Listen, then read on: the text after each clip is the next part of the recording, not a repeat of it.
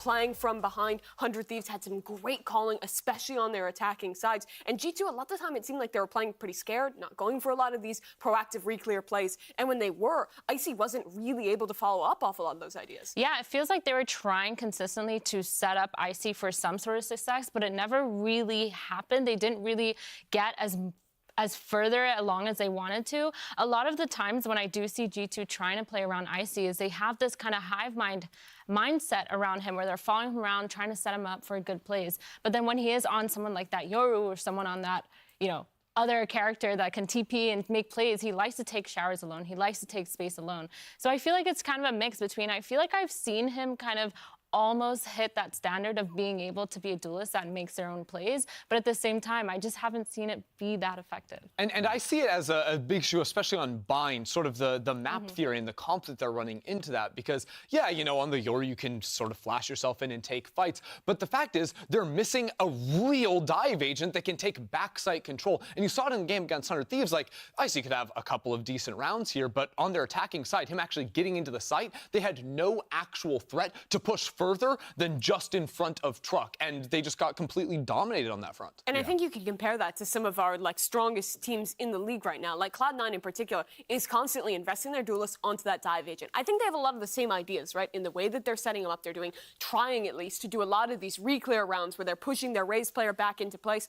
But I think the difference is that, first of all, in those situations where it's just coming down to aim duels, it's not being won as consistently. And secondly, when they are going for these kind of proactive ideas, it's just like one idea. They're never pushing through. They're never actually being kind of ahead of the pace and taking their opponent by surprise. Yeah, and that's a rough thing for them to be, and especially a team that, coming out of their Ascension run, I think there was so much hype for this squad. And there still is, but it's simmering down a little bit more as of late, and they certainly need to find that rejuvenation, and maybe this could be the game for them to do it. Yeah, but this is also not the team that won Ascension anymore, right? They've got some of the pieces, but that is no longer the identity of this team. This is a team that is now trying to swap things around, bring in a guy like Icy, and he was supposed to, we heard he's doing fantastic in scrims. He's supposed to be dropping 40 bombs and whatnot, and we're not seeing that just yet. So to me, I have lost the luster of that Ascension win, and now just need to see results from the new hire. Yeah, I mean, earlier we heard Josh RT literally just talk about how he thinks positioning is not that good, how he thinks the protocols weren't that good. So it's just like, at some point you see this team and you know that there is a deeper issue that they need to really figure out and fix their fundamentals. And it feels like we've talked about G2 being the power of friendship team and the brotherhood team, and they really need to emulate that in a server. I also think it's definitely possible that when you have a team that plays together for so long, right, like a core of 4 or 5 players, that you just take for granted a lot of those fundamentals, so you don't have to have the conversations about it, right? You have understood map theory on all the maps you play, so you don't have to talk about that. So when I hear things like Josh saying some of that, now I'm wondering, hey, can we have those hard conversations? Can we make those adjustments and actually bring the new players into the fold? Yeah, that's exactly the thing that I'm kind of fixating on. I think they need to have that moment. Honestly, we can compare it to Leviathan week 1 versus the end of that. When we were talking to one of their players, Stex, the other night, he was talking about how, hey, their focus has been kind of stepping back from scrims and focusing a lot more on the theory, on having conversations about what's going wrong, what's going right, of constantly VOD reviewing. Those hard conversations are what you have to turn around what really is a new team here. This isn't the Guard. Yeah, I couldn't agree. What you can add? I was just going to say, I feel like a big part of it too is when you do add that new role and that new player into a roster, it's really hard to kind of just be like, okay, this is what we normally do. You can kind of just fit in. And I feel like that is kind of coming across right now, where Icy is trying to fit into this mold of what G2 has built, where it has been so effective, so structurally sound. Everyone knows what each other's thinking, to now they're trying to kind of put down Icy, but it's just not going to happen. To a certain point, you need to kind of develop a new play style for this player to thrive in. Yeah, there have been a lot of changes for this G2 lineup, but thankfully we have Elizabeth standing by with Josh RT to talk about just that. Elizabeth, what you got? Hi, Josh. Can I talk to you for a little bit? So, very simple question. Obviously, Icy has a couple games under his belt with G2. How would you say, as his coach, that he is performing with the team? I think he's still being integrated into the team, so that always takes some time. But I'm pretty hopeful that he'll show his true form this week. Not to be rude or disrespectful, but time is running out, Josh. So is today the day that Icy will, the Icy we've seen and known in qualifiers, show himself? Yeah, I mean, we've practiced really hard this week to make sure he's in form. I think this is his time to shine. I look forward to it. Best of luck. They're hopeful heading into this matchup, and they certainly do have at least a few bright spots to lean on. One of them in particular was Trent, who, you know, he's always been kind of a reliable hand for this team, and it's no shocker here, Mimi, that going into this matchup, you're going to be really leaning on him here to bring you those numbers. Yeah, he's a rock for this team. Even in a tough match against 100 Thieves, I think he stepped up and performed in a lot of the ways we expect from this guy. Winning a lot of pivotal clutches. I think when they're setting Icy up for these plays, even if they're not all working out, it is Trent the guy to do so. And even when that initial idea fails, he is still good to find that trade, to sometimes take over and win some of these rounds with a multi-kill, with a clutch like we're watching here. I just feel like Trent is one of those players that ever since he sort of broke onto the stage, he is a guy that just has incredible game sense. And even in a very chaotic round where he's down in numbers and there's players coming in from multiple angles, you don't have a lot of information on the map, he is the guy that is able to be aware of his surroundings and just anticipate where those players are going to be coming from. And that's why he looks so good in those clips. It's because he's almost he's aware, he's pressured, he's polytrainizing that every single round. And I think he's also so I don't know how to follow that. What were you going to say, Mimi? I have nothing to add to that. That's fair. Listen, Gaib. All right, well, go ahead and call it there, and we'll move on over to their opponents for today. We got Furia. Now, this is a team that has been on the struggle bus, population 5. It's been very difficult. And, you know, their last match against NRG, only 3 of the rounds that they were able to muster up were gun rounds in Athena. At some point, we have to ask, what the heck is going on with Furia? Yeah, I mean, if you asked me to come on the desk and analyze that game specifically, I would be like, I have no clue what to talk about because it genuinely just felt like a demolish. It felt like Furia didn't really have a set plan going into it, or they did. And once they realized that it wasn't working, they didn't know how to adapt. NRG just had that little bit over them. Everything was kind of like not really going their way. They tried countering by having the same picks and trying to understand how NRG was playing, and it just did not work out. Yeah, I mean, they were trying to bring out some new stuff, pulling out like a double duelist, your Raze comp, which it was such a stomp. We didn't even, I feel like, really get to see what the full idea they were trying to implement with that was. This is a team now who is winless thus far, who has been getting stomped in the majority of their games they're playing. And honestly, when you watch these players' faces in the replays, Dejected. That's exactly the word for it. It doesn't feel like the energy is there, the vibe is there, the feeling that like, hey, we can win this match. But I think G2 is a much more winnable game for them. It's a G2 that has been looking weak, that is also kind of downtrodden right now. If they could come out, get a strong start, feel that energy again, they do have some fantastic players on this team that I think could pull off an upset here. Sure. Yeah, I think the thing about Furia too is when you do kind of have that game where you're like being told to just sit down and like focus on your fundamentals, I feel like at a certain point they have probably fixed a lot of the issues that we saw even on their executes on that Breeze side. They didn't have enough layers that once the first set of util, once the first set of entries were shut down, they could not get into the site. Like they had no how do you power. pivot? Exactly. How do you like come up with those like last second plans when things don't go your way the first time around? You always got to have a plan A, plan B, plan C. So well spoken there, but for more on Furia, though, let's actually send it over to Elizabeth, who's got Khalil standing by with his thoughts. Khalil, can I have a quick word with you? Thank you. All right. So, how is Furia going to turn things around? Como é que a Fúria vai virar esse jogo hoje? E a gente não vai virar, a gente vai começar ganhando, que eu tenho certeza. A gente tá bem confiante para esse jogo e é isso. Yeah, we're gonna start winning this today. We are very confident for it, and that's what we're bringing. Well, best of luck. Thank you. You get one too. Thank you. Hey, they're going to need to carry that confidence with them when they walk onto the stage today. But one person who's never short of it is MW Zera. Now, he had a strong start in week 1, but since then, I mean, you know, wasn't really finding the success he wanted in week 2. You can see in the results right there.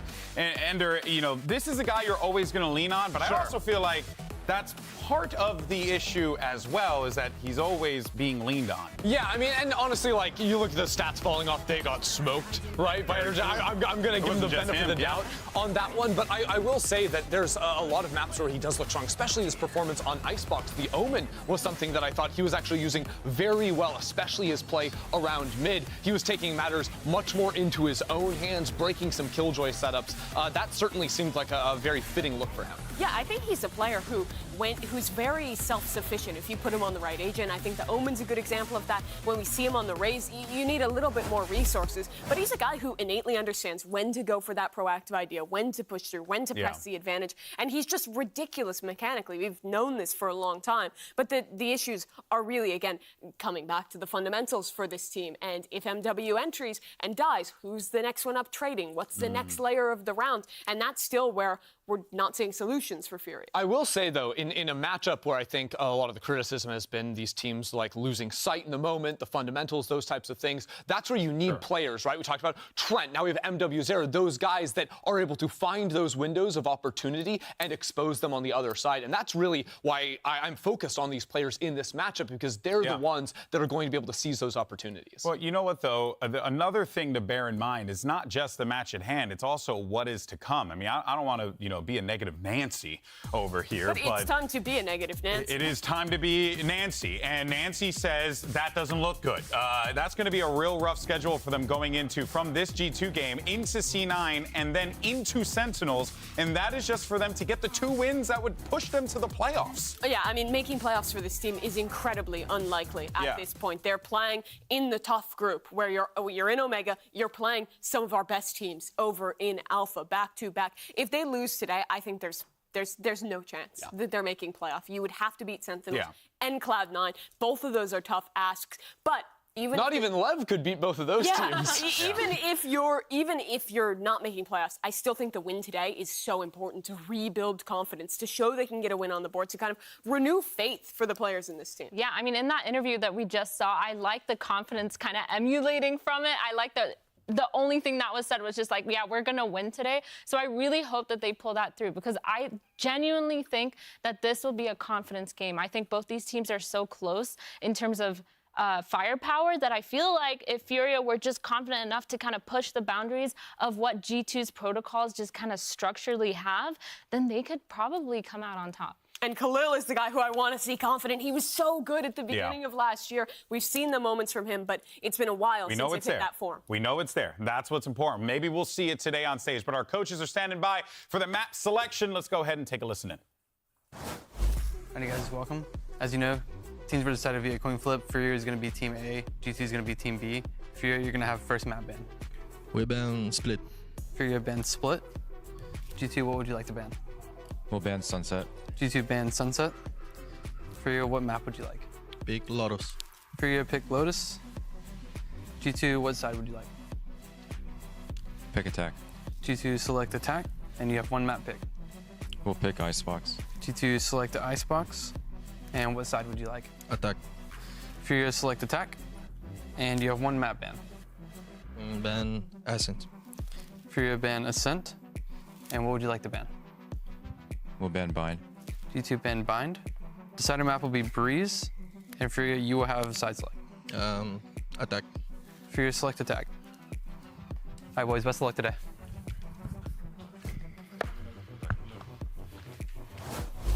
Okay, so we see the map selection. I believe we start with Lotus, and then we move over Lotus to and some Icebox. Some Icebox.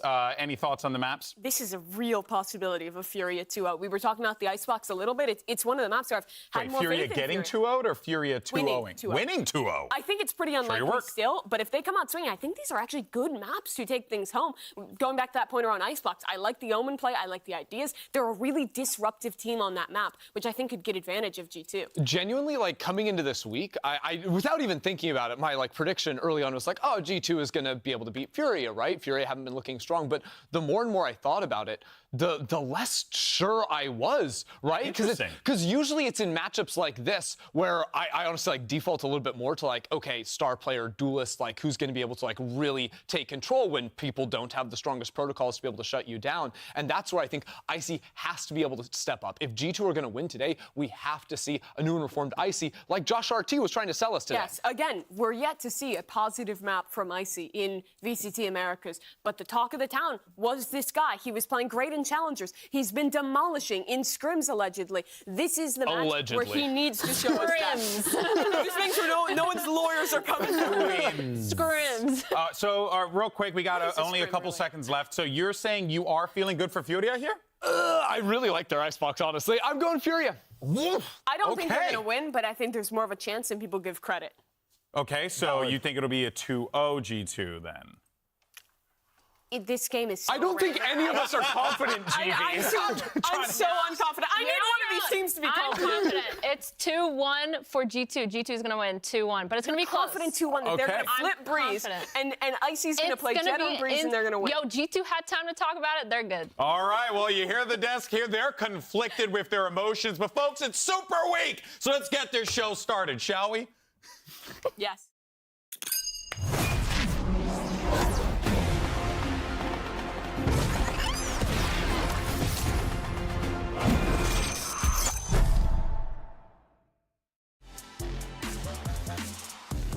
Sort of recover themselves, and maybe into a threat.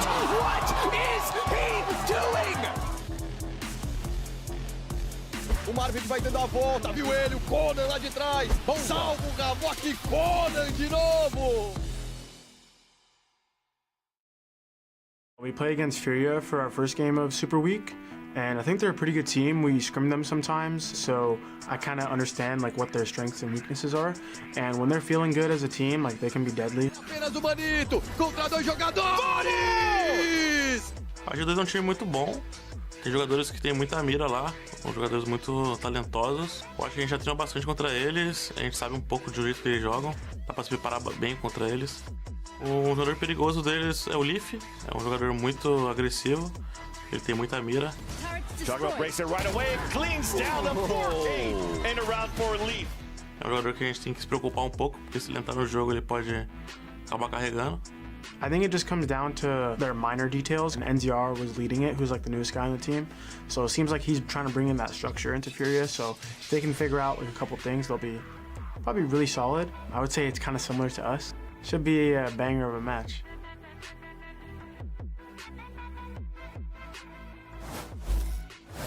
Riot Games Arena, deem as boas-vindas ao primeiro time do dia, Fúria!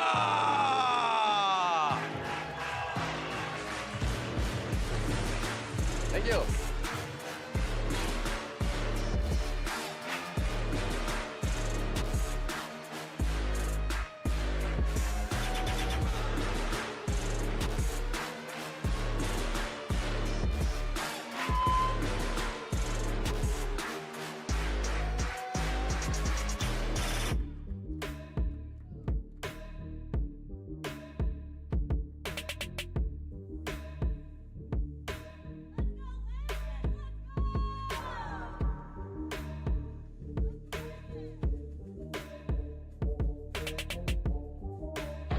And it's time to bring out their opponents. Make some noise for G2!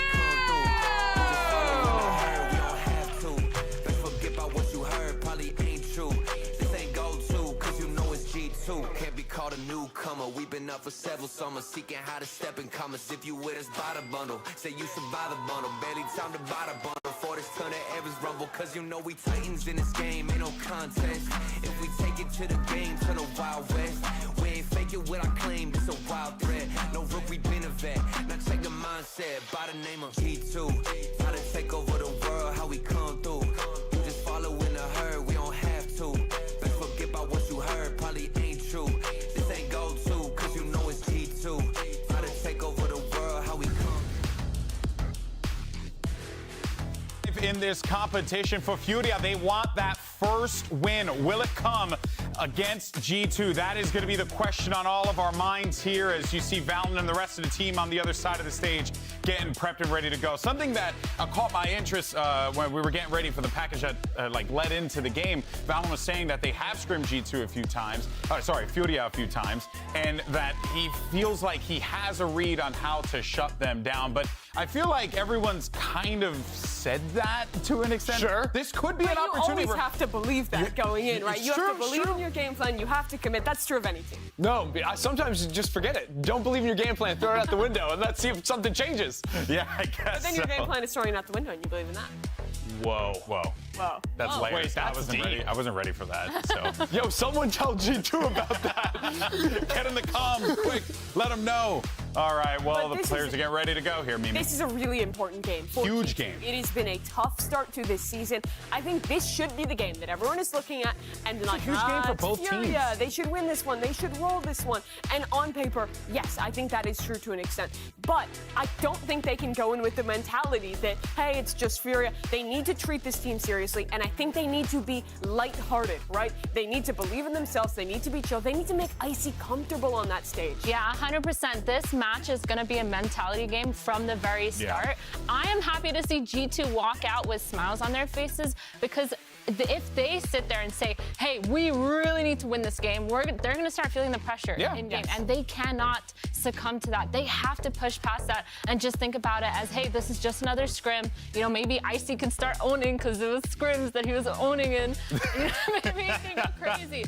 But yeah, I think mental game is the name of this match. Both teams cannot feel like they are playing to not lose. Yeah, and that's 100%. At times it's very easy to get into that mindset when you're in a situation like this, right? G2 came into a lot of hype, a lot of excitement. They're down. Furia, they're down. Yeah. They cannot be in that position. But let's see what we get with the Agent Select. I think both these teams have been running just about the same meta comps, all things considered. Do you think continuing to look into that mental game a bit because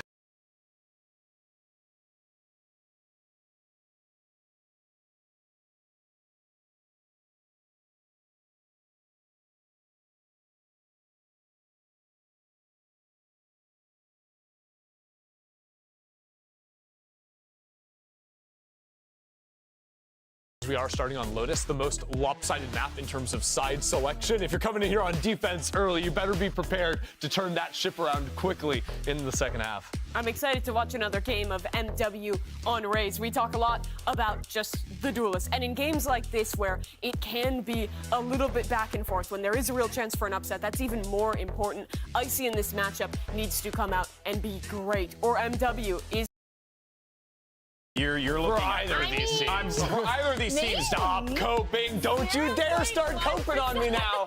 Don't you dare bring that cope out here, Athena, okay? We ain't ready for that. It's too early. Actually, what time is it? It's 2 o'clock.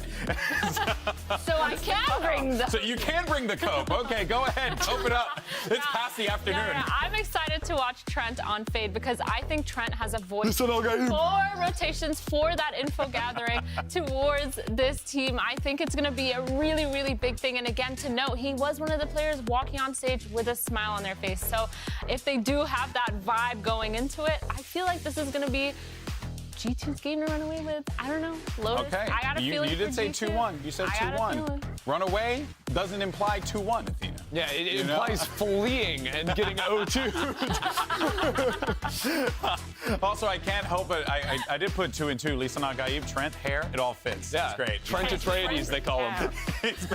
What? Trent Atreides, they call him. Everyone with hair is the same guy, according to G2. I mean, that's kind of true. When you're follically challenged like me, guys, you know, it's just the way life rolls, you know what I'm saying? But yeah, this game, massive matchup. We'll see, though, how the chips fall as G2 Esports and Furia match up against one another here in a do-or-die contest between both of these squads. We're starting things off on Icebox, and things could very well go... Oh, sorry, Lotus. Oh, good heaven. This is just, it's too early. Hear me start the game already. Yeah, there it is. All right, folks. Well, we are ready to go. I got the cue to shut up. So let's go ahead and send it over to your casters. I know they're British, but guys, don't hold it against them. It's Brennan Sideshow. You say that. I mean, listen, it's perfectly fine, GB. Very based opinion. I also hate the British. So you're okay there. You're in good company. Why do you think we work for Americans? Exactly. Let's get started then. Lotus, map 1, staging rounds here for G2 and Furia. Yeah. And God almighty was the Death trying their hardest to get people to care a little bit about this match. But it is right. They are correct. It's a must-win for both of these teams here in the middle of this Super Week. Furia versus G2. And Furia, they have been stumbling. They have been struggling to find that first hurdle, that first win. We know how difficult that can be for some teams. We saw Crew kind of go through the same thing last year. Yeah, absolutely. Furia are in dire straits, but the same could be said about G2. Both of these squads will be hoping that this can spark a resurgence in their season and get them back on track to make something happen. But honestly, the schedule looks brutal. We've got to see not just a win here, but one of these teams at least looking significantly better than what they've showcased so far. Yeah, certainly a lot of footsteps rumbling all the way towards Valorant with the Prowler. Catching these two players. Gordon to the corner. Unfortunate with the nade, actually. Rebounds back into the doorway. Meanwhile, the whole of B has been taken. Somehow, Leaf survives, doesn't get punished, and G2 have taken B. So with the post plant down, still with a player disadvantage. We'll see how this one gets played. But double snake bites for Jonah P. He's going to be looking to most likely play those lineups from afar. Leave. Tapping away, eventually getting the job done there with the classic jump spot. Nicely done. Oh, not with the nade though. We won't talk about it. We won't mention it. We definitely won't clip it. I'm sure nobody will. But Furia are cleaning up these stragglers. Still, no clue from Khalil. Setting up for the paranoia. Didn't think anyone would be in that post-plant positioning. Getting muddy. And we're not talking ethically sourced. This has got E. coli and a pond water already. Haunt onto 2, sticking to the fuse. MW's got this one fully locked up. Furia with their pistol round. Earned and gained.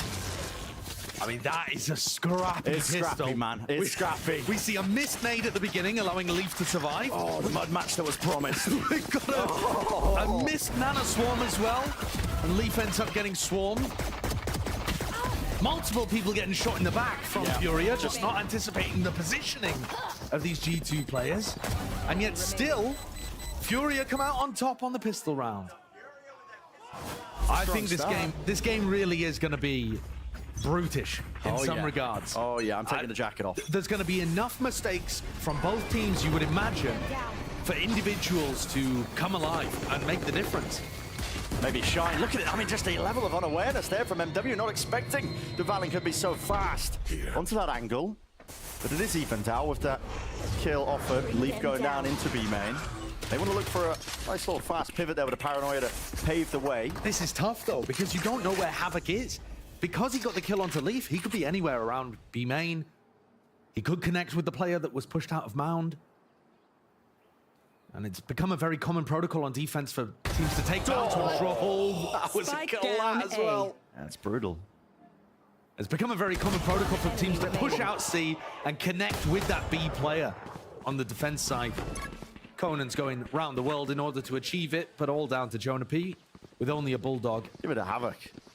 Ace available here. Yes, it's an eco, but why not? And it builds up towards his ult. Yeah, just throw bodies at it. But okay, they're playing it disciplined. They got the spike down. They realize it.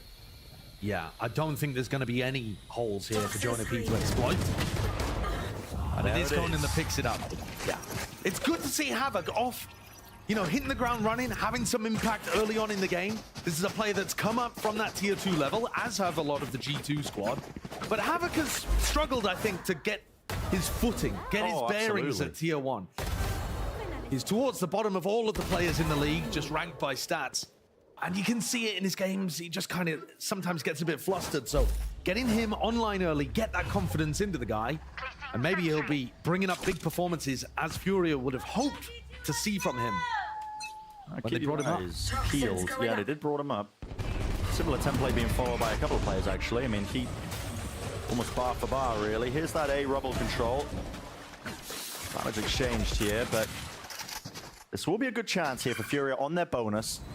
They get some form of conversion online here on the defensive side as well of Lotus, which we know to be, the weaker side of the map if you end up starting off here. Typically, we'll often say, maybe 4 or 5 rounds is a good half for some teams. Leaf's going to get pressured here, pushed out by the Paranoia and Prowler combination, but Noxwell cannot overstep this. Meanwhile, if they go towards A, You take a look at what's going on over on MW0's point of view. He's pushed up close with the judge. That is a nice paranoia re-clear though, so... Nods were cleared. Yeah, good pause being taken in the round there by G2. Yeah, I don't like that positioning from Nosway. I think he's just trying to get value out of lighter weaponry. Okay. Chased all the way down. It's got some pace on it. It really does, yeah. MW has backed off in the midst of all of this. And that was the danger. He's holding close with that judge. But now holding a position in tree. Locked to the corner, close here. He's got a lot to worry about. But now they hit that judge. Decay damage was kicking in for about a moment. It is traded. A-site should be theirs. Themselves into hit. Khalil might be going for a bit of a hero play as well. He is doubled up side by side with Harak. Now time running short, but at least with that plan, it is into the post, swinging out wide. No way! Damage done to Trent. Still mops up the 2 kills. How did Trent get that? That's insanity. Furia had the jump on him and somehow still able to spray down 2 with the Phantom. He might have just saved his squad. Toxin screen down. The health is low, but the players, there are many. Yeah, and this post plan is pretty much, it should be unlosable, I was about to say here, but they've taken care of the first wave of things, which is Leaf. Dodged into the seas now, doubled up now.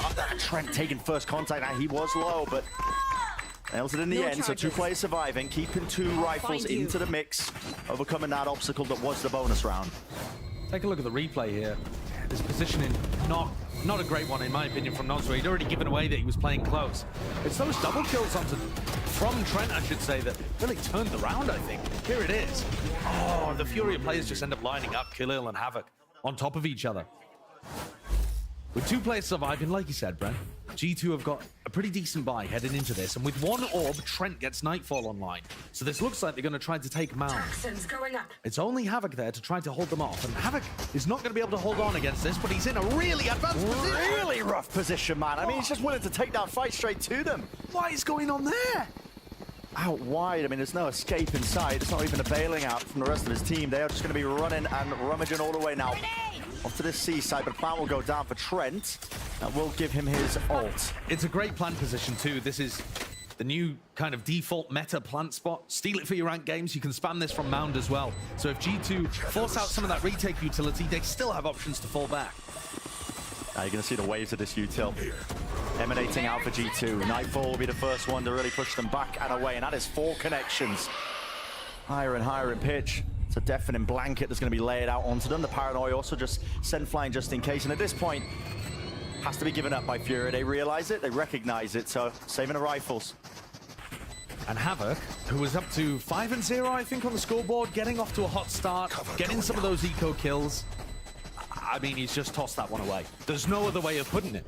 It's not that he, you know, took a risky idea and had some support, but failed the execution. He's just in a spot he should never be holding on his own. We see some teams put an alarm bot there or try to put a turret in that spot. Or sometimes you can have a duo play. Yeah, just setting up like a crossfire, somebody at the box. He's so far away from the cover here. Engineer killed. If G2 go for any kind of 3 players up to 5 player attack side default towards Mound, he is stuffed. You can't afford to be losing your Killjoy that early. So, got to address that one. Looks like a bit of a brawl occurring though, or about to. Now as the barriers drop, yeah, look at it. Util straight and over, along with a nade. Icy looks to do some real damage! And they'll just take away the life of Khalil. Stricken off the record. Haunt there from Trent would identify anybody trying to push aggressively from the defenders towards Rubble. So it just gives Icy all of that space and freedom to know that he's not being pushed. And he can focus on hitting the Furia players who are themselves going to be running away. Here. It's prompted a bit of aggression from Havoc again, who this time is using information that there were attackers towards Rubble, so he knows it's a little safer to go and break that turret, finding value without being punished. Due to causing and calling actually quite a big pause into this round. As soon as they get our first kill, now starting to make their own moves with 50 seconds on the mark, but they've got different ideas about this. The spike is nowhere near A. They're making it feel like it's A pressure, trying to pull those rotations. The horn doesn't get broken. Mid-round information here for Furia. Now they can really afford to float Havoc back to a different direction. He's going to be looking to lock down B. That Prowler as well, also finding nothing, and G2 know it. Great information. This is a great call. Great information given to Valen. Valen was too far away to really know what was going on, but Trent has provided him there probably with a great idea that they can re-hit A into 2. Look down here. Horns into the back had to be broken, and also just looking in completely the wrong direction. Even hearing their footsteps here. Tap, tap with the rifles. Who will win this duel out? It's Leaf. And with that being said, only 2 left standing for Furia. Looks very unlikely to end up winning this one. Still going to make a go of things, though. Furia, MW trapped down to the lower section. No exit strategy in his mind. He is really just stuck there. MW got dropped down to 9 HP at the start of the round by Icy spamming. And he's going to get cleaned up last of all. This is a disastrous beginning for Furia. After taking the pistol and the follow-up, they've just now been cascaded backwards over and over. Look at all of this. Yeah.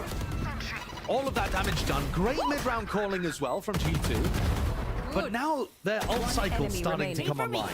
Icy got a showstopper up there with a couple of post-plant kills. Leafs one away from having a lockdown to be able to use. And yeah, Furia are starting to get some of their own, but it always favors the attack side, in my opinion, these kind of setups, because you just have more freedom to pick and choose your timings. Oh, yeah. In fact, MW's leaning towards C, expecting this to be in that direction, and they just leave one player on the other side. Again, too exposed, a bit like we saw from Havoc. It's an eco, but...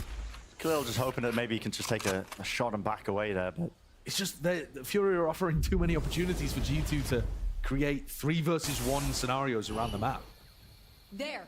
And it is such a standard game plan being called by Valen. I mean, you get that first advantage, either kill or what, some space, and then they just take these pauses. They wait for Fury to make the next move.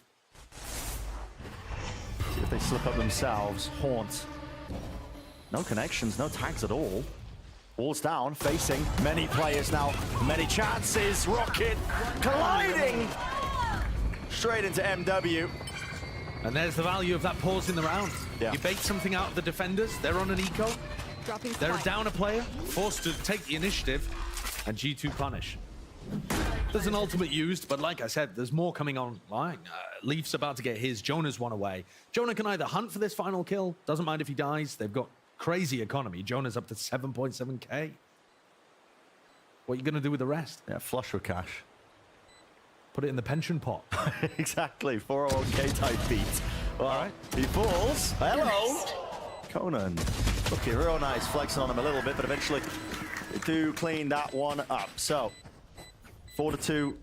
Big advantage being led here by G2 on the attack side of Lotus. As a reminder, I mean, it is the favored side for them, but I mean, Fury have only been able to get together that pistol round. Yeah, follow-up. That's it. That's it. From Khalil's perspective, you got to say that does look like a phenomenal peak from Icy.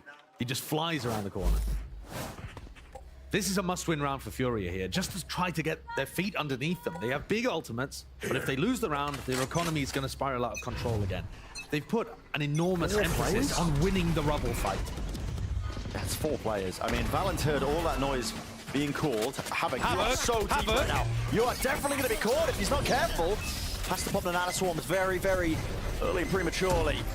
Prowler locked them out of position here. It's a lockdown for a lockdown now, but they're not shying away from the fight, not whatsoever. It's a seize and an aid. All into the corner here, swinging round to the side. The lockdown eventually broken here. In Fury, they have to back away and respect the boundaries of this. Lines of scrimmage drawn. They want to fight them into their spawn. Icy.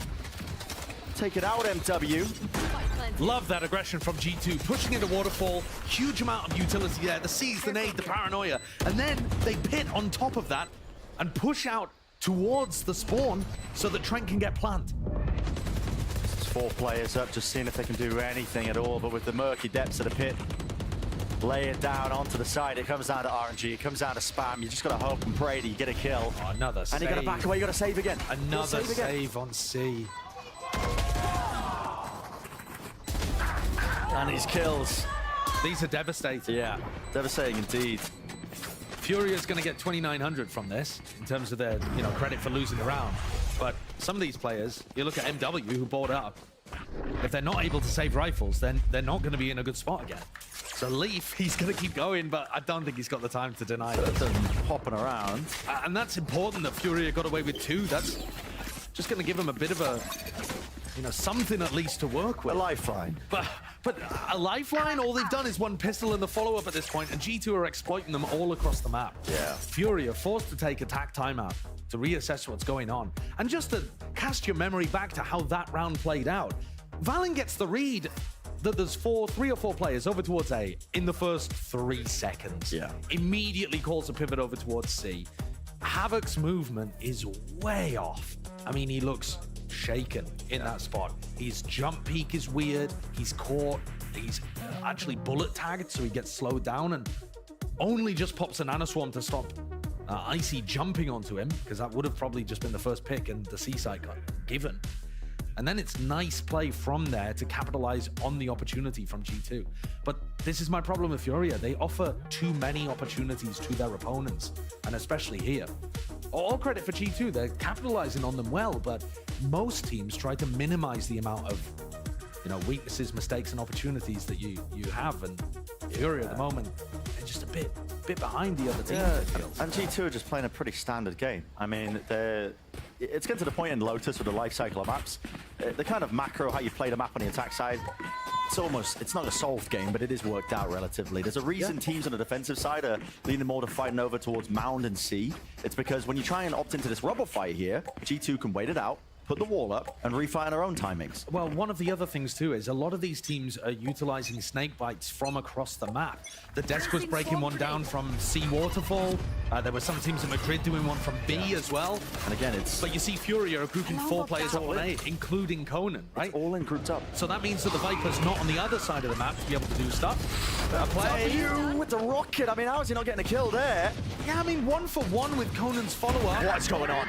And Conan just sprints in. I think Conan had a rifle there as well, so looks like Nozra doesn't want to take the risk of retrieving it. And, chasing his kills down, but being generous to Furia, they've taken the time out to worry about the next round probably when rifles are back online, but not looking great here again. No. It's precisely the point I was just making, defensive teams, they don't opt into that rubble fight at the beginning too much anymore because they realize it doesn't favor them. Even if you're overextended like that, that they're just locked into that little cubby. And for sure, sometimes attacking teams on their default are going to make mistakes. They're going to be tucked into the right corner instead and not have enough players with them, that kind of thing. And there are plays around the map you can make with the Showstopper. We've seen people do the Prowler Showstopper play out of B quite a lot too. But yeah, this is rough. Furia's timeout. It's got to come up with something here in the next. Otherwise, devastating amount of momentum being built. The problem, one of the problems is that they're committing into that when there's 3 players in A lobby. Yeah. It's not the kind of default where there's a lot of, defaulting towards Mound. If you have a lot of Mound pressure, then there's only 1 player B, 1 player A, and maybe you can go for a play like that. So, what have they got to work with here, Furia? A pit? Yeah, Conan does have a pit. I think he's jiggling the corner. And so, any signs of life, he might choose to use it, which he does. Okay, so he's going to lock off the C avenue. Unfortunately, it was a cross-map nanoswarm, I think, and it broke the alarm bot in the pit. So now Conan's going to have to be a bit more aggressive in that angle. Still, it does give them a bit of peace of mind here on their defense side. And it can mean that they can, move a couple of more of the pieces, the players around the map over towards A and B. Yeah, I like the fact that Fury are anticipating something towards B here. Havoc looking to play off the turret, though he's not able to defend it. There's an 8 at his feet here. God almighty, almost going down to it. 34 health. Yeah, just positioning himself in a rough spot. And this is getting driven into Khalil now, who has backup from Nozwa. Does indeed. Wait, hold being held. Nozwa has a knife for. Hello, committing. So 2 ultimates used in this round for Furia and expended in the first minute of the round, as G2 have done a great job, actually, of prodding around the map, working out the weaknesses. They've broken all of Havoc's utility. They've forced out the Viper's Pit. They've forced out the Nightfall. Is there enough time, though, for G2 to still win? Well, Fury are going to be locking this one down shortly. They know it's all being funneled towards this B side. G2 barreling through with brute force, though. There's no confidence in that swing, but it's Havoc brought down weak from the nade earlier on. Doesn't want to take a risk. But in a 3v4 retake, can Khalil come up with the goods? There's one, but it's traded. Trent's immediately there. Now he can vacuum up that space and hold this one. A post-plant position here from main. The little door angle. It's almost impossible now, really, for Furia. Conan will do his best, but best not quite good enough in that scenario. So 7-2. Yeah, and that's disaster. 7 rounds in a row, every kind of rifle situation going the way of G2. And the ult economy in round 9, massively in favor of Furia as well. They locked off the whole of the C site with the Viper's Pit. They had a Nightfall to be able to work with. They can stack their other 4 players, 2B, 2A. They should be winning that round every day of the week. It was the best chance they had. But credit to G2 and their macro calling, because they were so active. Yeah. Force out Pit, break all the Killjoy utility, force out the Nightfall with that re-clear towards A, and still have time to hit B and trade each other out. Really well done.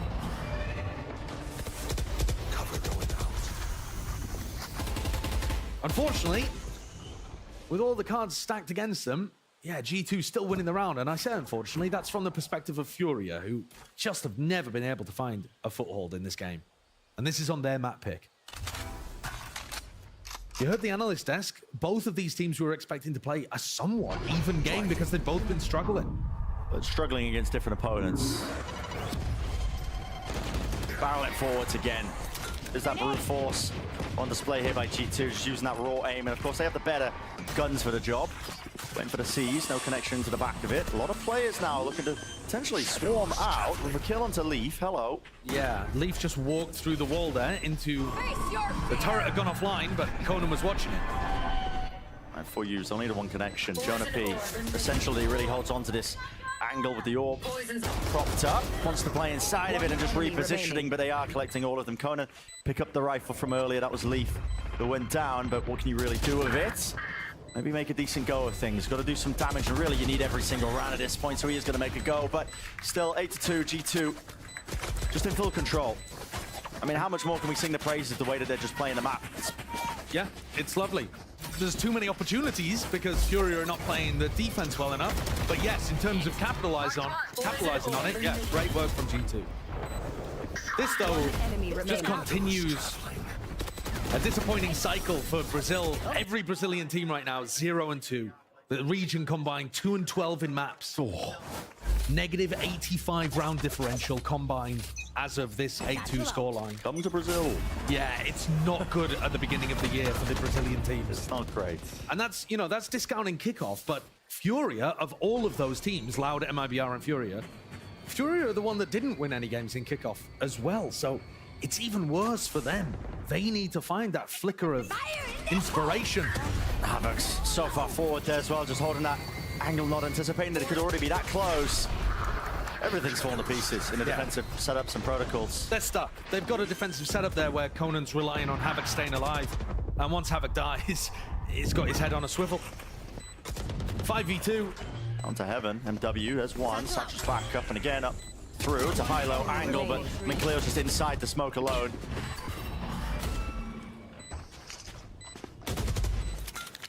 We'll go for this here with a nade. Invested everything though, and I mean every action anticipated. It's just G2. Fundamental tier gap being on display here between these two teams. We did come into this, series expecting, it to be maybe close, right? Because what you said earlier, G2 have been struggling, but I got onto the point, didn't really finish it. Kind of difference in opponents. I mean, G2 struggled against 100 Thieves. 100 Thieves are a team that a lot of people do put a bit of disrespect on the name, I suppose, but they've had a hard time of things in their group. They're actually not a pushover team by any stretch of the imagination. No, 100 Thieves have been doing all right, and I think G2 struggled in that match, but yeah, the thing is as well, you could have said the same thing about Furia. Furia played against NRG twice this year, right? And they got smoked both times, but we know the quality of player on NRG. That I think the difference is that they just got absolutely rinsed, and unfortunately, if you're a team that's already struggling to get that confidence up, you should run. It just hurts even more. Conan. Time to come alive, time to be a hero here. He's overstaying the welcome of the lockdown. He's really overstaying it. And now you've got to try and pick and choose that timing to perfection here. The bullets spraying through, but I mean, the entry of G2. Didn't know what timing to take with this one, with the pit on top of it. Very familiar setup. We saw this one in a prior round. It's a flood attempt here by Havoc. He's way ahead of the rest of his team, but he wants to try and make the most of it, but he doesn't know which way to turn and twist and look here into the back. Showstopper. And Rocket sent flying, but brought down in response. There's only 2 left to stand and do this work, but it's looking like, okay, Viper's Pit dealt with. Gonna move on here. It's 2 versus 3, make it 2 versus 2. Best chance in a long while. Paranoia, blind and deafened.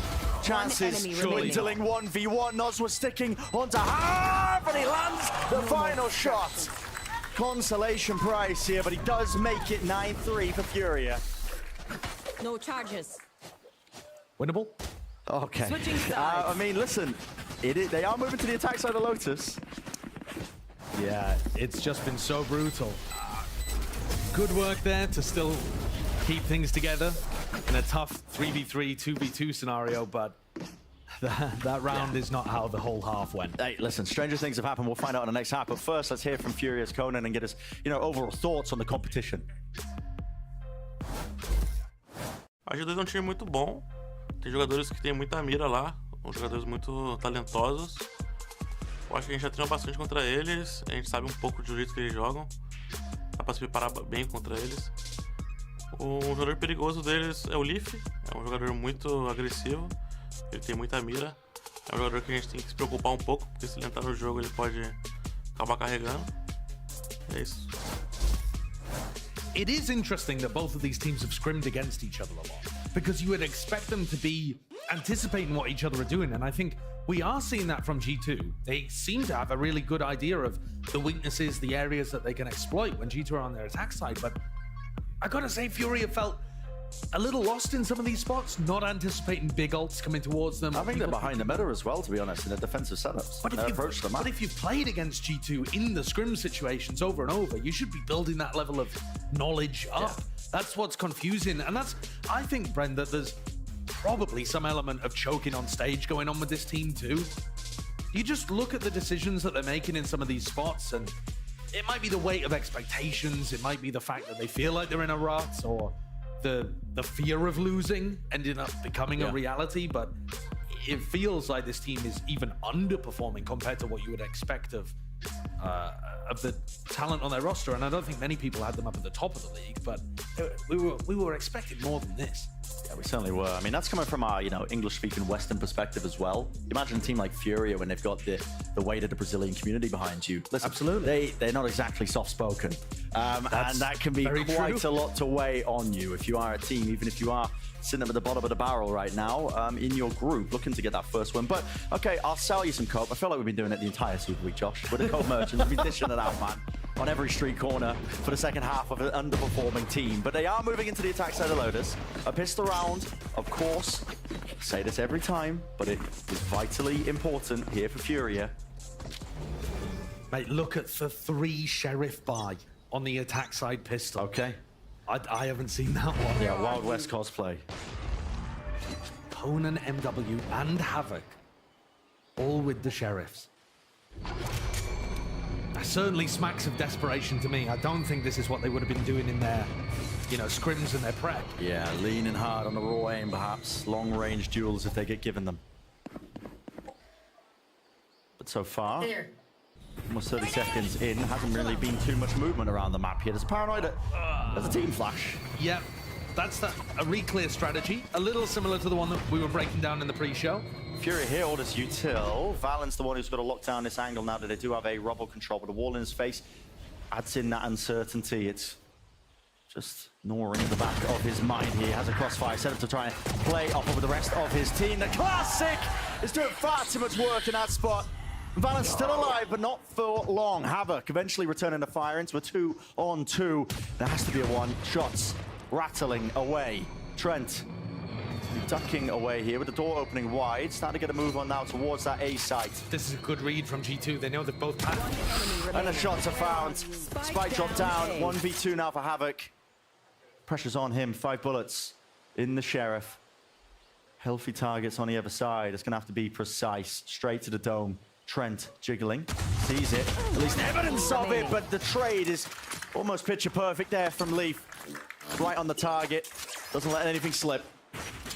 A little bit wonky there from G2. The re-clear towards rubble, not perfectly executed, but then Valen finds the perfect timing. Khalil has just got his paranoia out in his hands. They're not thinking about a player rubble, they're thinking about more players over towards the breakable door. Just, you know, all with blinkers on, looking in one direction, allowing Valen more of an opportunity than he should have had. So G2 take the pistol, go up 10-3. And the misery looks like it's continuing for Furia. He's showing that respect as well. He's not going to take an early fight and throw his life away, so he keeps the util up and kicking. Watching for these two players as well, but at this point, Furia cover going out. Not running out of options. You do essentially need a thrifty win here. You'll be able to farm up some of these orbs, MW, but with how little of a buffer they've got in terms of the round differential, is he even going to get a chance to build up to the ult? Yeah, they need a couple of players to just start hitting some unbelievable shots.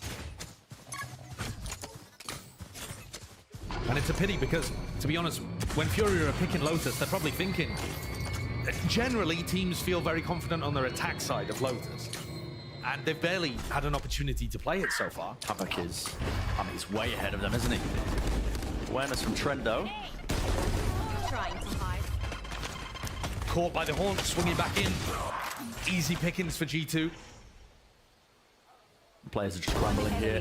Yeah, G2, very good awareness. It's individual around the map. Furia, they look honestly like they've given up with this map, and they're just trying to make anything happen on an individual basis they can to. Thinking about Icebox, maybe. Maybe, and you know, if we want to think about Icebox too, both of these teams play a somewhat similar style. They played a lot of the double smokes kind of stuff.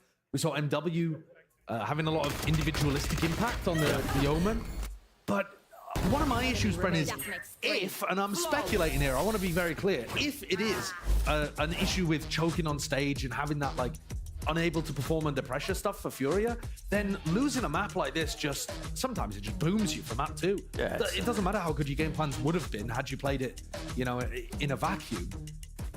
It's within the mental context of the match you're playing. So, I mean, you can't shake the feeling like you've slipped up on the, you know, your best opportunity, right? Your map pick. Yeah, it can be very tough. Very tough. We'll see. I mean, the amount of adjustments you can really make if you are Fury, it's got to be mentality at this point. We haven't even seen enough of the one side to really make any calls. We literally haven't seen any attack side here, and they've taken a timeout. Yeah. So they haven't really learned anything. This timeout, the only thing it can possibly be to address is stuff like communication, mentality, reminding them of their game plan, trying to get them more focused. That kind of thing. It's nothing strategic. It literally couldn't be. Show me some firepower then, Furia. Make it a little bit more competitive. This is the round where you would expect them to show it. But they're coming in here with only one Prowler, no C's, no Boombot. Like, utility being optional, apparently.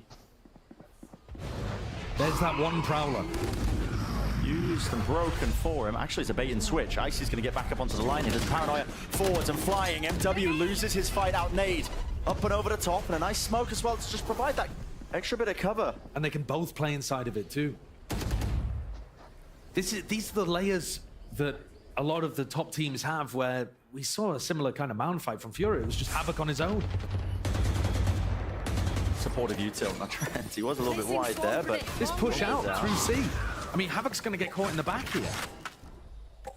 Unless he's aware of it. He does seem to know there's a threat. Oh, he's losing it. And these kills, I mean, this is the round they really should be converting. They're up against the bonus of G2. They don't have the guns to be making this work, yet still find themselves in that driving seat. Looks like a B pivot. They don't have B main control. Pivoting to B, you don't own B main, you don't own Heaven. And they're all going to be collected surely here. They don't know which way to look, man. Stuck with not a clue and not a chance. It's a killing field. I mean, that is just... Match point. It's painful to watch, Yeah, Brent. it is. If you're a G2 fan, you're loving this. It feels like a free win. But for everybody else who's either turning up hoping for good competition or Furia to rebound, it just... It hurts. Painful. One enemy remaining. I'm sure if Furia watch, well, for starters, I'm not sure they even will want to watch this one back. But if they do go into the VOD review and watch it back, they'll be bitterly disappointed at what they're doing in some of these rounds. doesn't look solid. Well, opting now for that fast B play. It's a team flash, team blinds. Yep, I mean, that paranoia just clicking right onto them. G2 happy to play these crossfire setups. Conan might be able to do something about it over this Guardian. In his hands on a Prowler. That is disrespect being shown. G2 choosing to take that timing and fight through Heaven. Conan, you are low. Low enough, though. They do some work here. Leaf's just tapping like he's almost got a guard in his hands, but he doesn't. He has a rifle, and now they're making a move over towards the A site. Now, surely they don't allow Leaf No to way. just get the perfect timing on behind them. Surely they're not. Surely not. Surely not! Only giving him every opportunity to try and clutch this one up, and the spike didn't even go down. They gave him perfect information by just running away. And Havoc was thinking about holding their backs for a moment, and it looked like somebody counter-called him and just said, no, come with. Oh, boy. Tap. Havoc looking the wrong way. That is almost a clean sweep. 13-3.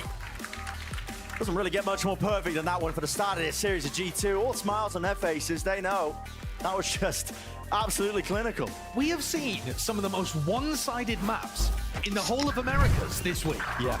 It's been bonkers. Something's going on. Yeah, there's something's going on, man.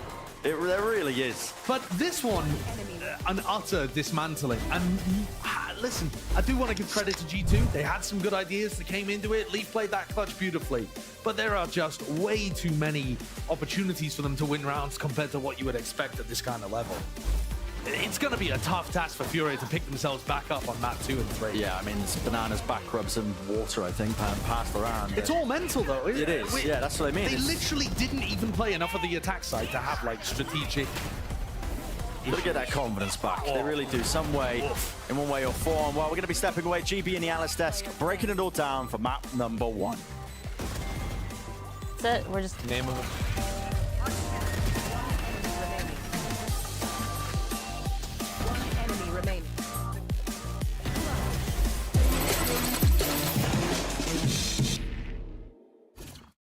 Excuse me, would you mind taking a picture of us? Oh, no problem. Thanks. Ooh, yes, problem.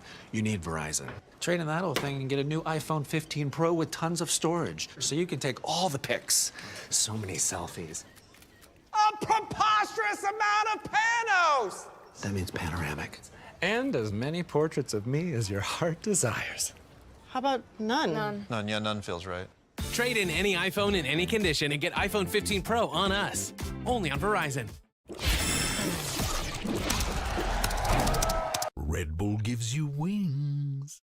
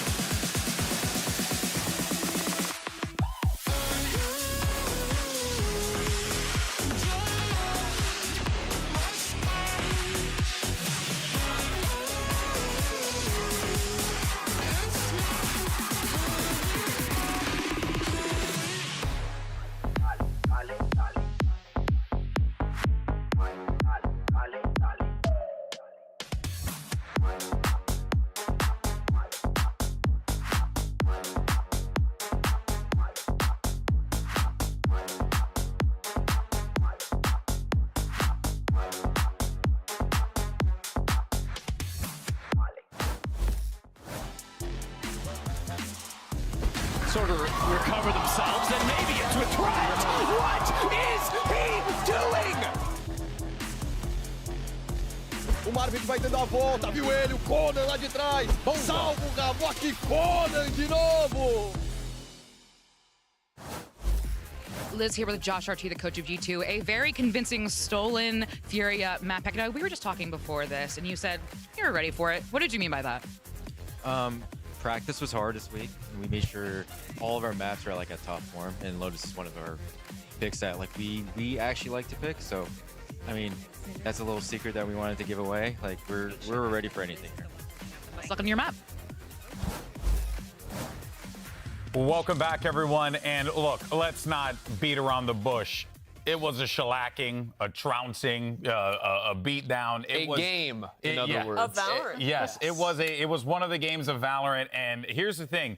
If anything, That's always a good intro. Yeah. It was one of the games of It Valorant. was one of the games of Valorant of the time. But, you know, at the very least, as you look at G2, they were in form. They could do nothing wrong. And this guy, Icy, was finding himself in this matchup. Also, that lower third is hilarious. No, it's not. It's totally great. Icy thought. Icy Why not, like, Icy showed up looking like a Slurpee today? Is it... Icy's are like bad forms of Slurpees. Icy's are bad Slurpees, we can all agree on that. Oh, Okay. yeah. No, Icy's and Slurpees are not the same Yeah, thing. Slurpees actually have good flavors. How dare you, sir? Icy's have 2 flavors. Icy's in New York are There's a delicious. difference? Okay. There is a difference, I don't but think there's a difference. it seems like there was no difference in this game because What it a felt like no matter There what. was a difference. He was better. Because he was looking good.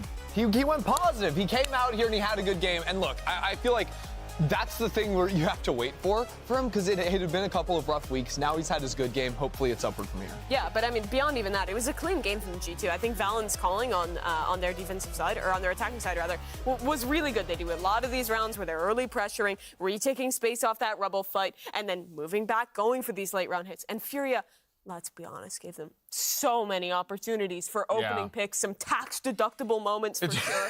Yeah. Tax season's done, man. I love a good tax. Furia only won 1 rifle round, and that's coming off of last week when they got 3 versus energy. Like, it's just brutal. Yeah, and you can you could see what the problems are, right? No communication. They're taking fights by themselves like way too often. There's just too much of an emphasis, on players trying to make a play happen, and that has just cost them so many rounds, round after round. I mean, earlier we were talking about how you have to have this mentality to win the game. And it almost felt like they switched into this hero mentality where everyone was trying to get some sort of play going. Like that one round where they just all like pushed all the way deep into A lobby, knowing there were 3 players from G2 just standing there. And they still decided to keep going and keep trying to force the brute force way in. And it's just like, at some point, it doesn't work. You need to shift your play style. You need to shift your mindset. And they really didn't. And look, if you want to like keep looking at rounds, like nothing sums up that game better than the final round, right? Where it's a 2v1, we're planting the spike, and the second player is walking into tree instead of holding the planter. Yeah. That's all you have to do there. Dude, or even like round 15 when they were like they were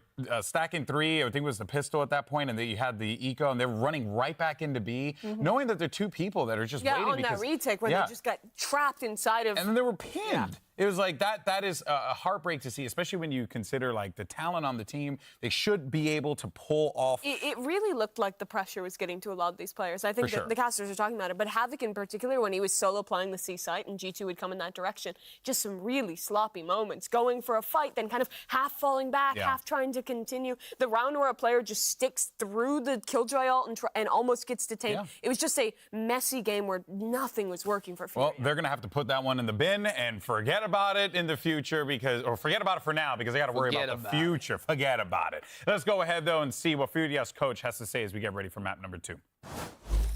Liz here with the coach of Furia, a crushing defeat on your map pick. What's the mental of the team right now?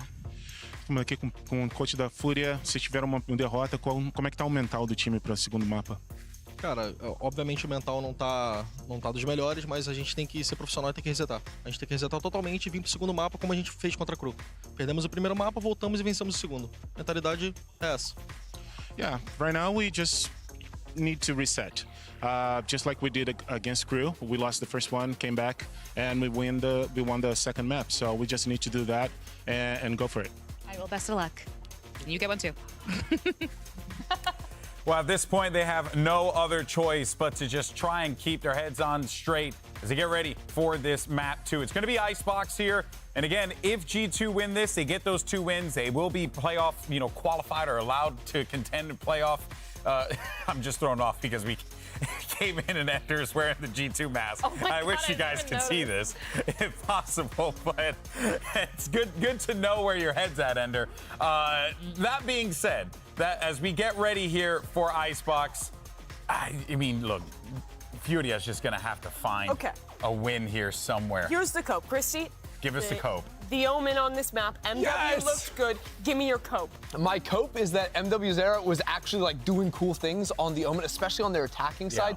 He was abusing Killjoy setups in mid, and I think that's the real value of Omen on a map like this, because no matter where that turret goes, you have that freed up smoke to be able to block it off. You can also TP on top of tube. You can TP under tube and get past Killjoy setups, alarm bots, turrets, etc., etc. So I'd like to see Furia play around that style more if they're going to stick to that comp and try to play a scrappier version of Valorant up against G2. Yeah, I mean, if they've been trying to brute force it so hard, Icebox is the map to do that, because you can just push forward and fight, and you most of the time will not get punished because that rotation is so quick, because that area that you get is so obvious for your defense and for your attack on where to rotate, where the strengths of the other team are.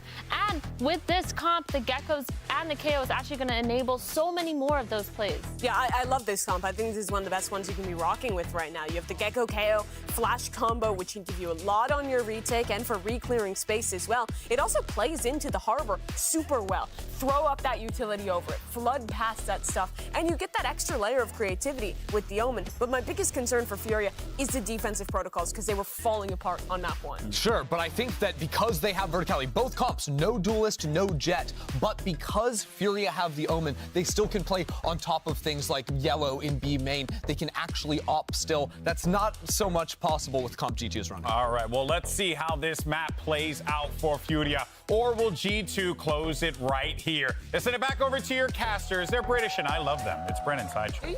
Yeah. Let's see how map 2 ends up faring out. I've taken the shirt off. Not that the cast particularly strenuous, but I just felt like, get a bit more loose with it. Icebox being the match. And I mean, listen, these 2 compositions that both teams are playing, no duelists. Yeah. Can't exactly throw in too much proactivity with it. I'm not, I've seen 2 teams try and run like the double flashes, triple flashes, whatever with the Omen. Yeah. And they try and get proactive to try and fight, for that map control on the defensive sides. And it gets thrown a miss because they don't really have a duelist into the comp when it's being ramped. That's where I don't like it. Yeah, I think that's the only weakness of the composition in my head, is that you don't have somebody to necessarily peek off the back of some of your initiating utility. But for Furia, that's going to be MW, because he's the aggressive player who's also on the secondary smokes. For G2, it becomes a little more weird because it's actually going to be Icy that's peeking off the back of a lot of the double flash. Oh, not even double flash with their composition, but the just a flash and the dart, single flash dart, or whatever, however they decide to combo their util. Yeah. It's similar compositional archetypes, but different styles and different agents being used and prioritized. But I agree with the desk that it has to be on MW. He's the player that had the responsibility to retool Furia heading into this year, build a roster around himself. That's not a great start. Icy picks up the first one. Is deep as well. They just spam down Wingman. And now Havoc's so committed trying to get this down. He is really separated from the rest of his team. And look at that, Harbor Wall, high tide. We'll cut them up and across onto the high ground here. MW will not fight out, traded through the wall. Plant will go down. Shock darts rebounding. Doing a lot of damage, in fact. Look at that, chipping them all the way through. Recon available here with a Wingman that can go onto the defuse. iPhone line doesn't get broken. No abilities here. G2 just trying to take it with raw bodies, throwing them into the mix, into the fight, and into the fray here. Seeing if they can win this one out with the pistol aim. Only one left to stand. Havoc cannot withstand it. Great shots from G2. Yeah. The retake was nice. Furia, though, for all of the things that we were talking about, them being behind the meta and struggling on Lotus, there were some solid points this round. Yeah, the plant spot was really odd, and it dragged them into an unusual fight, but Nos was there ready to knife them, to deny some of that retake utility. They're clearly ready for that kind of stuff. Got a decent idea about how to post MW up in order for them to get the plant down. And at the end of the day, they just ended up getting Trented. Yeah, bit of a trend, man. And Icy. I mean, Icy finding another pick. And Icy has been good. He's been able to find a ton of different 1v1 situations, which have either been even or favored to him, and he's won a huge amount. Early TP up to the high ground from MW. Looking to take somebody's head off if he possibly could from that position, but now he's backed away. And it's this kind of thing that MW is going to be doing a lot on the attack side. And I think this is going to put pressure on Leaf to try to take fights against him. Deep drone. Yeah, they want to clear MW out. You know, they're thinking about the spots that he could play in. Leaf needs that info from his alarm bot. So they need to make sure that MW is not in a spot where he could slip past it. I think this is going to happen a lot. You know, Leaf looking to try and take a fight from Kitchen on top of Tube or Boiler. Leaf is hearing everything. So he's going to be calling for the rotation, surely. And I think G2 should be aware that there's a lurker in on A. Because for them to be full sprinting into A, they need somebody posted deep. So Trent should have this awareness. Trent doesn't want to overstep himself here. He was just whipping out the util, but okay, Leaf will strike from 30 seconds left. the back, and here it is. I mean, Furia looking for that plant down, also being disrupted into the middle of it as well. Everybody's blinded. Shots actually hitting here on for the pistols, but Noswa, yeah, you can't stand your ground against that one. A bit of run and gun with a Spectre, tried and tested. Another round where Trent's shooting and actually positioning bails them out. That was looking a little dangerous there. The utility was good on the retake. And just to talk about this again, in the final round of Lotus, we saw Leaf pull up a 1v2 where he was able to win it because the Furia players gave him all of the info just by running. You know, both of the players ran and he knew exactly where everybody was. Leaf got himself into a deep position, pushed down Tube and then into mid. He heard everybody running into A, and that allowed him to just silently knife out, follow them, and get that opening pick for the retake to begin. Furia have got to be careful about the info they're giving away by running around the map. They're making it too easy. Way too easy for G2 to make the correct call here.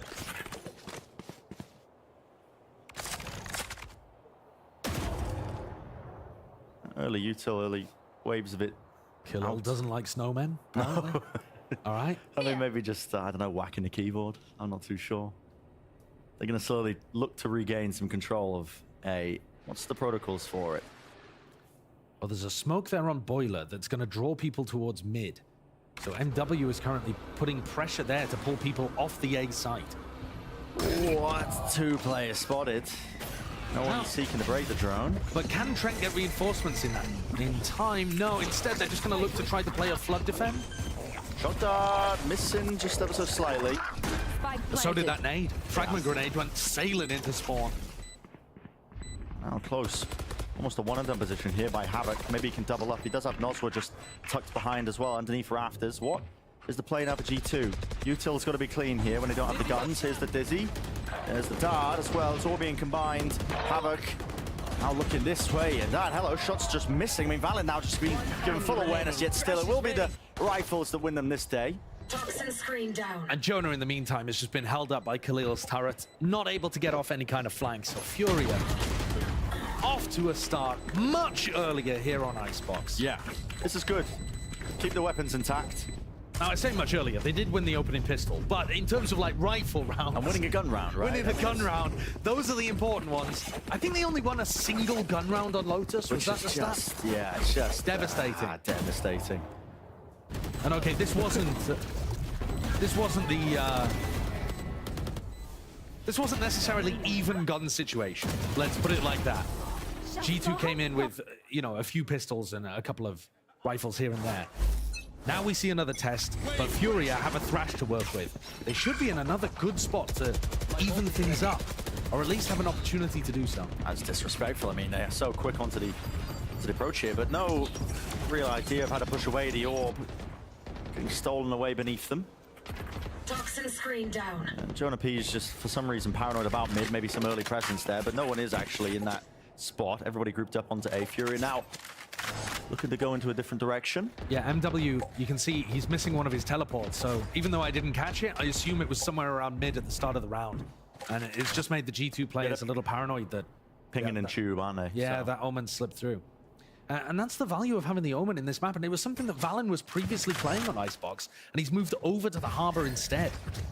The biggest advantage, in my opinion, that the Harbor gives you, not even the Cove, to be honest, the ult is really good on this map. Yeah. I mean, the Cove also does have quite a lot of value and good synergy with Wingman.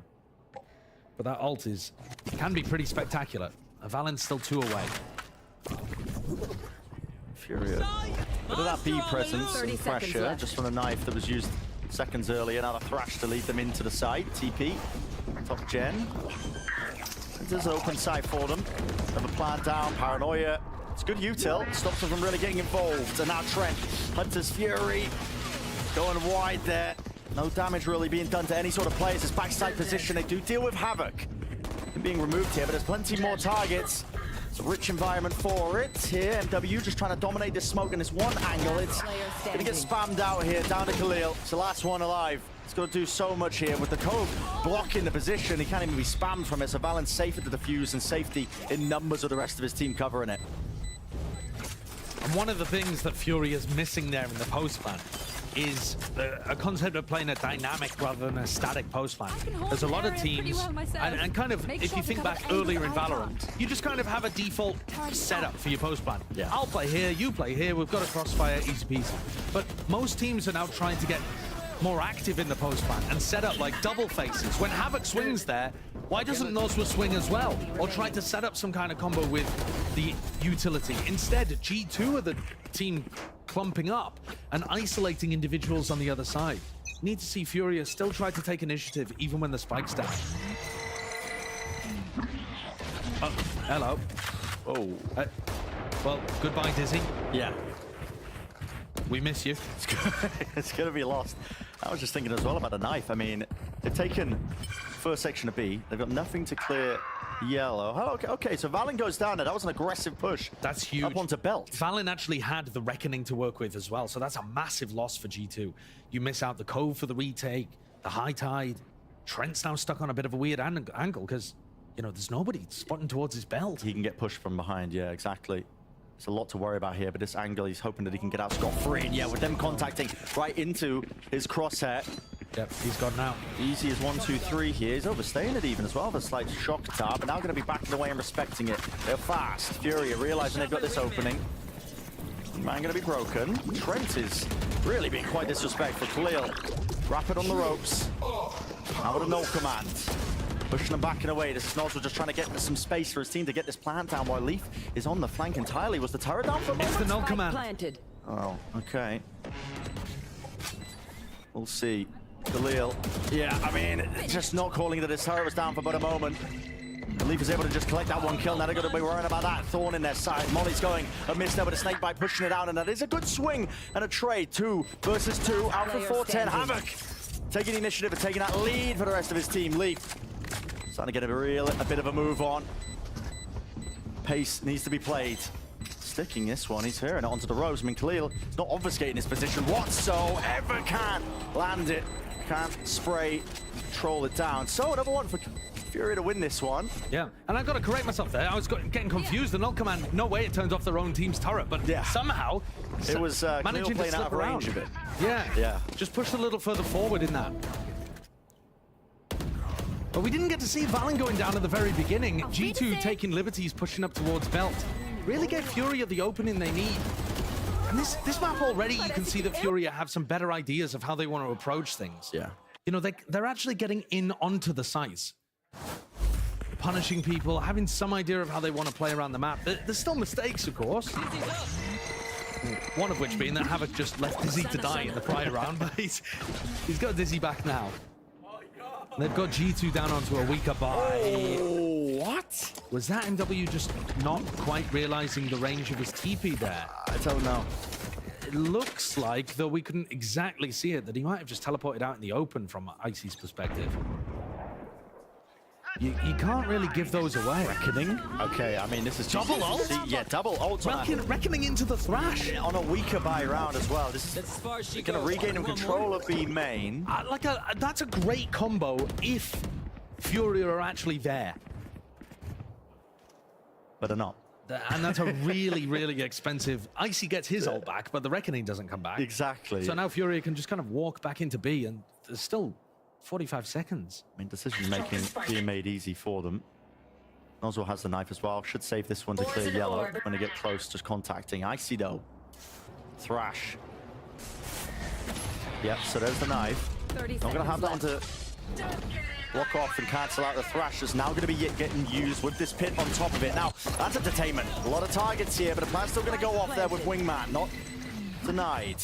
Out through. You should run. Trying to take this one here. Lockdown being forced. You got to fight. Pulled out of Fury. They do have to fight this one now. G2 gonna start to really get a move on here. They don't have the guns for it. Shots are missing all over the place. And now you're gonna back away. Respecting it with the lockdown. Another detainment onto two of these players. This time it's Furia. Pressing forwards with that advantage that they've got. They can smell the blood in the water. What a strange round overall, but eventually this will be Furia as the winners. That's so bizarre. This round has sent my brain spiraling. The Reckoning Thrash combo, nobody scaling off the second usage of the Thrash from G2. If somebody had pushed forwards at the same time as they'd used the Thrash, they could have broken Wingman and stopped Furia from even planting in the first place. And yeah, and this is how it opened, just TPing into the open. Even when they got the detained with the lockdown towards the end, Khalil's running back in here, not realizing Jonah P could still defend those players. There was still a chance for Furia to throw that one away. Both teams are getting extremely scattered on map 2. And it's G2 to take a timeout after 2 rounds in a row have been lost. I would be too. I mean, after that round, that's yeah. I don't hate teams utilizing ults on weaker buy rounds. Especially if they were up spot an 5v4. advantage. Yeah, if they spot the advantage, like a 5v4 like that, re-clearing, I don't hate it, but that is too many missed opportunities. You're just throwing away the future advantages at that point as well with this comp. And this comp doesn't do refights particularly well. It's one of the reasons I don't like it. When you throw a Gecko into the mix, you have double initiator, Gecko and a Sova. You do have more tools to refight for that space proactively, but who's the player who's going to be taking it? Right, is the question, right? Because when you throw in a Gecko, you have to take out a Jet. Yeah, and that's typically how it's played. Your concern about that is typified by what happened in that round the second time with the Thrash. Yeah. Icy's Thrash, in order to put pressure on the plant, nobody followed it. Yeah. And in a normal composition, that would be the duelist player or something like that was looking to try to push forwards off the back of the Thrash. That is Icy. He can't do that all on his own. It's an unusual buy here for G2. Again, another unusual buy. I mean, an Outlaw and a Guardian playing into full armor. Leaf ended up going down to the spike when he had the Outlaw in his hands. Focus up. Just to buy another Outlaw. You wouldn't understand it. Okay, I don't understand it. I was hoping you could explain it with the numbers, but... Advanced economic theory, sure. You wouldn't get it. Subprime loans. Yeah, I don't get it. I don't get it. Don't ask me what day it is. What day is it, Josh? Do you know? Monday. Oh, he does know. He's not on the esports regime just yet. He does know the day of the week. I'm surprised by that. I mean, look at Leaf's positioning in Snowman. As Furia, Jonah's just getting a spam through there. Yeah, He's been spamming that orb pretty much every time it's been going up. So credit to G2. They've been diligent about it, and they finally get rewarded for it. MW, though, posted on top of Tube, might be able to punish any kind of re-clear, but Icy and Trent decide not to commit to that one. It was Leaf's positioning that was interesting me, but they are headed completely opposite, towards the A site, which is the stronger one for G2. Jonah P spotting out MW now, who is up on top of Tube. He's going to be smoking Boiler. Putting a bit of fear into them. That's a dart being used, actually not spotted as the wall goes down, though. They are going to be backed and around to the corner, so now G2 can flood defenders. They have a lot of players ready and waiting to get a brawl going, but 30 seconds. You don't have control of B. So where are you going? Time? Where are you going? Ult into the back cancelled, because guess what? 20, I mean, Leaf is still there. 20 seconds. What is the decision making here? Smoke spot down. I mean, a snake bite's a bit late and delayed, but they're taking damage and just pot shots, 15. straight shots all the way around here. Spike! There's the spike! It's dropped down. It's muddy. It's messy. It's, yeah. We're getting down and dirty in the mud, I think. We really are. Some of these rounds from Furia have just been appalling. There's no other way of putting it. One of their final rounds on their attack side, when we were watching them on Lotus, was similar to this. Just horrendous pathing decisions. There's simply no time to go for something like that. There isn't, and they should know that. These players are not inexperienced. Apart from Havoc, all of them have been around for a long time. Well, okay, Thrash is going to be used by Havoc. Immediately broken inside Tube. Has pulled a lot of these G2 players forwards, though. Plugging up the gaps in mid. And this is the general game plan we've seen from Furia. Pull the defense towards mid, and then try to exploit A. And it's working here. G2 do have a lot of bodies ready to flood in if they choose to, with that lockdown being used. To pit, forwards, fighting it out. We're getting spammed down here by the rifles. There's waves of it, at least with the mollies, but you got to back away and respect this one because Furia just weren't ready for it. They know where Conan is going to be. Can they spam? Not quite. Conan's got a little safe angle. Look to the corner. I see another one received for him here at this point. Listen, hands off the keyboard, spraying away. You're going to be hoping and praying you can receive these kills. Nozwa, it's nice work from him. Over the top, though, as well. Maybe just overextending his hand over Zealous. But Conan's still alive with this pit up, and he's got to reposition. Now sticking onto the fuse. Valen, it's a reload. Oh! It's getting all over the place. But it's G2 who take it in the end. And a chuckle from a few of the players. Overall, that was quite a good retake setup from G2. They have the lockdown, and this pit, it's the meta pit that a lot of the attack side teams are doing. It allows the Viper to still get back into the pit. But G2 did a great job of pushing forwards with the lockdown and denying that space. Trent stayed on 1 HP, tucked in a corner for basically the whole round, trying to deny any of the Furia players that were trying to get back up to stop the defuse from happening. G2 understanding the round dynamics really well, happy to give them control of A because they were very confident in using Leaf's ult to retake. They're not going to run a setup like that, I would imagine, without the lockdown. And Furia take a tactical timeout, but does Furia recognize that? Does Furia realize that if they do the same kind of macro again, pull people towards mid, hit A, that they're not just going to run into a retake scenario that ruins them?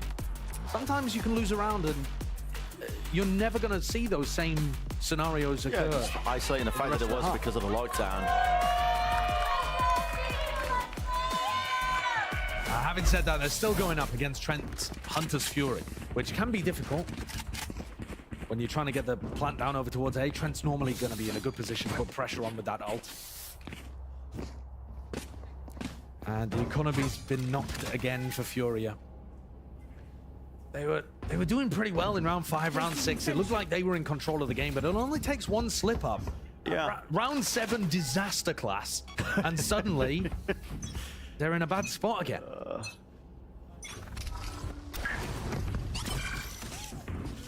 This map overall has been looking a bit better for them compared to Lotus. Absolutely, a world better. I know they've still only got the same number of rounds, but it really has. Like, the ideas are just a lot better from Furia. And I mean, no disrespect as well to the makers of Icebox, but it is quite a simple map in terms of the way you play it. The macro isn't the hardest to understand and work with, so you pressure one area, you pull rotators, you hit the side, you play retake, go through the motions. And to be honest with you, Furia, they're actually playing it a little more complicated than a lot of teams, because a lot of teams will just straight up ignore mid on their attacks. So MW's been putting pressure there, and he's been breaking some of the... It did force. I mean, you've seen Leaf have to adjust his setups. He's putting, turret and alarm bot over towards the sites, actually, now, instead of mid. Yeah, and playing MW was breaking the turret every time. Right, and playing 3 bodies in mid instead, one of which is able to grab this kill onto Conan. Ooh. It's a gap, Leaf. He's aware of it. A little bait setup. Yeah. Khalil falls for it. That's quite cute. Catching this lurker out here with a dizzy up and over the top. Havoc. 30 seconds Adjustment. AD with a movement. Not enough to save you there. Jonah P from the high ground. That's really nice. Top ropes. Activity. And poor Nozwa. Nowhere to run, nowhere to hide. So G2, pretty clean round from them. They were against the weaker economy of Furia. Poor Nozwa. I mean, he's had a rough year. Yes. He's got to watch his former team turn into a powerhouse while he's trying to pick up the pieces on his old squad Furia. Rough situation for this guy, who we know has got a lot of talent, but I think you can see it's just not being demonstrated most of the time in this squad because they've got so many other issues. But this round is what the timeout was taken for, so we'll see how they end up playing this one. There's that early util again. Dizzy in a flash. Can Nozwa get this ult orb? Are they going to try and play around this? Yeah, potentially. He's going to go for it. And here it is, offloading with the ult. So, Valin did send flying a bit of that early util. Mosh pit so that nobody can play into this one. Molly into the corner. You've got to get this plant down at some point. They keep losing Wingman, going for the plant, getting caught by Leaf's utility. What's occurring? What's going on? Okay, they can't get the plant down because Wingman died. Yes. I was just wondering about this one. Okay, Hunter's Fury. One shot on target. Oh. Almost two at the back. So decent damage done, but no kills collected. And through the wall goes the bullets. Nozwa, recipient of that one in the kill feed. Lights up red. Khalil's let the turret go down again. Oh, no, not to the mosh pit. And his players, they are being spotted out here. Revealed in the end. Nozwa didn't have anywhere to really run and evade that one. Trying to P from the back. MW brings it to the 1v1 now. Time ticking against the TP. Down to disengage. Trent, I'm going to be spotting it, so he knows the positioning of it. Not ready yet. Sticking it. He's bought himself a wink on. Smoke dropped. And hits the shot! Insane by Trent. I mean, the reactions on that one. Show me a replay. That's nuts. That is disgusting work. Trent's had a few rounds here, 3 or 4, where he's really come up huge. Bit unfortunate there for Leaf. Khalil gets caught by the mosh pit. Lets the turret go down, and MW almost stole it. Oh, it's pre-fire, but still, I mean, nasty. You can, yeah, you can hear it. Teammates gassing him up. That is lovely. Sometimes it just works out for you like that. 13-3 Trent, followed up by Jonah P, who's also having a hot game today. And yeah, I mean, credit to Furia. They're forcing G2 to actually win these rounds now. But G2 is still good for it. What is occurring here? Okay, Thrash clearing all the way through here with deep smoke. I see Seeking extend. Oh, nice adjustment. Trent is snappy today. Feeling it here, and bodies are dropping and falling. Seeking to fight over kitchen control again, just leaping through the smoke, man. Shorty in hand, G2. MW is just running into 4 at the end. So this round started off with both Thrashes being used on either side, and one getting cancelled by 0 point. But G2 recognized that it was that mid play and just gave up on their standard defensive setup to crush it in mid. You don't get much worse crosshair placement, but Trent still hits that nasty flick. Aim-Labs moment, I think. Look at that.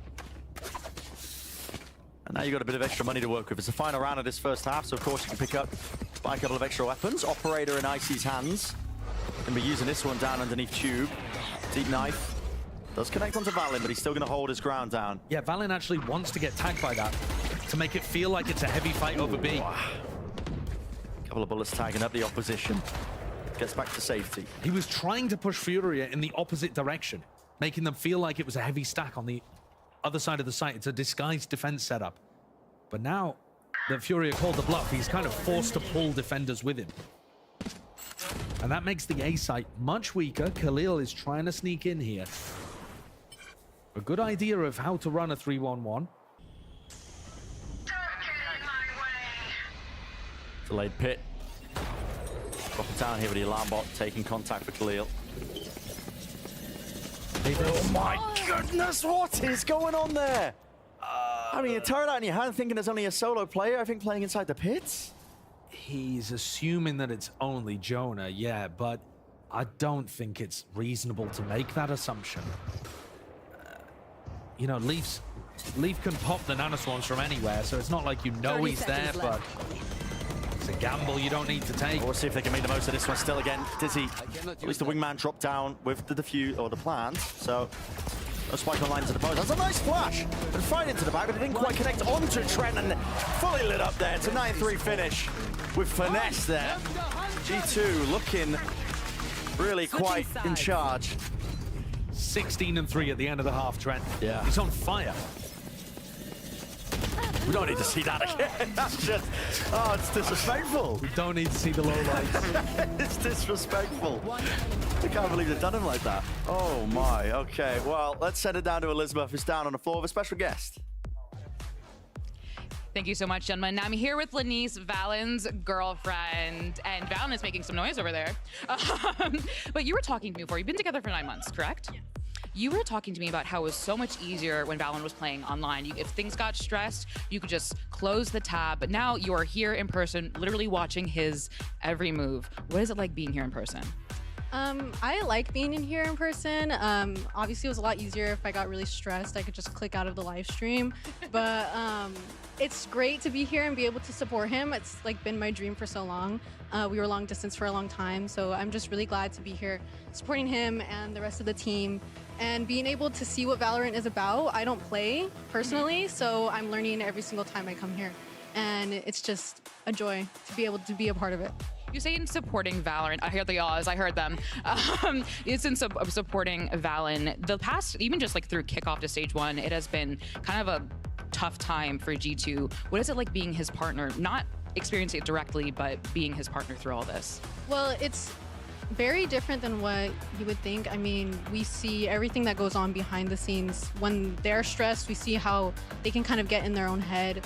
And it is hard to kind of see that happening to your partner, but like, I feel that it's my job to be there to sort of be the mediator and kind of calm him down when he needs, or kind of give him the hype that he needs, you know, give him just the love and support that he needs to perform at his best. And I think that just kind of does more good for him. It helps him to feel good for his team. And I think he can kind of spread that love within his group. Well, clearly so much love from you, but we have a game to get back to and support Valen. So casters, please take it away. Thank you very much, guys. Yeah, I mean, Valen, he's a very mature individual. I will say, you know, you have conversations with him. You think he would be older than he actually was. He's pretty young. Yeah, he is. In terms of being a pro player, and he's stepping up into that leadership role, but in terms of that kind of mental squeeze and the pressure and all of that kind of stuff, though, I think G2 have had it fairly easy today. It's Fury are the ones that are feeling that stress. Certainly. And they tried to convert that into initiative at the beginning of this round. 3 players down mid, seeing if they could work an early pick. And instead, they've just given Jonah P the idea that after the early stuff, there would be an opening, and he's taken it and taken the head of Khalil. So does he reclear here? Along with all of it, I mean, a full-on util dump. Havoc does win that one out, so he dominates that mid-angle back again for them, 4 versus 4. Good work from Havoc, finding his moments. Retrieving that utility as well that he can now use for the retake. Darts, bit of a reveal there. MW was getting ready for the paranoia. Yeah, no danger to spam though, so paranoia coming through here with a dizzy. Eventually take it out. Shots landing from Valen, a reload. Even time for it. Sky is just working them into neutral. Doesn't need a util setup. Spuro heads on a swivel and aware of where to look. Not until the job is done. That's the partner getting interviewed buff. Yeah, it is. Comes through. He was turning around all the time. He's like, what are they saying? Yeah. What are they saying? What's going on? Oh. Playing off the back of Icy's dizzy, dodging the paranoia coming through from MW. Finds a great moment there. Same situation again. It was wasn't it 9-3 at the half on Lotus, I believe? Or was it? Don't ask me to recall anything of that last map. I think it was. Don't ask me to recall much of what just happened. It was a 9-3. Fury got pistol follow-up in 1 round. And the half ended 9-3. Then G2 won out from there. We might be in a similar situation. And again, man, Fury are taking a timeout before you can have even a read on the setup. Any ideas about what's happening. Yeah, this is mentality stuff. It's got to be. It's the only thing it could be. Yeah. We don't, obviously, you know, we're not privy to the comms, but it's the only thing it can be. Yeah, because you're not learning anything about what G2 are doing on their attack side after 1 pistol round. So, well, this is going to be a long road back with no insight from the coaches if Fury are going to make a run of it from here. And based on what's happened today, you wouldn't put your money on it. No. It has been better for them on Icebox. It does seem like a map that they have a better understanding of, but they're still pretty far behind what G2 are offering us. That's the trouble. It just, I mean, the tier gap is just really getting wider and wider, it feels like, between these two teams. And I mean, for Fury, they've got that added extra pressure of trying to get that first win, that first hurdle. We've seen teams, I mean, last year, Crew, go for the exact same stuff. I mean, it's almost a mirrored storyline, not quite, you know, Fury are not at that level just yet in terms of games lost in a row, but, you know, almost to the point. Crew were making it close, though. They were making it close, yeah, and they still had the confidence that they could potentially win. That was part of the heartbreak for them, but Fury are just getting smoked right now. And now going for an early peak. Yeah, Conan's going to be, I mean, just watch for that. That's just, again, we saw this same kind of devolving of the gameplay on Lotus. Yeah, Fury is throwing caution to the wind, individual plays. It's not synced up. Everybody just going for their ones. It felt like on Lotus, as soon as they won the pistol and went down 10-3, they gave up. And now I'm sure they're not consciously giving up. Guys, I'm throwing. Like it's, you know, they're not going to be common that. Don't think they're common that. But it's about getting your head in the game and trying to sync up so that you're making team play setups. Now, can Noswa do something more? No, he did what he could to take down 2, but he's still left Khalil in a 1v3 that looks unwinnable. On Lotus, down that much, the game just went to pot for them. They were on the attack side, and they ended up just throwing in some bizarro rounds. Yeah. Spots 2. Can't isolate the fighting time, though, and even drop down to 1 HP, so cleanly dealt with, swept aside here by G2. We were having a lot of conversations last year about the additional stress on some of our players and teams that weren't classically based in like the LA area or North America, even North America, USA. Right? And I do think there's an additional pressure on those players. They're further away from home, it's more difficult, not as used to the culture, the language, the culinary stuff at times as well. But I would like to hear more from Fury about what is going wrong. You know, the Arrivals interview, they were like, how are you going to turn it around? We're going to win today. All right, that's not actionable feedback. Right. That doesn't actually tell us anything or really even show that you understand what the issues are. Can they put something together here in round 15? It's bad weaponry for Furia, and G2 get the plant down. The plant actually goes down without Wingman being denied by any kind of utility, which was a large issue for Furia on their attack side. Offloading it now, double flash. A lot of it getting it ate up though by this Viper Orb. Dropped down and no kill, Valen. Rough. Whiffy there, a bit rough indeed. Plenty of players to be facing him. Here's the dart. Out flying forwards here. On with the rifles. Alongside it, great crosshair placement. Trent, great awareness on exactly the avenues of which he could be approached upon, but now they're finally coordinating it and sticking it together. But from that bell position, time ticking away, and it's 12 rounds now for G2. Match point. Always feeling like they're in control, even after that slip up from Valen. The play itself was quite nice. Yeah. Jonah P's orb up towards Rafters, stops the retakers from being able to get that position, and you can set up like a little, you know, play where you drop the smoke whenever Valen calls for it, and in theory he should be set up for the kill. But there were still so many layers after that, with Trent posted towards Maze and then people back on Bell. Even that one way that MW threw actually ended up hurting Khalil. 12-3. Can we get some poetic symmetry in this? 13-3 on both maps? Well, MW goes down very early. I mean, no dart breakers? Was he revealed? I'm really not too sure. Not as easy to tell from his POV. I wasn't watching, but it's hard to see. I saw the assist light up from Trent, but I'm not sure if that was from additional spam. Now we're going to see it. Thrash used to clear the way. Knows that there's no corners or avenues, sends it flying as well. And Leaf, look at that, he's immediately taken up the position of it with the high tide. Conan seeking to get ahead of it, but just ends up falling and paying with his life. It's looking inevitable at this point. Retake with only 3 of these players left alive. Noswa, he lets loose. No command emanating out here, but there's no plan of action for them how they're going to be retaking this one. It feels more just like the death throws. Dizzy Does fire, does connect, Leaf's in a bit of trouble, but he's got to back him now and the rest of his team, and just like that, it's all top orders, all crumbled. That is one of the cleanest matches we've seen in quite some time. I mean, G2 just dealing with them handedly. How many speedrun memes do these orgs have? How many are we gonna see this week? That was outrageous. Yeah. Only 6 rounds dropped across 2 maps for G2. Furia looking lost. Join EG at the bottom of the table, 0-3. And another match where the Alpha team turns the Omega team into an Omega LOL team. It was just brutalizing. It's brutal, man. It is truly brutal. Got to show empathy. It's hard for the Fury players, like you're saying. I mean, these guys are playing thousands of miles away from home.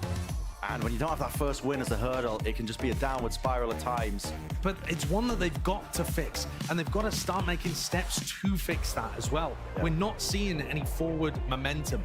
G2, though, will be very happy about their performances today. People were having doubts about it. Icy Online, he looked individually really good today. The theory of how they want to play and how these comps work, you got to see a lot of it. Because there wasn't that level of resistance, you got to see all of the fleshed out ways in which G2 like to approach the map, just as they drew it up. Just as they drew it up, and a winner for them. It's going to pave the way for a potential playoff run as well. I mean, still, it's a lot in the air for these teams in the groups and the way it mixes and matches, of course. There could be all sorts going on in terms of tiebreakers. We don't actually know yet. No, that's quite true. But G2, because they're in the Alpha group, would be playing against Leviathan next. That's a tough game based on how Levi's been performing. Lever in monstrous form. But then their next 2 matches against 2 more Brazilian squads, MIBR and Loud. Now, those are winnable games, except Loud, you never know quite what form they're going to be in. And that's, you know, weeks from now, so we don't know because so much can shift over to lot of shift. So for G2, it's just, I think, about capitalizing on this performance, trying to get big games like this one out of Trent today. Get that happening more often, get things working, and they've got their chances against those teams to make playoffs and maybe do some damage. Yeah.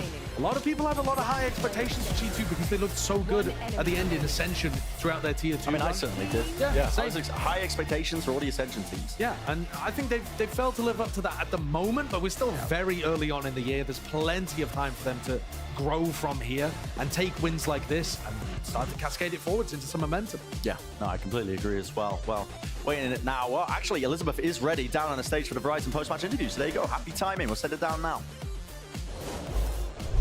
And I'm here with the man of the hour. It is Icy from G2. A splendid performance from you and your team. 13-3, stealing the first map pick and taking it to your map. Talk to me about the emotions right now. Very generic questions, but how do you feel? I'm feeling good. It was a big win to start our Super Week. You know, we have Lev next, and I'm looking forward to our next games. So talk to me about Lev, because they were talking at the caster desk. Like, that is a very daunting, big opponent to play against. How do you feel about facing Lev? They've been looking good, but, you know, like, we're going to play our own game. We're going to come out, and we're going to, you know, do our thing. You're gonna do your thing. Well, I wanted to ask you about, I talked to Josh and I said, you know, Icy, he said that Icy needs time to kind of acclimate and warm up. After this performance, do you think it is fair to say that you have acclimated quite well to G2? I think I'm like integrated well into the system and like slowly, like we're getting there, like game by game, we're like progressing and we're doing better and better as a team. Now, this might be the first time some people are meeting you on the VCT stage. Would you like to say anything to anyone, whether it be fans, loved ones? You know, like just shout out to my family, my girlfriend, everybody who supports me, like my team. We've been, you know, working hard at this, and yeah. Well, congratulations again. Everyone give it up for Icy one more time. We're gonna go to a break, but stay tuned because you know what game that's next. It's 100 Thieves versus Cloud9.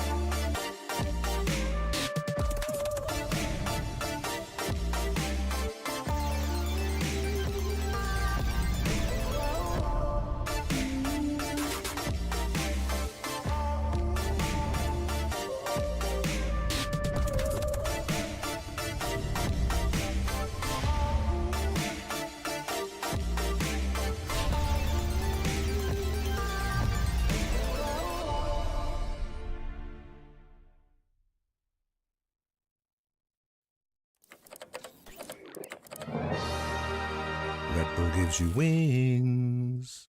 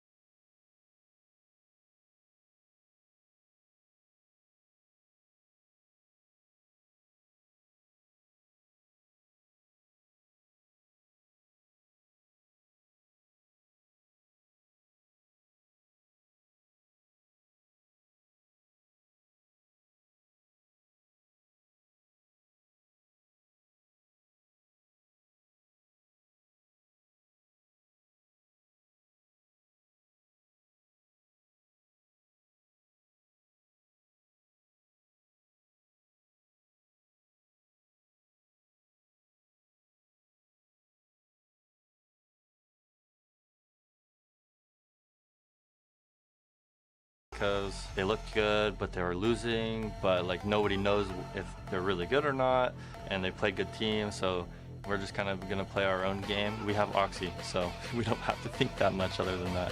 EG seeming content in these first couple of rounds just to play front B into C, but the Marshal coming around the corner. Oxy is gonna be frying with that one. Easy shots. Well, the guy's gonna double satchel into them. Okay, Oxy. I'm actually just the best player in Valorant. I don't know. I think C9's a pretty aggressive team, especially with Oxy being their duelist. He's super good and just thriving in the chaos, just kind of entering, so nothing really surprising for me. Through the smoke onto Trenton. I see it's no way to trade that one on out. It is attrition for 100 Thieves as they slowly flood back in. The util setup for Cryo is lovely. 1v1 icing! He wins the clutch! 100 Thieves win a series!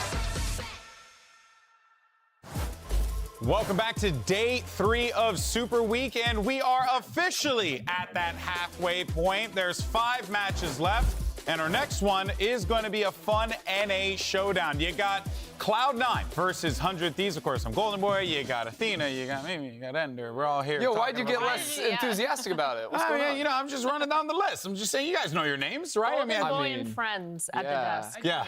I do like it when they say GB in the analyst test. Makes it sound like a really cool band, you know, that unfortunately didn't have any hits. In any case, though, folks, let's go ahead and get into this match and talk about 100 Thieves. Now, after a rough week 1, Busio definitely has come online for this team. And not only that, they were able to get a massive win over G2 that has kind of maybe rejuvenated this team, so to speak. It had almost been a year since a regular season win. 11 months on the dot. Ridiculous. But but they pulled it off here, and they looked great in this game against G2. I think Busio was really the guy I walked away from so impressed with in that matchup. Yeah, I mean, especially a lot of the ways they reacted to the comp G2 was playing on a map like Bind here, right? They were playing heavy backside, flooding in, realizing the limitations of the comp they were playing against, and that's got to be Bustio, right? Making those calls to deal with what's coming at them. Yeah, I'm just going to address the elephant in the room. Mimi's got a mic now. They didn't want to hear from me. She's been censored. I was just bad chelsea about Busio. The calls in that match. No more Bustio. We've had enough Bustio. All right, well, you know what? Let's focus on another player from 100 Thieves. How about that? Let's talk about EU, because, and I'm not talking about the region. In any case, I just had to get that one in there. Come on, Give it to me, please. One a week, all right? But in any case, so, folks, played Fade, dominated, looked really good, Athena, and honestly, like, seeing EU pop off here, I've been casting this dude forever. It's just nice to see him finally find that success. Yeah, it feels like he's finally found his spot on this team where he can prove himself to be such a big addition. Not only does he know how to communicate those rotations and talk about the information that he's found, he takes a lot of the alpha leading scenarios where he does push in to take that information. He uses his info utility really well to find out and deliver what the team needs to do, their rotations, the adaptations, how the other team is playing, and I feel like that's what 100 Thieves really did well against G2. Yeah, and the team identity right now for 100 Thieves seems to be playing a lot of these comps where you're running the Fade and that Gecko at the same time. Most teams are playing the Gecko KO where you have that flash combo. They have this different approach where you have the scans from the Fade, you're flooding back in, combined with that Gecko utility, and it's really cool. It gives you a lot of options, especially at being proactive in these set plays in the reclear, and I think that EU does a great job of balancing when he's using that utility, especially those dogs that aren't recharging on when you're committing that stuff in. He has a really great understanding of the timings on the agent and combos so well with the rest of the squad. And it makes sense too, because he's been an elite Fade player for years now. Long time. Right? I think that it makes sense that 100 Thieves are building their comps in a way like this. Ever since the Sky nerfs came through, they have shifted over to playing a lot of Fade, even on maps like Split, which not a lot of teams are really doing in the current meta. So I think that just the fact that they've got this guy on the roster, it makes sense how they have shifted their read on the meta since those changes. Yeah, well, let's actually go ahead and hear from the man himself. We got EU standing by with Elizabeth to get his thoughts ahead of this matchup. EU, can I talk to you really quickly? Thank you. All right, very quick question. What are the vibes of the team after getting that win over G2? I mean, honestly, the one thing that surprised me the most is after we won, Boosty said that that win felt better than winning champs, so I'd say pretty good. All right, well, best of luck today. That was fascinating. Better than winning champs. I didn't expect that. I think that's cap, folks. but here's the thing. Busio is such a vibes guy, right? Yeah. Even if that's not totally true. That's not vibes. That's snake oil, Mimi. Like, what? No, that's not real. I think the energy, the hype, that's exactly what 100 Thieves needed. We've known this team is good. They've had good ideas. The players have looked great, but they haven't been winning matches. See, this is he's done them a disservice because now none of them want to win champs because they know what it's like. I don't know if that's how that works. It's the snake oil they needed. Yeah. They were following the cart. They wanted the snake oil so bad. Now the team believes behind him. This is the only time I've ever heard snake oil be used in a positive manner. I'm a big fan of snake oil. He's a big fan. We found the salesman here, everyone. All right, folks. Well, look, 100 Thieves could be back, but, I got maybe some bad news because they're going to have to play against C9 today, and this is a squad coming off of a win over Loud. You even heard Rooney in the piece ahead of this. They don't know what to expect from 100 Thieves. They're not sure where they fall in the pecking order, Athena.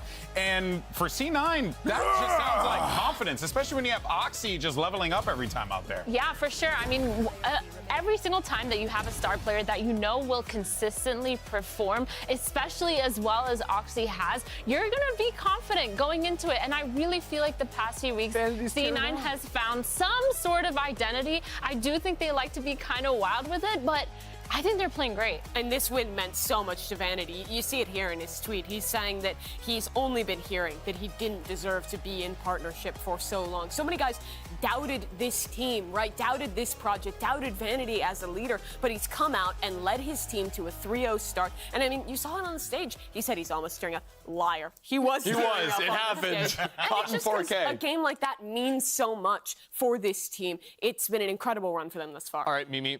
Which win meant more, beating G2 or beating Loud? Loud. Okay, sold. Oh, there it is. Not even a split second of hesitation. All right, folks, I mean, let's go ahead and send it over to the new Mustachio Menace because we have Vanity standing by with Elizabeth. Look at his mustache. Vanity, can I have a quick word? Thank you. So this week, you took down Loud. What did that win mean to you? I'm feeling thank you. Buy the bundle, I guess. Elizabeth's having none of those shenanigans out there.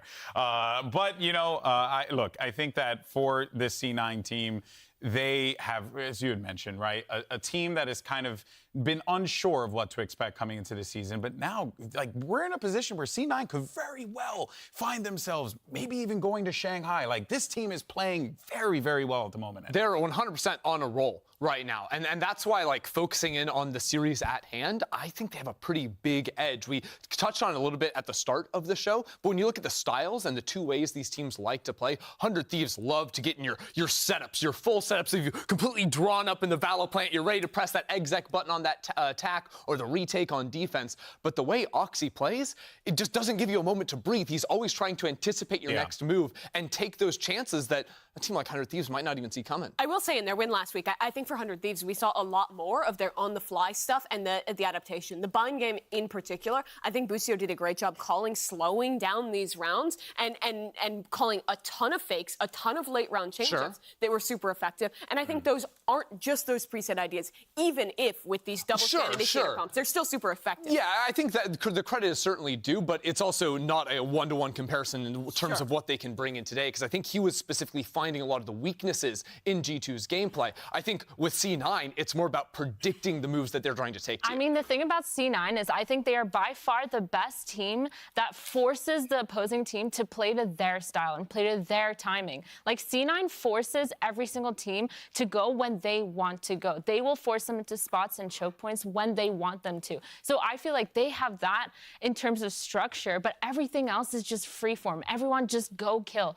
And that's why I think C9 kind of has an upper hand in this. I don't know. I feel 100 Thieves, they have really good structure, and as much as protocols can be used to kind of respond to whatever C9 is doing, it's hard when it's like completely random. 100%. It's when Oxy is taking these crazy timings that you've already seen so many teams falter to, right? Whether that's him sneaking behind them while they're trying to plant the spike or him pushing into the spawn after an exec in. Those are the things that can really get away from you in the heat of a moment when the round state just completely turns on a dime. You have to be ready after that. Yeah, a lot of those ideas, too, is that duo of him and Zeppa together. We talked a lot about this with old C9, but Zeppa's a player who, with his duelists, even if his duelist, like Oxy keeps saying, isn't thinking is going to be setting him up for the play, calling for these adaptations in the mid-round, that kind of the volatility works so well for Cloud9. Now, there is something that you got to keep in mind, though, because even though there's a lot of really good things to check out for C9, one thing that has kind of crept up is that the team just seems to really like losing that first map.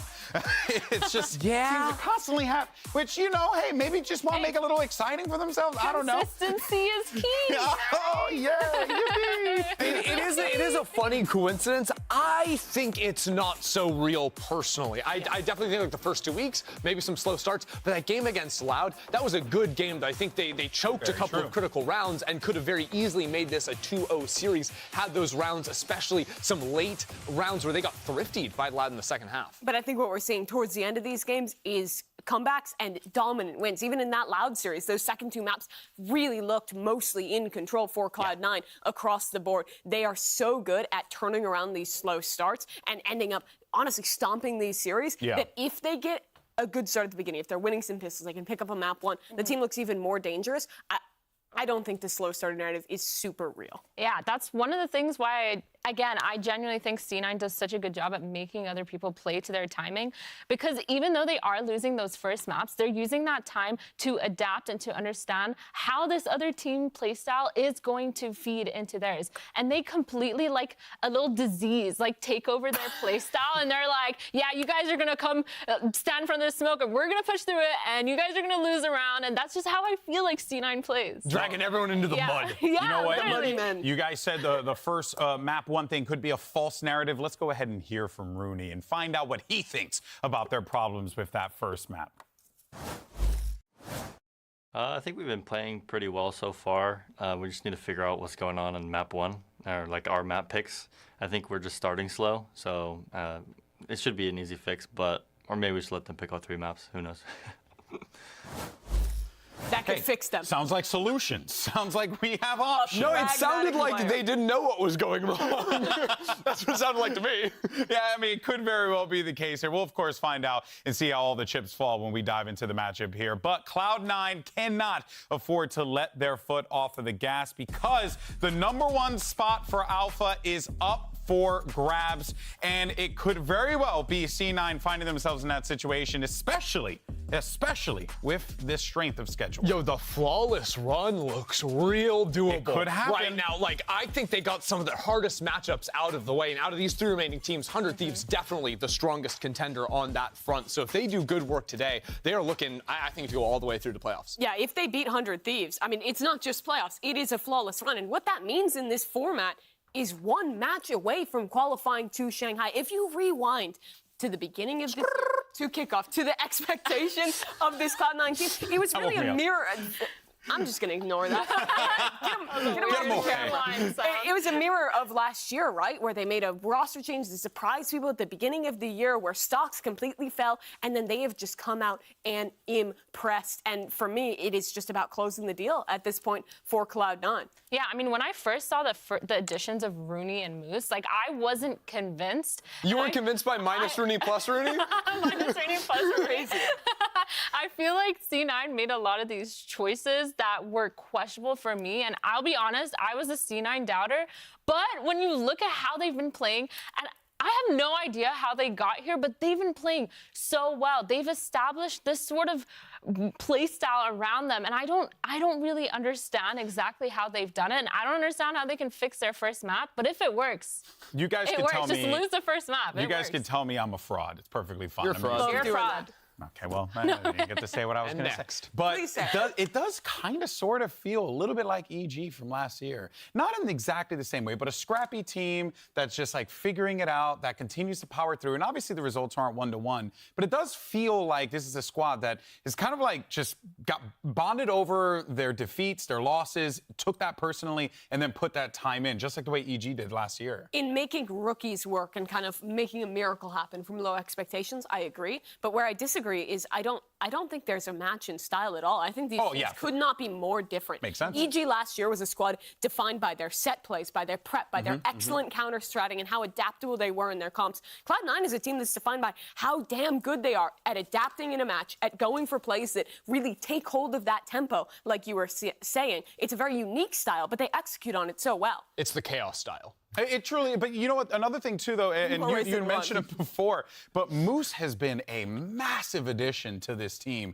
and it's been great to see the contributions that this guy has brought to C9, because it feels like on the lurk he's a problem. It feels like he's in those ones. He always comes up clutch, like Ender, or rather Athena. This is a guy who knows how to come up clutch in those moments where he needs it. Yeah, I've been saying this for a long time, but lurking is the highest skill ceiling that you need to learn in order to be really, really good at lurking. You cannot just join the game, join a ranked game, and just naturally be good. You need to fully be aware of your game sense. You need to fully be aware of the comms that are happening all around you, and be able to have that push-pull scenario in your head playing at all times. You need to be able to be a playmaker and be insane with timings in order to be good. And for Moose to be this good, this fast in this team is insane to me. Because what you're saying, it's not just about walking forward and winning your 1v1, right? It's about connecting your timings to how your team is playing around the map, right? When they show larger presence. And how the other team is Exactly. But, like, can they pull a player off the site that lets you creep up 4 more steps? And that changes the fight you're taking.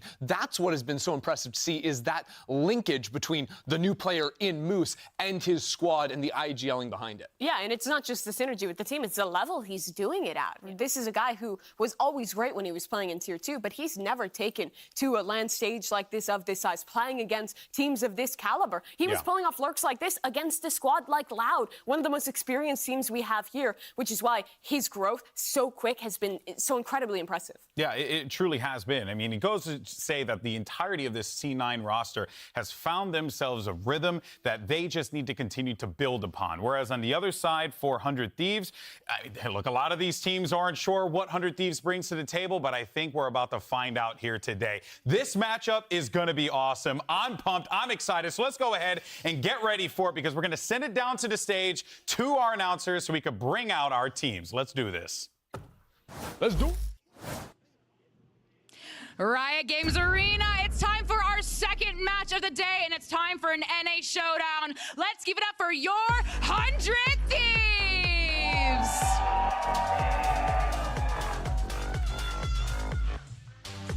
No, you're good.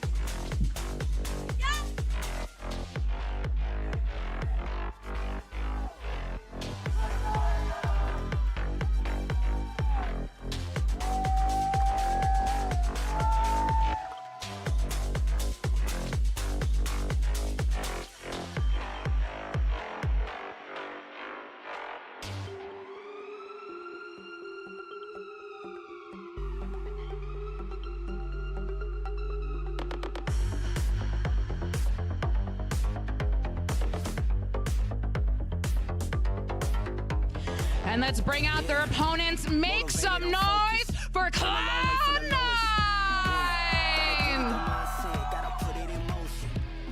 This is the moment. Gotta one up my opponent.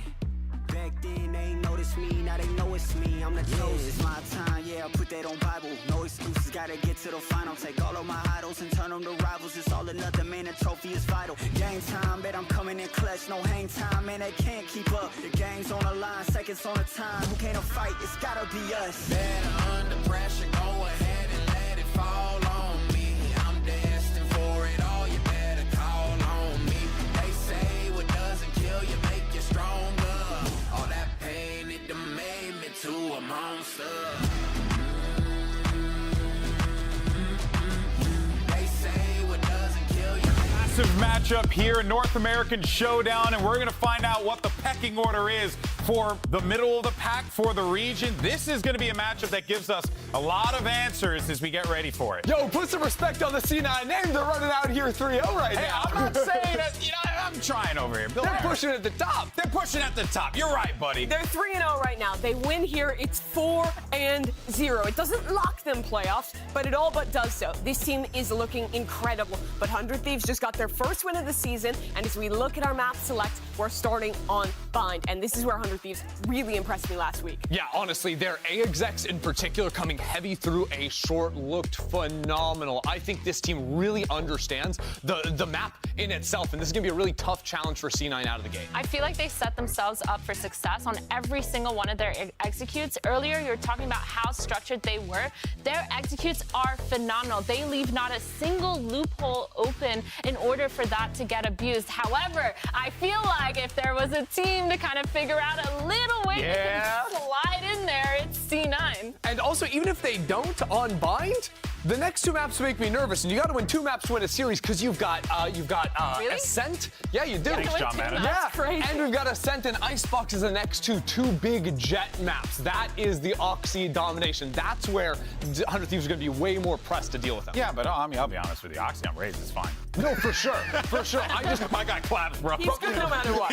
From the tape, 100 Thieves have looked so incredibly solid of course. on Bind, and I feel way less confident in their other maps compared to that one. The question of this matchup is when 100 Thieves get smacked in the face by the muddiest men in the business, by the wild, chaotic A team. giant brown handprint on their cheek. When Oxy is sprinting into their spawn in a post plant, how do they deal with it? Oh, man. All right, well, the agent select starting to come through here. Nothing really all that crazy to box standard, but... It's a standard 400 Thieves, but for basically no one else. They play this Fade Gecko comp. We already talked about it some, but their set plays, their combos to re-clear space and fight forward off those initiator timings are excellent. It's because they don't have to, waste any time with Sentinel gameplay, right? They have so much utility to overload into the sites. All right, well, this is it. We're ready to go, folks. Let's send it over to your casters, and one of them, I hear, is an undercover cop. Or it might be Doug or Baby Bay. I'm not too sure. Either way, they're an ARC. Probably Doug. I'm not a narc. I'm not a snitch. I'm not going to say who the undercover cop is. Snitches get stitches. So I promise I'm leaving not that the one feds, alone. bro. I promise I'm not the And feds. you don't even look like an undercover cop right now, so I don't know where these allegations are coming from. I think the allegations that are serious and must be considered are that Cloud9 are the truth. And they have the opportunity, Dre, to go 4-0, a team that people didn't expect very much from to begin with. Yeah, and you got to put respect on their name now. They took out Leviathan, who honestly did a massacre against NRG yesterday, kind of putting them at the top, and the team to take them out was C9. So you gotta give them praise, man. They're not getting it, but I think that's kind of playing into their favor because it just makes them even more hungry to win. Oh, for sure. There's always a little extra, right? You want to shut up the haters. You want to prove people wrong. Gives you a little more motivation. Cloud9 starting off on the attacking side. And I think for 100 Thieves, there are a lot of expectations too. A team that finally feels like they're starting to come together. Boostio's returning back to form. He's fragging. Yeah. And that hasn't always been the case. So this feels like a team that's starting to peak at the right time.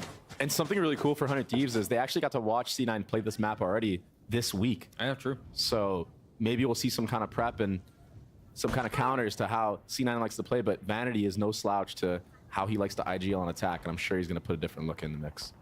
His presence has already been spotted.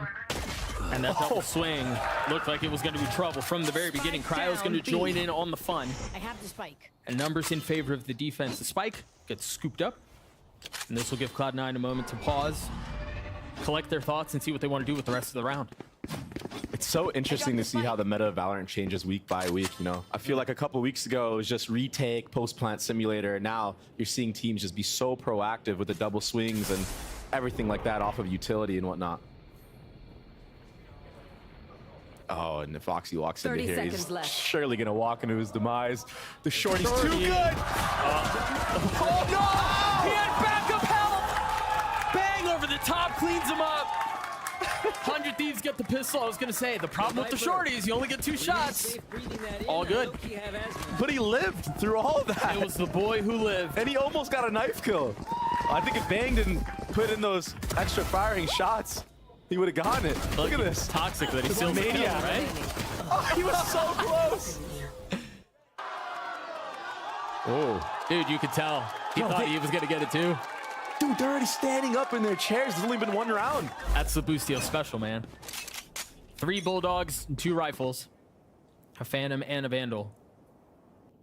While Cloud9 have put a Sheriff in the hands of Oxy. You know, this is a little different from what we normally see. Oftentimes they give him the Guardian and it's just pistols, but this time just the Sheriff. Still no damage done.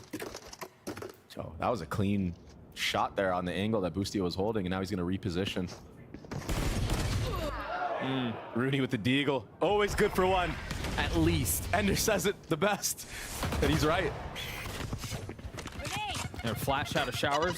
Cryo's playing in the smoke. It's just set up. Vanity with a really good trade there, down to 30 HP. And they have upgraded a weapon. It's gone into hands this episode. So well, never mind. I was going to say, it has the potential, but it seems like it's stabilized. Moose in a 1v3 with the Classic will not be able to deliver. 100 Thieves get their second.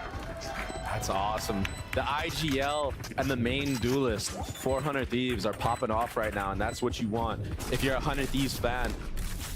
You already seen the energy that Boostio and Cryo were giving off, and I feel like I don't know if I've ever seen Cryo get out of his chair, ever.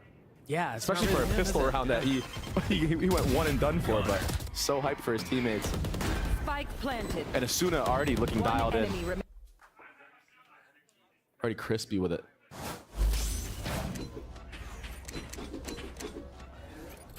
Into the gun round we go. We see 100 Thieves. They carry a couple of those rifles over. Still 2 Sheriffs. So you're already starting to see the financial approach they want to take into this half, right? They can balance things out. You don't really hurt yourself too much. And you're setting yourself up well for the future. Blinded. So far, C9 just trying to show some early B-long presence with that Sky Flash, but the up-down here, 400 Thieves is actually going to buy the rotate of Asuna. Nobody walked up with that utility that C9 threw, and they're aware of that.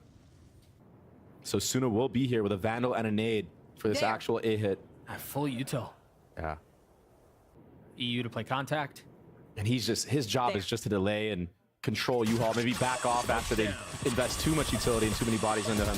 Oh, I thought he was just going to try to drop a seize and run away with Asuna's nade, excuse me, but decides to take the fight. Oxy caught. Oh my gosh. Spike down A. This is such an impressive round for 100.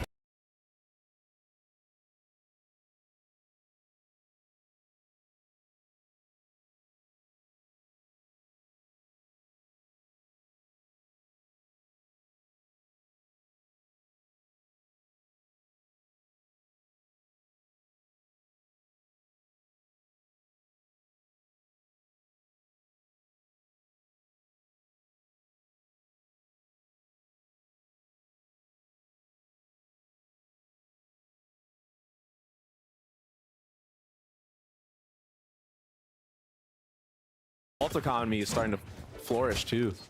400 Thieves. Yeah, Cryo's one off. Yeah. Asuna 2 off. Right there. Not opting to take control of any orbs here. Just, I think they understand that C9 are kind of wild cards when it comes to these eco rounds that they have. So they just want to play really safe, play together, not give anything away for free. Besides an orb or two. Lucio should be hearing a lot of what's going on around him here. Yeah. Off of the comms, the rotates come through. Bang has joined the fray along with EU. The question now is for Cloud9, what do you do? You've gotten this far up. You have a split B. You just don't really have the weaponry. But they're going to try to push it anyway. Vanity falls. There's not much else to do here. That's tough. Oxy actually dinked EU there with his own sheriff. Got him down to 5 HP.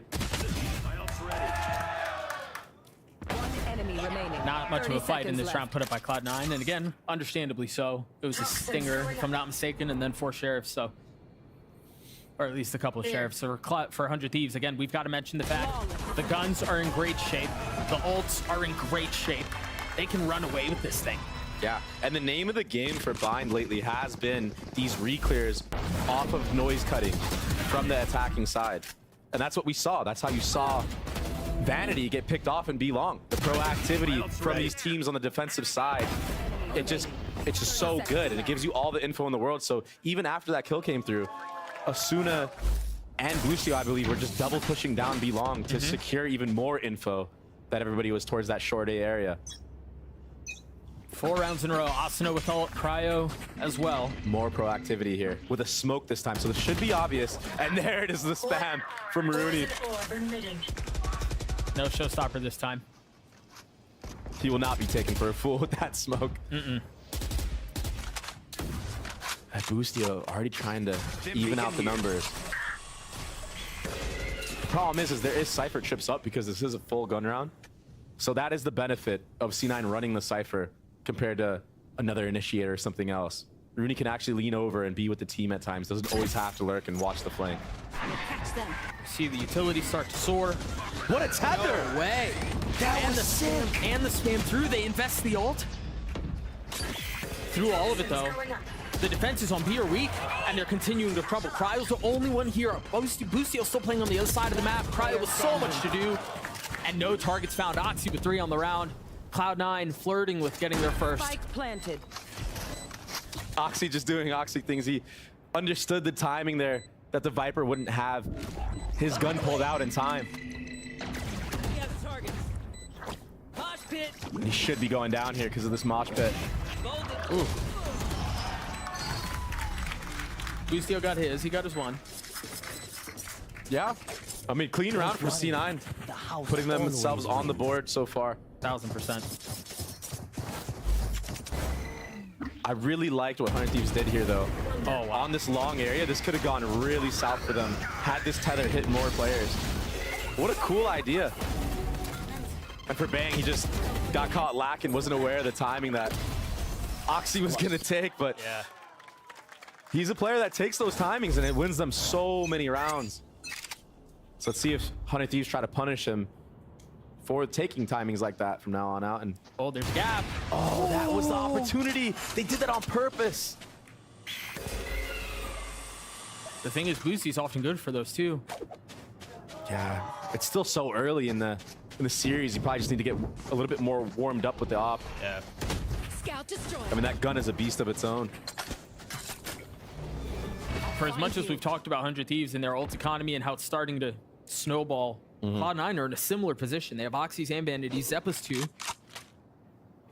Yeah, and winning last round, getting the enemy Brim ult out, that's a W. I've got your trail. 4 players will be here on this A site, and expect Asuna to pop this rocket. Yeah, when does he do it?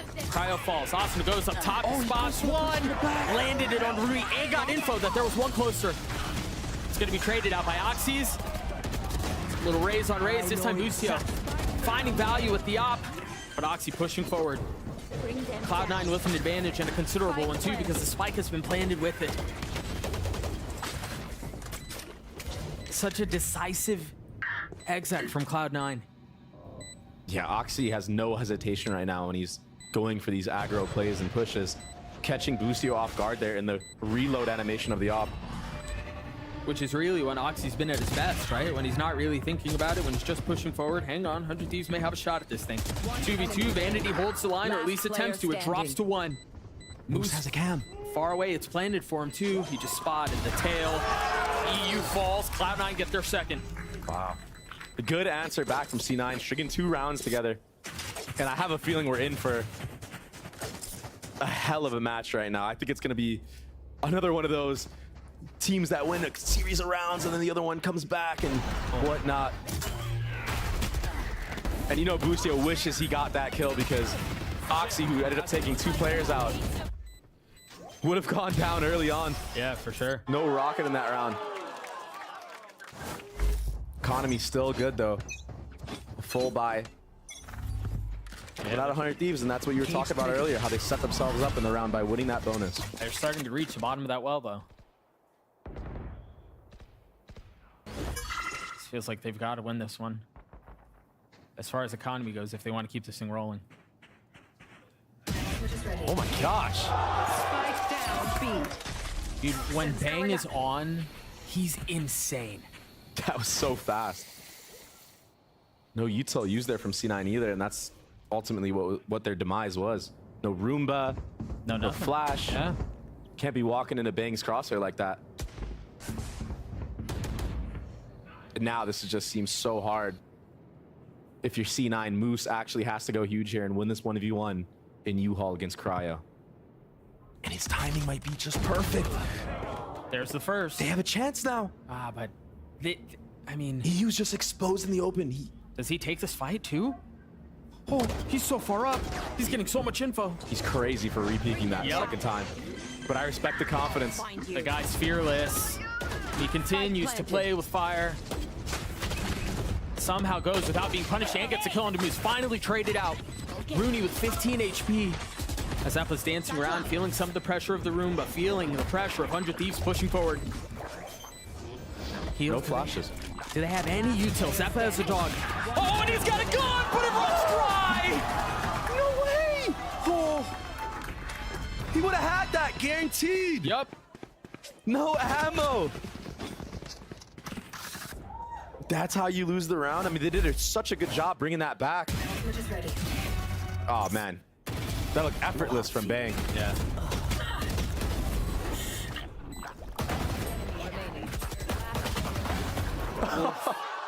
So close. The desk was talking about Moose, about how he's been so good on this roster since joining. And it's because of things like that. His team was down in a 3v5 and he knows that he needs to make a play. Has that lurk in short. Takes the 1v1, wins it cleanly. That's what gave them all the space to almost bring back that round. Yeah, I mean, if it's not for Zeppa's clipping empty, they probably do. Yeah. And Amy right now is probably telling his team of C9, all right, the contact walk-in plays aren't working that much. Maybe we should change something up. Use a little bit more utility to set up Oxy and enable him a bit more.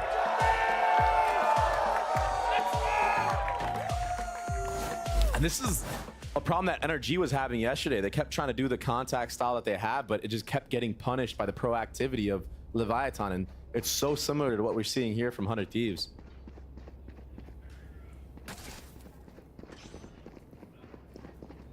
3-round lead for the defensive side. A couple of ults to work with, and a light buy for Cloud9.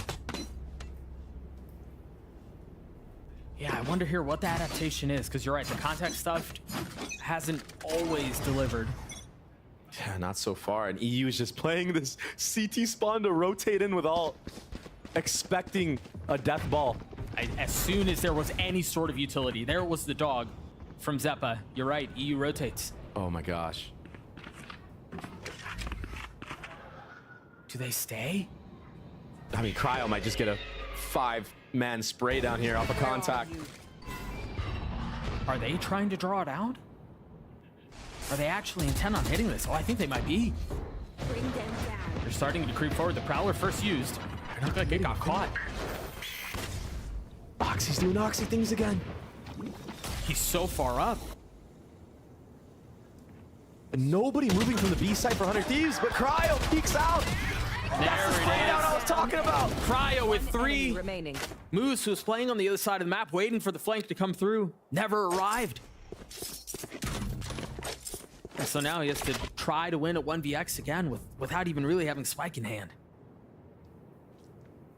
It's hard to say for Oxy what he was dialed on. Maybe he was worried about somebody being in that shower area again because he got punished in that previous round that we saw when he was entering onto the site. So I think he wasn't trained on that U-Haul peak from Cryo because he was worried about somebody being in there. Oh, it's so tough. It was a big gap. Yeah, it's so tough too. Like Boosty could have flashed out of it. EU could have dogged out of it and then fought. Like those brim smokes are great for providing some cover, but there's nothing really to impede them from swinging.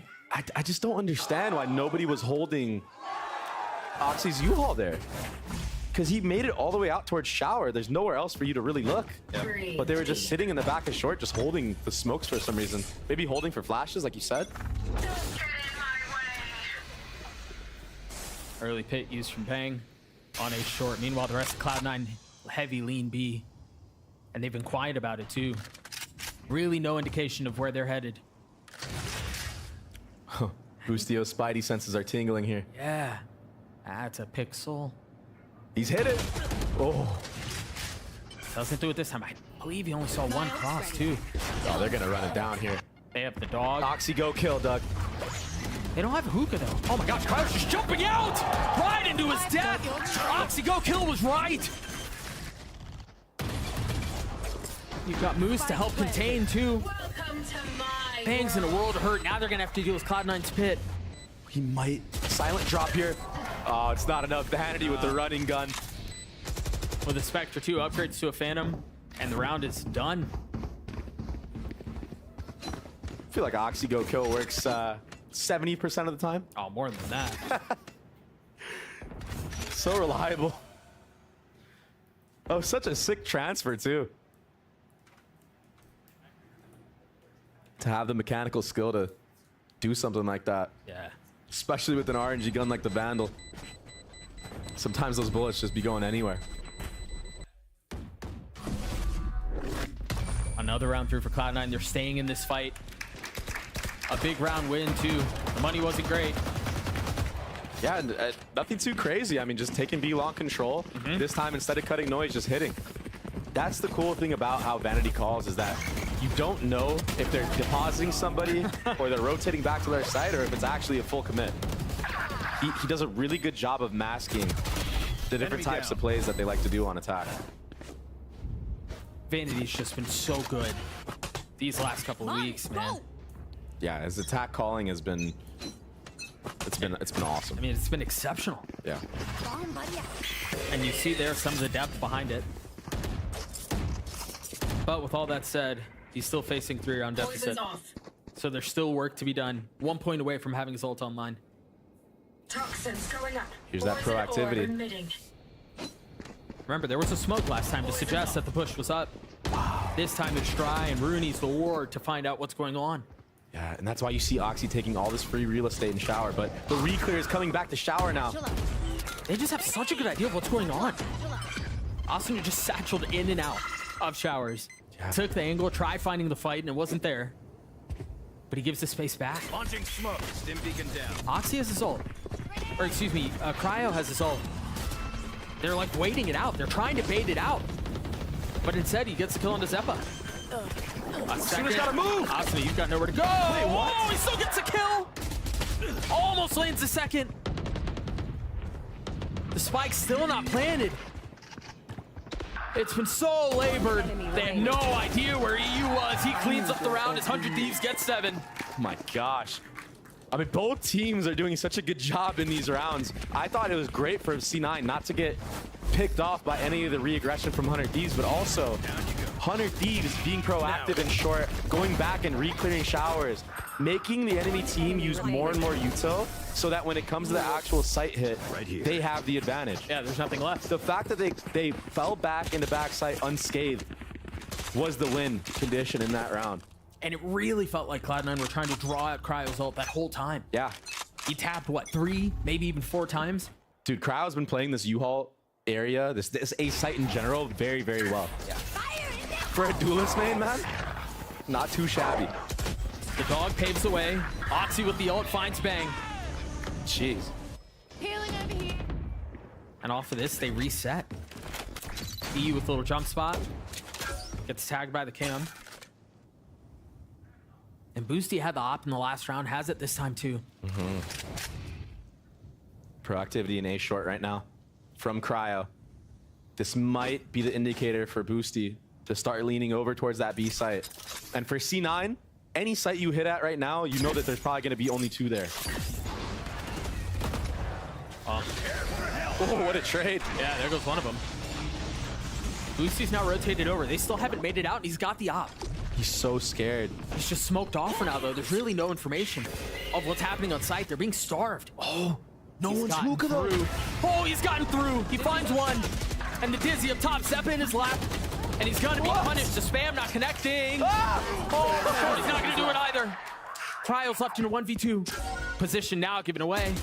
He's guessing, trying to find where the challenge will come from. Anyone who dares swing a moose falls. Zeppa left alone, and he's gonna clutch it out for Cloud9. A 3K as Cloud9 get 4. Wow. That got scary for Cloud9 for a second. That got terrifying. Boosty was actually so scared to walk through that smoke because there could have been a guy in hookah holding him, right? But he understands he has to take that gamble if they want any chance of winning the round. And it got really close. Good from Zeppa there to close this round out because Cryo, who's been on a heater, I felt like one more bullet would have been right on target. Yes. Last round of the half. Cloud9 looking to get their 5th light armor on a couple of members. And the ults again, favoring 100 Thieves. Asuna's one away from his. Cryo has his online. Poison orb emitting. Bang feeling the pressure, gives the space up.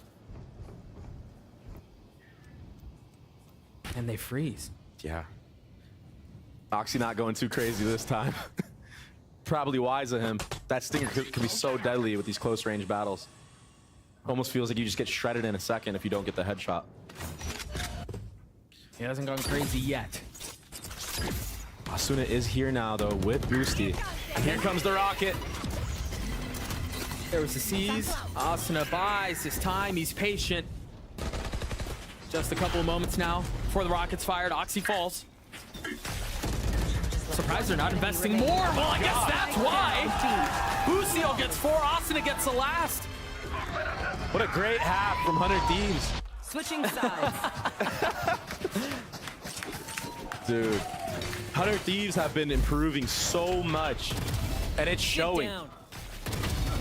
I mean, they're taking these fights together. 3 players. Flawless.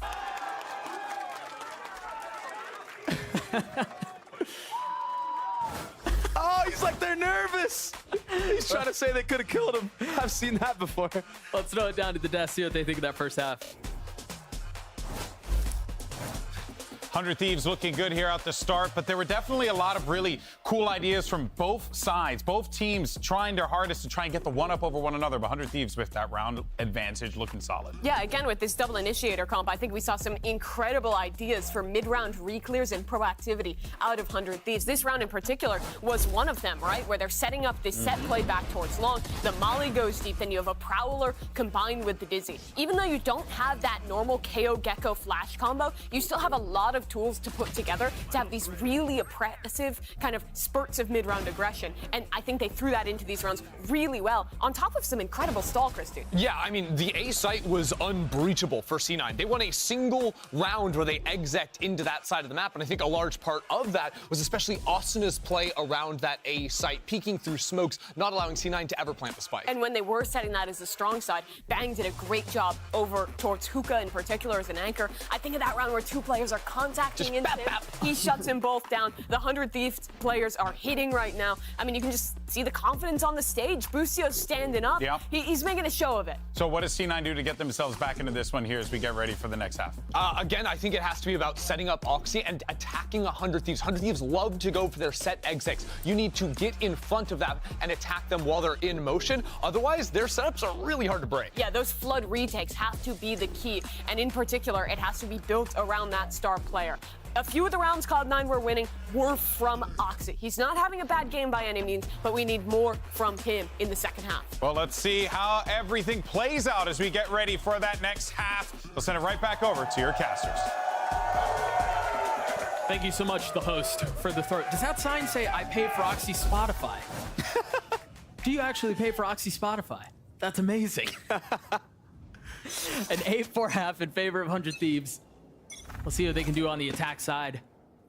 Yeah, and this 100 Thieves comp on attack, it's so annoying to hold sights against. So I think C9 is going to have to be really, really proactive against it, because that Fade util, that Gecko Molly, the Viper Mollies, the Raisonade, everything that comes out on these executes for the comp, it's like you can't even play in the site at all.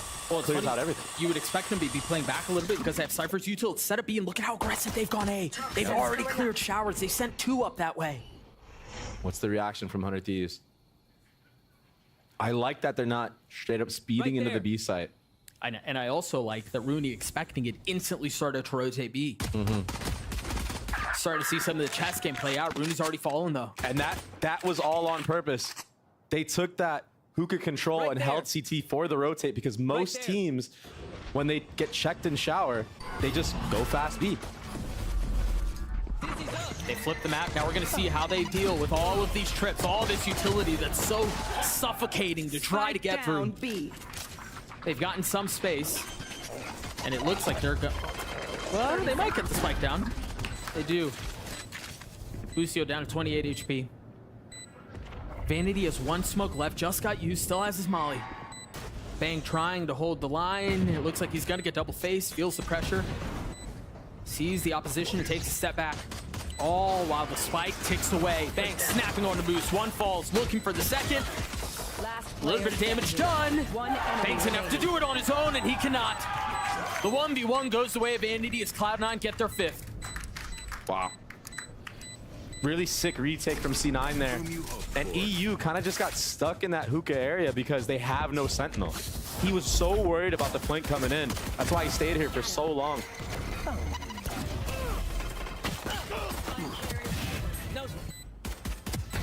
Nice shots. Very steady. Yeah. He has to jump out of a smoke drive because his teammates were just getting flooded on the site. Right.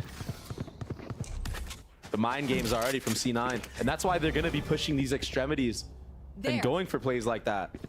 Because they understand that if no one checks them on that, they have all that free space and they can make a better read on the round. Now keep an eye on, I want to really keep an eye on what Boost is doing with his utility round after round. Remember in the previous round, he had those crazy trips B. This round has rotated over to A. He's got the cam and the 2 trips set up too. And a judge. And a judge, you're right. This is not something you see very often out of teams buying all deagles. 3 deagles in the round. They're probably going to have light armor unless they can get the bomb down. Yeah. I do think that's how this, yeah, man, I really feel like that's how this half is going to be decided. If 100 Thieves can figure out how to get past the Cypher util, they've got a shot at it. But if Moose continues to run circles around him, he chooses to swing that free fire with the classic. This could get ugly. Yeah. A flawless round for Cloud9. And you know what? Daznert is somewhere out there watching this, very proud of what Moose just did. Double trip, judge setup. I mean, that just proves it, no? Daznert is VCT ready. Yeah, must be. Thing is, they have some util to try to find these two and then kind of play the map out. Boostio's got to get a good read on what Moose is doing, where his setups have been. They changed it up again. Yeah, and that's what makes it so difficult, right? If the objective is to find where Moose and his setups are and then kind of play around it, it becomes borderline impossible. And the crazy thing is he has his cam on A, so it's masking it even further. Yeah. If 100 Thieves decide to pop their Viper wall up and he just shows that he shoots his camera through the Viper wall, and 100 Thieves see that, they're going to think that he's playing that A site again. Right. And that might funnel them into this hookah control. So the mind game's being played like crazy right now.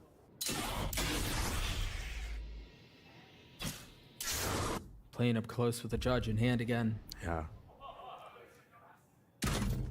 And lo and behold, they may rotate that way. Flash in the hands of Zeppa. Really nothing to contact it. It's a pop flash off of somebody top site. Oh yeah, it is. It's off for Rooney, isn't it? And he lands the shots onto Boosty. He's too good at holding angles. And they're about to find out the tricks are here. He gets caught. But he's alive. That's because there was no way for him for Moose to swing out from hookah, but he holds his space. They have to understand that he's here. They're guessing where could he possibly be.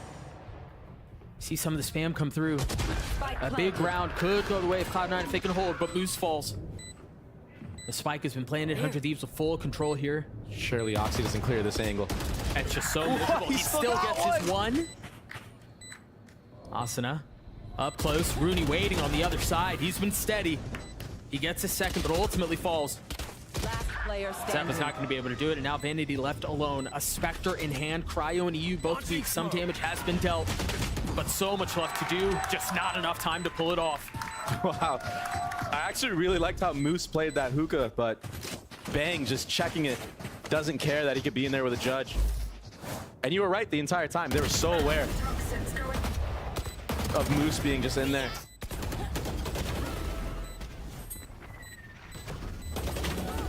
Just a really good post plant from 100 Thieves after they got the advantage on the site. Yeah, 1000%. Having each other's backs, And then in remember, and out. that was off of Rooney getting the opener. Yeah. That was a 4v5. So into the next we go. You mentioned it, a smattering of light armor across both teams. And a slow round for 100 Thieves. So convinced that there's going to be pressure showers. Look at where you is on the minimap. Yeah, and it's a little headshot angle, a little head glitch. But the double trips on short. It's the counter Asuna from entering in. But he's not even near that side of the map. Not yet. That's the thing, with where the spike is now, 100 Thieves are doing a really good job of leaving all options available. Yeah. And when you play this slow on the attacking side, it really puts doubt in the defenders. Yeah, and sometimes they'll make a mistake trying to expose themselves for info. They did just get a little bit though. Zeppa's dog just jiggled down B long. So they know there's some presence.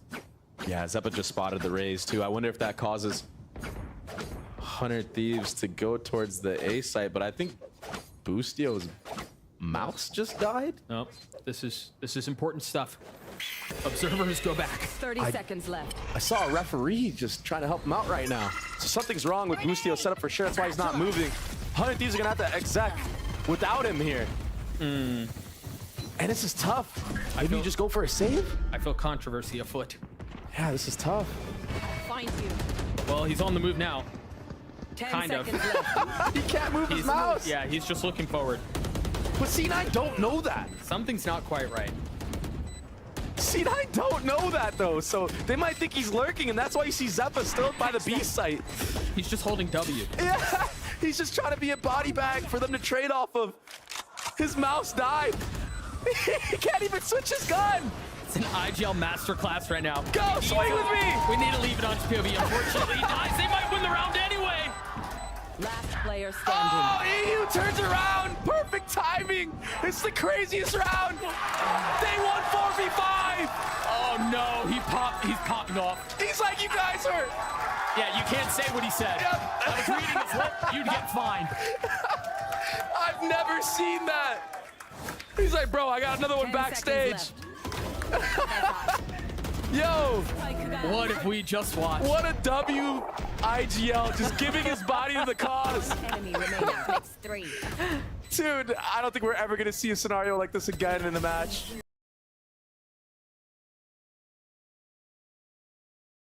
Watching Boostio define the meta before our very eyes. Oh my god. The reactions from the players, even now, they can't believe it.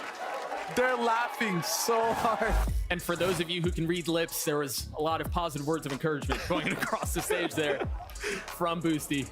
That's crazy, man. I mean, that was one of the rounds. That was one of the wildest rounds of all time. I love how we're just watching him just with his knife out. It's not stopping at all. Yep. Right. It's okay. We got the officials to check him PC.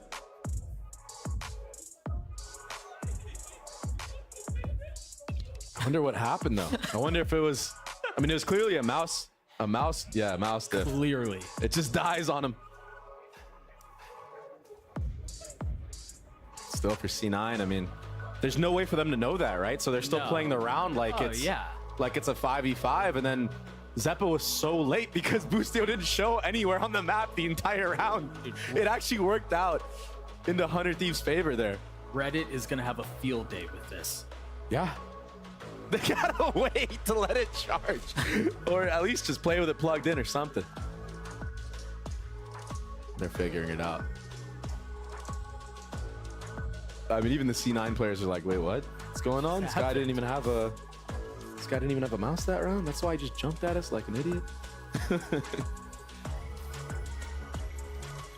He was kind of shaking his head right now. I wonder what they're saying to him. Yeah, hopefully we get some info here real soon on what's going on. I think we've deduced that the mouse died. Yeah. But are we going to replace the mouse? Is he playing with it plugged in? It's probably going to have to pull a Demon 1 and play with it plugged in. Honestly, but I mean, if he can win rounds without a mouse, I mean, I don't think he's worried about plugged in it being plugged in or not. Yeah. I mean, geez. Bit of a slow start for C9. But still a very competitive game. I mean, 10-6 it's nothing to be too worried about, but I mean, this next round, the money's not looking too good for C9, and it could snowball out of control. I feel like lately we've been seeing these teams that they just get on a streak and they just take the games away. Yeah, they just go hot. This was the play of the round, by the way. Oh man.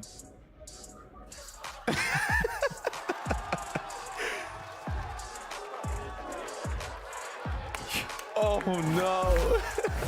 Again, what he said there was, you're all lovely players on the other side of the stage. They said you guys are all very, very good. You played a great round. Yeah, exactly. To the other team. That's what it was. Yep. Definitely. Jokes aside, though, I was actually thinking about this earlier today. Oh, it's the Cloud9 timeout right after that. Little pause. Yeah. I was thinking about this earlier today, actually. Getting used to playing with a wireless mouse and then switching to a wired one, it's really annoying. It sucks. Yeah. I mean, like, ever since I switched to wireless, I can't go back to wired. It does not feel good. I was messing around with a wired mouse earlier today, and it was just miserable. Having to worry about where the cord is and it getting in the way. Yeah. But again, as you so eloquently put, if he can win a round without a mouse, surely a wired mouse shouldn't be an issue. Yeah, what do you think Zix is saying in this situation? I don't even know, man. Keep doing what you guys are doing is probably what he's saying. They haven't really had to do that much in terms of like intricacy in the rounds. They're just playing a style where on the anti-ecos, they just play back and wait. If you look here, every single player on the side of 100 Thieves is one away from having their ult online. And that's why you see this deep trip into showers from Moose. Try to get that early info if they decide to grab that orb. But the guns are just not there for C9 to really punish much of anything. If they can manage to scrap a couple kills, that could be an opening for Oxy to pop his ult and maybe secure the round win, and that would be huge. Oh, it'd be massive. If they can steal this round away,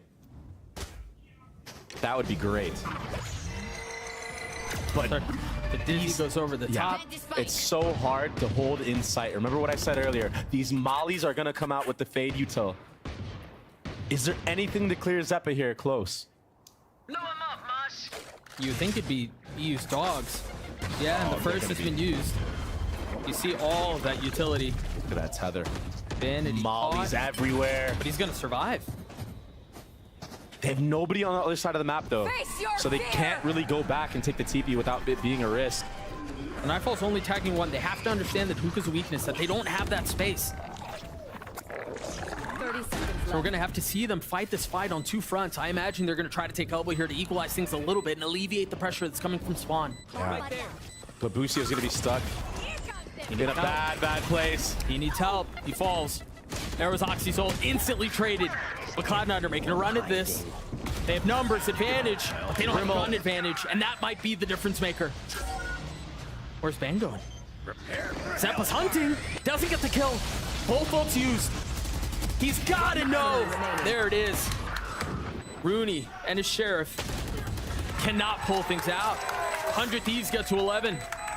Yeah, and you set that up perfectly. Once that fade ult came through and they realized it only tagged one person, and it tagged them that late, they understood that there was nobody actually on the site, and that they're probably stuck in Hookah, and that causes Cryo to smoke off Hookah, and they just play their gun advantage. They knew that C9 didn't have any rifles going into this round.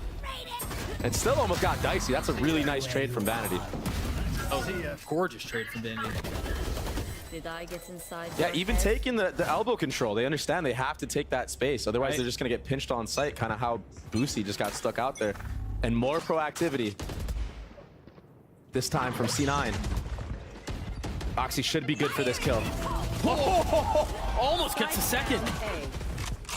But Vanity's able to help. Great trades. EU took showers on his own.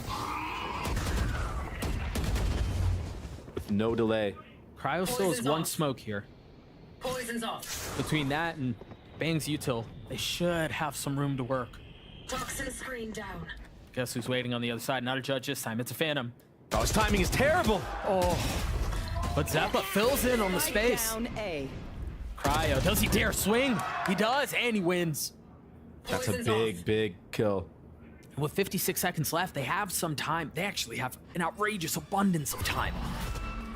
The thing is, Cryo's already in U-Haul. Do they feel like they're committed to this? They don't really have a choice. Rooney finds a space, finds a timing, almost snaps. He hears onto two. Cryo too, but somehow Cryo gets away. Cam is still here though, and Trips. That's such a miserable feeling. Oh, he's about to get tagged as well. It's just gonna be straight up aim duels from this point on. And they know where he is. Cam wins the first duel. Oh, he's gonna run into the Trip. No way! Holy smokes, Cryo!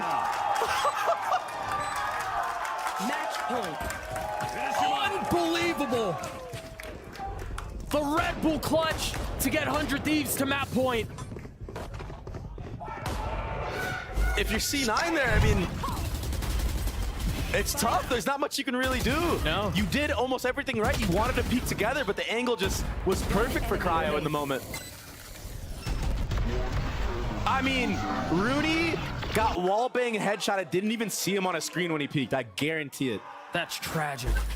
What can you do about that? There's nothing you can do about that. No. And before you even have really any sort of moment to think about it, we're right into the next. 100 Thieves are already investing a ton of util. Dude, that is such a cool. Oh, he's really far up. Hello. B-long default. As I say that, Moose does the funny again on short. And that Trip did not get broken. No. He might do it again. Oh, he's gonna get so much info off of this. 1, 2 spotted. Yeah. In 4K. Look at this. Somebody peek the guy top truck, please. Dude, this is one of the silliest games I think I've ever seen. Oh, now he drops. And then Vanity dies like that. Right there. Boosty with 14 HP commits to getting the spike down. Cloud9 with numbers and health to try to fight this thing, but the judge from a distance will not do that. Oxy tries to find high ground, gives it right back. And Zeppa's on the flank. He's gonna find the timing too. But 2v3 quickly turns into a 2v2, and remember, Boosty's so weak. What? But it's just not enough. Can Zeppa do it on his own? Finds the first. Asuna patiently waiting as the spike ticks away. Time of 8 in Cloud9. Zeppa has to take the fight, finds it, and he's gonna get the defuse. Wow. Very well played. Boosty getting a little too ahead of himself there, feeling it a little bit too much. Had they just played the bomb, made Zeppa come a little bit closer, maybe double swing off the top, you secure the win there. Why give free 1v1s and give a team like C9 the chance to come back? We've seen how crazy C9 can be when they get the momentum that they need. But I really like how 100 Thieves have cooked up on this comp, especially on that round. They had a Gecko Molly that cleared out all of Octagon while EU is pressuring B long, and then they're taking hookah control as well with the Gecko Flash and the Dizzy. It was really cool. For 100 Thieves here, just one weapon in the hands of Asuna. Cryo has a shorty. I mean, they're really digging deep on this one. He still somehow gets a kill. He's already back sight. They don't have showers control, at least not yet. They're investing the pit on this. They're convinced they can win it. They've gotten the spike down. And he's gunning for more.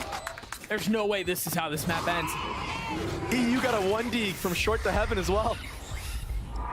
Actually, given how this map has gone, this would be fitting. Yeah, it just seems like everything is leading the way of 100 Thieves winning this map for sure. Oxy's getting wrapped. He's the last one alive. Asuna cleans him up. 13-7 in favor of 100 Thieves. Jeez. I mean, how do you break that down?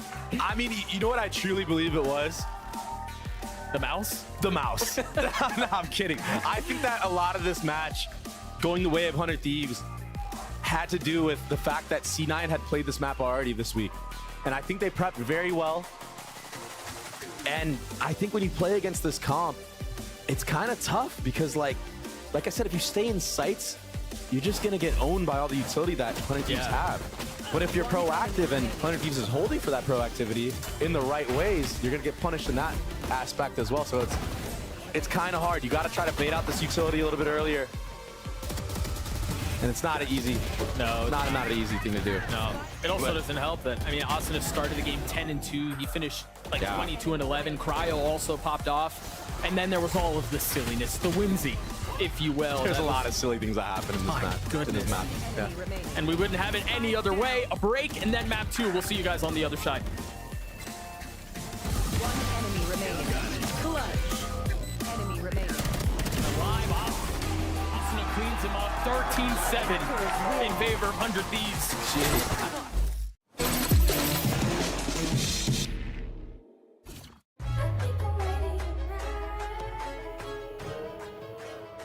Hey guys, it's Jimmy Lin. In this series, I'm going to walk you through attack on Pearl. Watch out for the stairs, clear this angle. You're going to be able to fight this.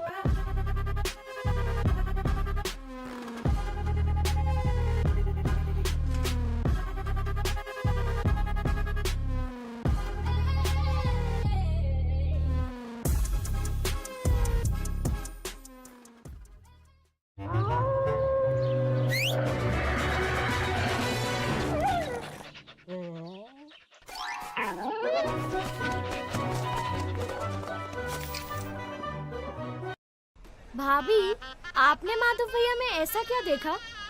इनकी hair style जब इनको पहली बार देखा था ना, तब भी decide कर लिया था कि शादी करूंगी तो इन्हीं से करूंगी, वरना करूंगी ही नहीं।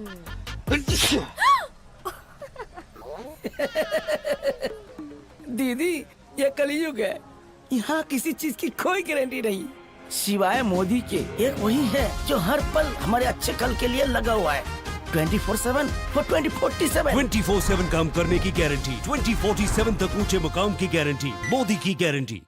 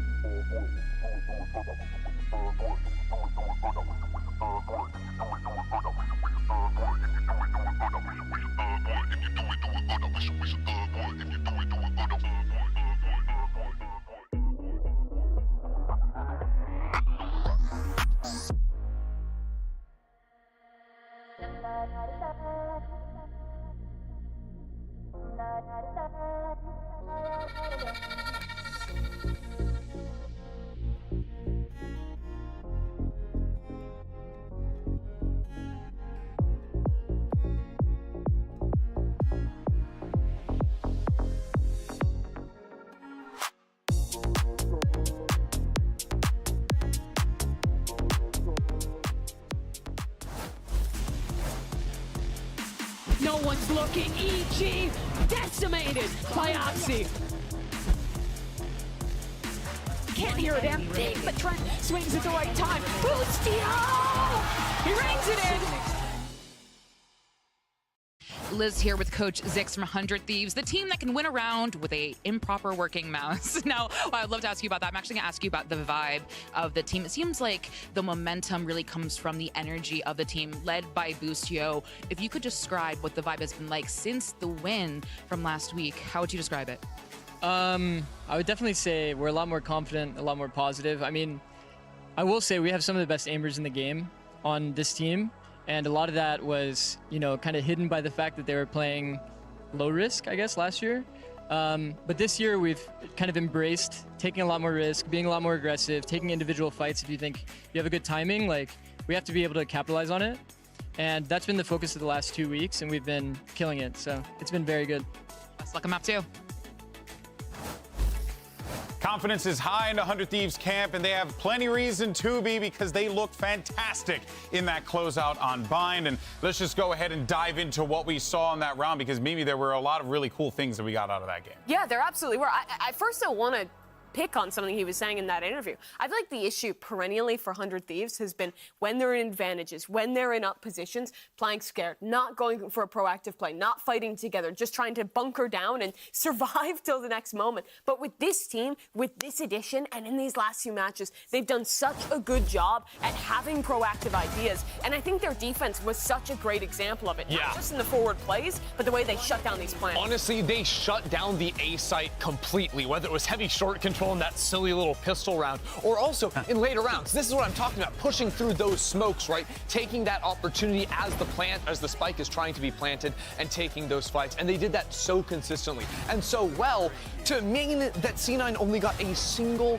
A exit to work in their favor the entire first half. Yeah, it was wild to watch. That being said, they also did such a phenomenal job towards that long B. They were really, really great at denying that information or at least punishing them. We saw a lot of the time Boostio holding those small pixel angles and almost always getting one kill for free. So a lot of these things are what denied C9 from getting anywhere near sites. And I think it just goes to show, like, when it comes to this league, you never know what you're going to get here. Every single time these teams come onto the stage to show us something new, they show us how much further they have come since the beginning of the season, Mimi, and it has been impressive to see 100 Thieves turn around like this. Yeah, I mean, this was a great match out of them. 13-7, honestly, a pretty dominant game in the end. Most of Cloud9's round wins were coming from, in particular, that first half, when they got these late round plays, when they could get into usually that B site, and Oxy was pushing forward in the post and stopping 100 Thieves from being proactive. Yeah, if they went towards the B site and there wasn't an early pick gotten on a forward, like, pixel angle, like you were talking about, Athena, then it was C9 usually having a good exec, Oxy finding a 3K, something like that. But 100 Thieves did not leave that many opportunities for C9 to take advantage of. Yeah, which I find to be quite fascinating funny when you guys were talking about the differences between these two teams, the drilled perspective of 100 Thieves versus the more, out there style of Cloud9. But it was great, Mimi, I think, to see this 100 Thieves team really just try their absolute damnedest to just shut them down and not let them have that freedom on the map. And they're the first team I've watched this season that have done a good job of consistently shutting down those aggressive plays, those risks Cloud9 is taking, and that's exactly what you need to do to beat this team. But that was also on the 100 Thieves' best map. Very true. In Bind, right? And now we are going over into a couple of Jet powerhouse maps. They've lost 4 map ones in a row. Cloud9 doesn't win these. It doesn't matter. They're comeback kings. So the narrative not too fraudulent then, huh? Although this time it was actually 100 Thieves map pick. Usually it's been C9 losing their own map pick. So you're ruining the narrative. Context matters, Mimi. Words don't mean things. Let's go to some words that do mean things. And let's hear what our Cloud9 coach has to say as we get ready. What does it mean? Liz here with Coach Immy of Cloud9. Now, Immy, we were just talking about this. I've never spoken to you after a map win, always a map loss. Again, we are here at a map loss. At what point as a coach do we say enough is enough, we have to win map 1? We don't have to win map 1. It would make things easier. Problem is, every other map 1 that we've lost, it's been like, okay, we've played okay. It's fine. We've played like ourselves. Today, it was like, it's like I've been teleported back in time and I'm back in lock-in. We're passive, we're not trading each other. But I think we'll be fine. Like, we're used to losing map 1. Shrug it off, go next. Well, best of luck. Teleported back to lock-in. Dude, they're not going to be fine if they teleported back to lock-in. We're back in Sao Paulo, everyone. Let's rock and roll. I think he meant kickoff. I think he meant kickoff. He wasn't coaching at lock-in. I know, but I just love the thought of us transporting back to lock-in. Oh, boy. Cloud9 was not good at lock-in. Yeah. All right, well, Remember Cloud9 Yay? That was when Vanity was on Stop. It was a short run. It was a short run. It was a short run. But the thing is, though, is hearing, Coach Immy mention that about, like, it would make our lives easier, but I just felt like I was being teleported back to kickoff, let's just say, to help him out there. Those are bold things to say there, right? Because that means that, the cage has been rattled a little bit, Athena. Yeah, it's always concerning when you hear that, especially from your coach. It means there's a lot of protocols and a lot of fundamental issues that they have been having. And you can kind of tell when you watch the game that they weren't necessarily that opening team that was able to find the cracks within the gameplay and kind of take advantage of that. For me, I just hope that they can keep their confidence up because I don't think they played necessarily that bad. I just think 100 Thieves played really good. Yeah, and that, I think, is a perfectly fair takeaway. But we're getting ready for map 2. And, we're going to be seeing some more Jet action here, which means we get Oxy back and a role ender that is going to be, a little bit more favorable to him here. And you could see him really cook on this agent, potentially. Yeah, I mean, he's definitely going to look strong on the Jet. He always does. I also think in terms of, like, how this map plays out, 100 Thieves don't get to play a comp that's, like, heavy about the execs. Like, there's only so many comps you can actually play on Ascent. So I think this is a map that plays a lot more standardly across the board, and that's something where, again, you're always going to see a heavy emphasis on your Jet, on your Do you think standard favors C9 or 100 Thieves? I think it favors C9 because I think 100 Thieves do super well when they have tons of utility. Like that comp that they're playing on Bind, every single agent in that roster has some form of like aggressive mid-range utility that you can use to flush out smokes, flush out corners, to jump into a site. On this map, you're playing, you're going to be playing a Killjoy, which doesn't really have that, an Omen, which has a Paranoia at the max, you know what I mean?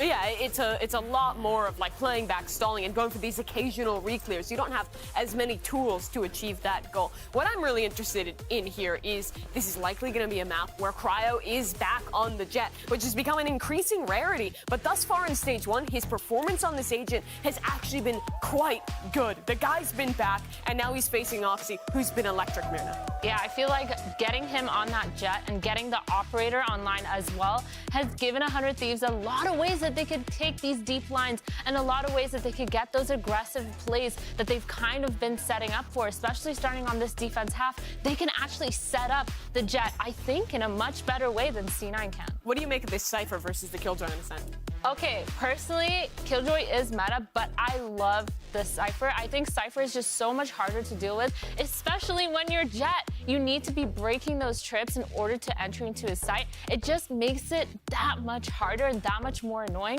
and you need to waste so much more util trying to get it. Yeah, also it's the Moose Cypher, and Moose is sick on the pick. Yeah, I mean, look, if there's one thing we know about the way that Moose likes to play this, you know, he's most definitely going to be an X factor in this one. It's now time to get ready for map 2. We're going to send it back over to your casters, and the good news is that the Buddy Cop movie has been greenlit. Doug, Baby Bay, congratulations, guys. You're going to Hollywood.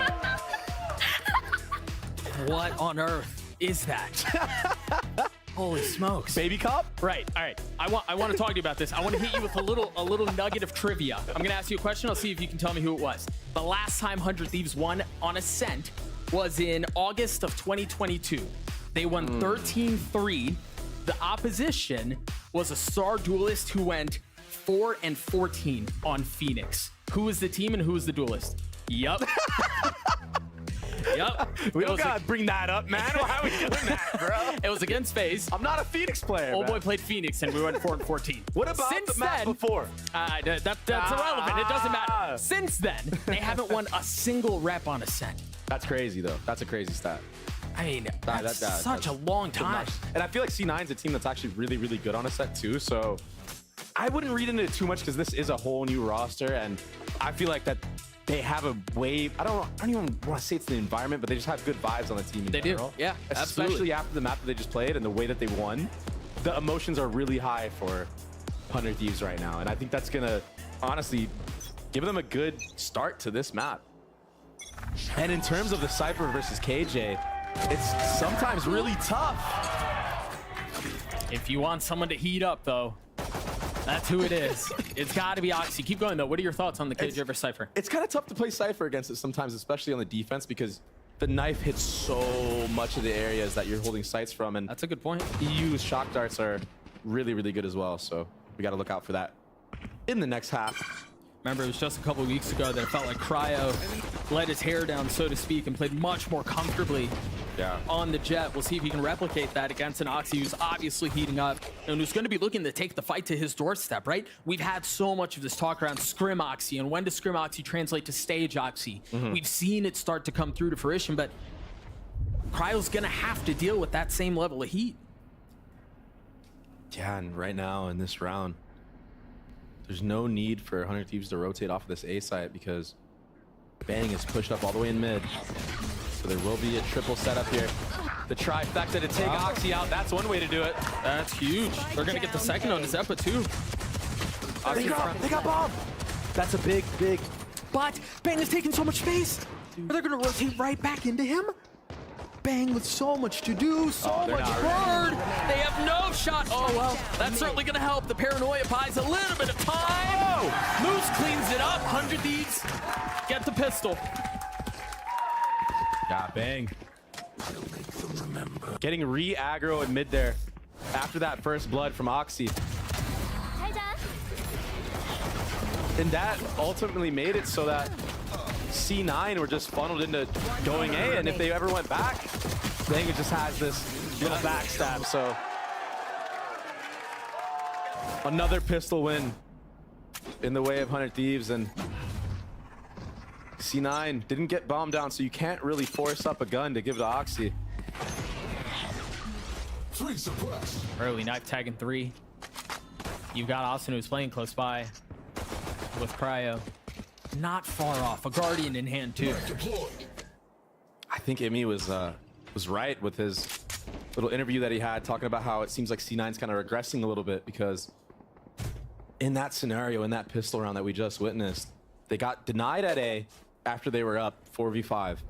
But the problem is nobody went back to clear out anything of mid or the B side of the map. So, I mean, 100 Thieves is good of them to get pushed up in those areas and just lock them in.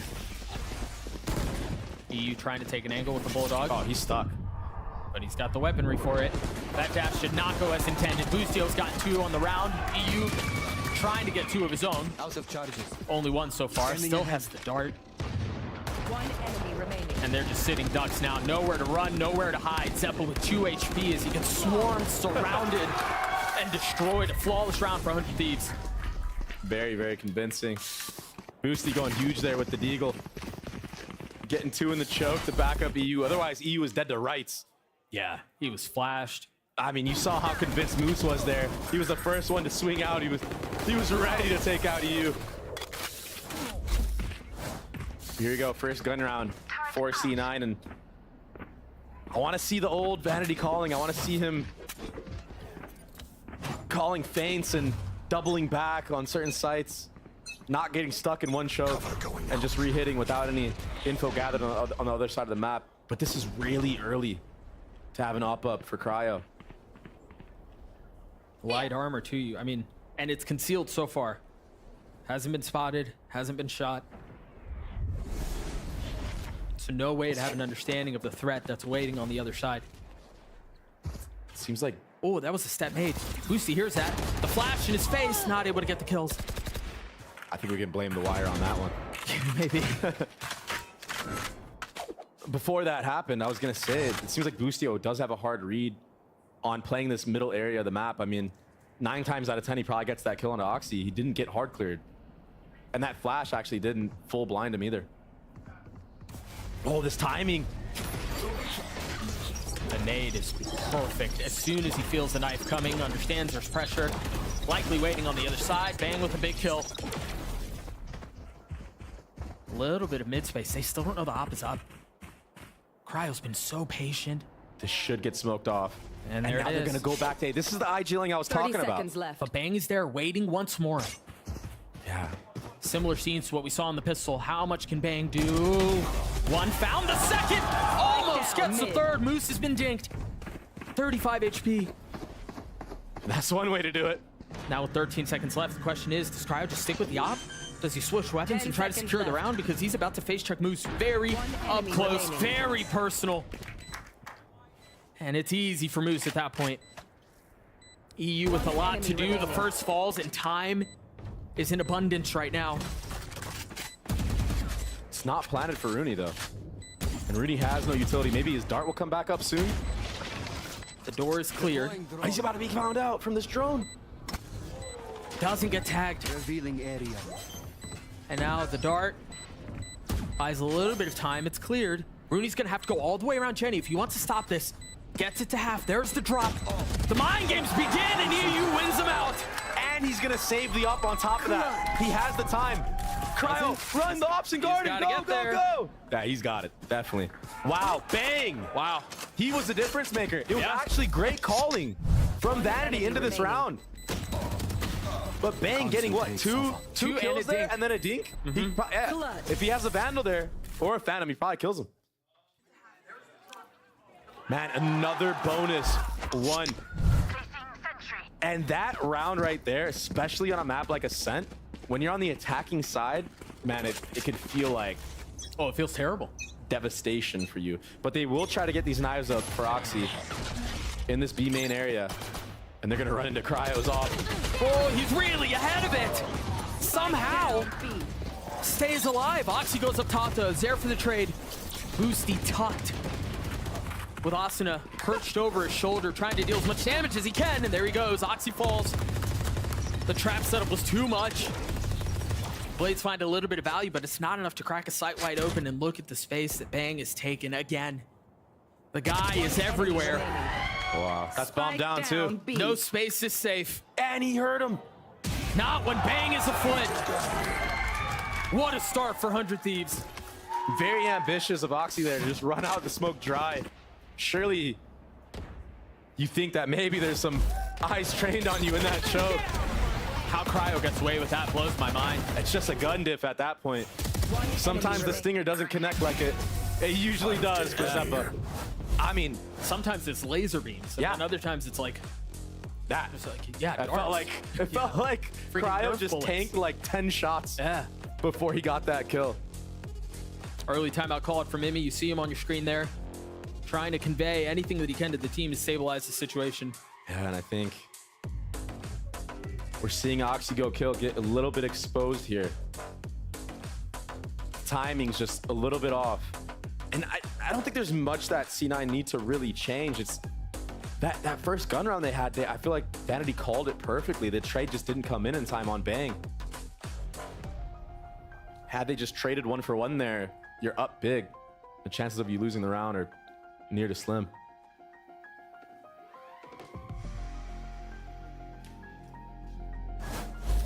Back into the action we go. You see the buy on your screens. They've got armor, full weaponry, and utility to play with. So we'll see what they can do on this attack side. You're still going to have to figure out how you nullify the op in the hands of Cryo. Bang is on a proper heater right now, too. Yeah, I know what it's like to play against him on the safe side. It's not fun, especially when he's on fire with that Phantom. He's such a good anchor. Right now, you're going to see a wine knife on this A side of the map, and he's already leaning B. This is El Clasico B rush. Oh, he's flat. She has to give the space back. Now the dash has been used. Oxy with no real way to go forward. Deploying drone.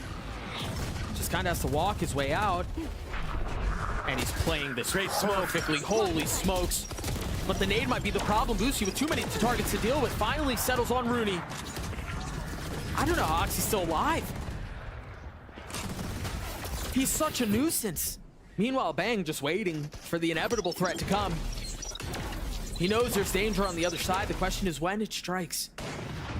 Cutting of the noise is massive. Oxy still causing problems. Cryo takes matters into his own hands. Shoves the shorty down into Oxy and just obliterates Cloud9. Cryo with the op, man. He's too good. Defensive opping god. I mean, Oxy did such a good job here. He really played that as best as he could. Was constantly a problem. You were the best!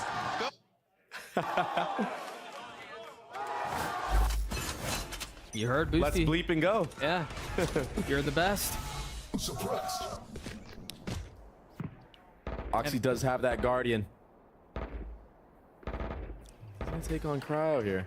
Up close, not gonna connect. But again, he considers going in. A shorty, he dashes into his lap! Getting the best of Oxy once more. In identical fashion, no less. And you saw C9 tried to set him up there. They gave him the utility. Yeah. The crowd disrespecting all of that. Fighting fire with fire. What a weird leg shot there, but Eyes down. Pops the knives, drops, moves. He's feeling it. I think we've had so many conversations around Cryo as a duelist and his style and how he delivers when he needs to. Enemy remaining. Spike When the down team mid. needs him to. Jeez. Right? Is he going to continue to be the type of Jet who holds the lane, who locks things down, or is he going to be aggressive and take space? And again, that's been the conversation around Cryo this entire stage. We've seen him get more and more comfortable. Those two plays, particularly the one in the previous round where he pops the shorty, goes into the smoke, that's a loose Cryo. Left. That's a comfortable Cryo. Honestly, that's a Baby Bay type play. Yeah. And you are playing this character that has so much ability to just get in, get out really fast and really punish players that are trying to, you know, walk into your sights or even just walk into certain space. And he's playing it perfectly right now. I like the Cryo that plays aggressive. I like that he does this because he has the mechanical skill to back it up. He's always had that. I think, you know, Chamber... What is that? Why does Jet's neck look like that, bruh? That was creepy, man. Stuff nightmares made out of. Uncanny Valley right there. That was very interesting. But yeah, like he has the mechanical skill to make plays and go for it. I'm happy that now, even on the defensive side, he's going for that cap peek and staying and holding with the shorty. Well, I think the other thing too is that's a Cryo that people have been demanding. They've been begging for years now. And it's arriving at just the right time. Oxy, though, no slouch, no stranger to playing aggressively, to taking space. And look, he's already creeping up into hell. Bang waiting on the other side, spams onto him. He was lit up like a tree. It's all onto Moose. One enemy remaining. The potential for this to get out of hand very quickly. Some might argue it already has. 7-0 for 100 Thieves. Nothing working for C9 right now. Yes. Good. Opting now to just go into full rushes on the site. Maybe a little bit of frustration on that side. Cryo still hot in this entire map, series, and Bang. Ultimately, the deciding factor there, in my opinion. He got that smoke off in time before the KO ult was able to hit him, and he's just able to delay back there. And yeah, if you're C9, you know he's back there, but are you gonna risk your life pushing all the way through that smoke? And this feels like, I know it's early, he's what, 10-1 right now? What is this snowball from Rooney? Looking to get a tag, try to clear some info out. Asuna's up close, a flash in his face. Whoa! Oh boy, throw that thing in reverse. Oh, Bang! They're trying to split and Bang does it again! One enemy remaining. He's already gotten 2 on the round! Jeez. An 8-0 start for 100 Thieves. I was gonna say this before all of that mess happened. This feels like a Bang who's currently 12-1 right now, who felt like the Bang who really took the world by storm when 100 Thieves was on their LCQ run. Where he was an anchor on A, bro. and he was locking the site down and getting multi-kill after multi-kill, and it really felt like we saw Bang really show up and really come into his own, and we've seen hints of that. Since then, this isn't a hint, this is the whole freaking thing. Bang's playing out of his mind right now.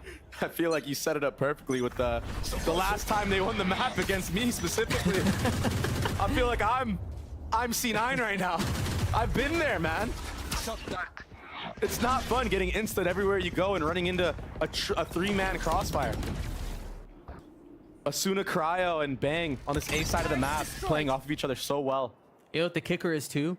The last time they won, you know, that 2022 or whatever, Bang went 27-11. I know, bro. On Omen. He's doing it again. You're preaching, brother.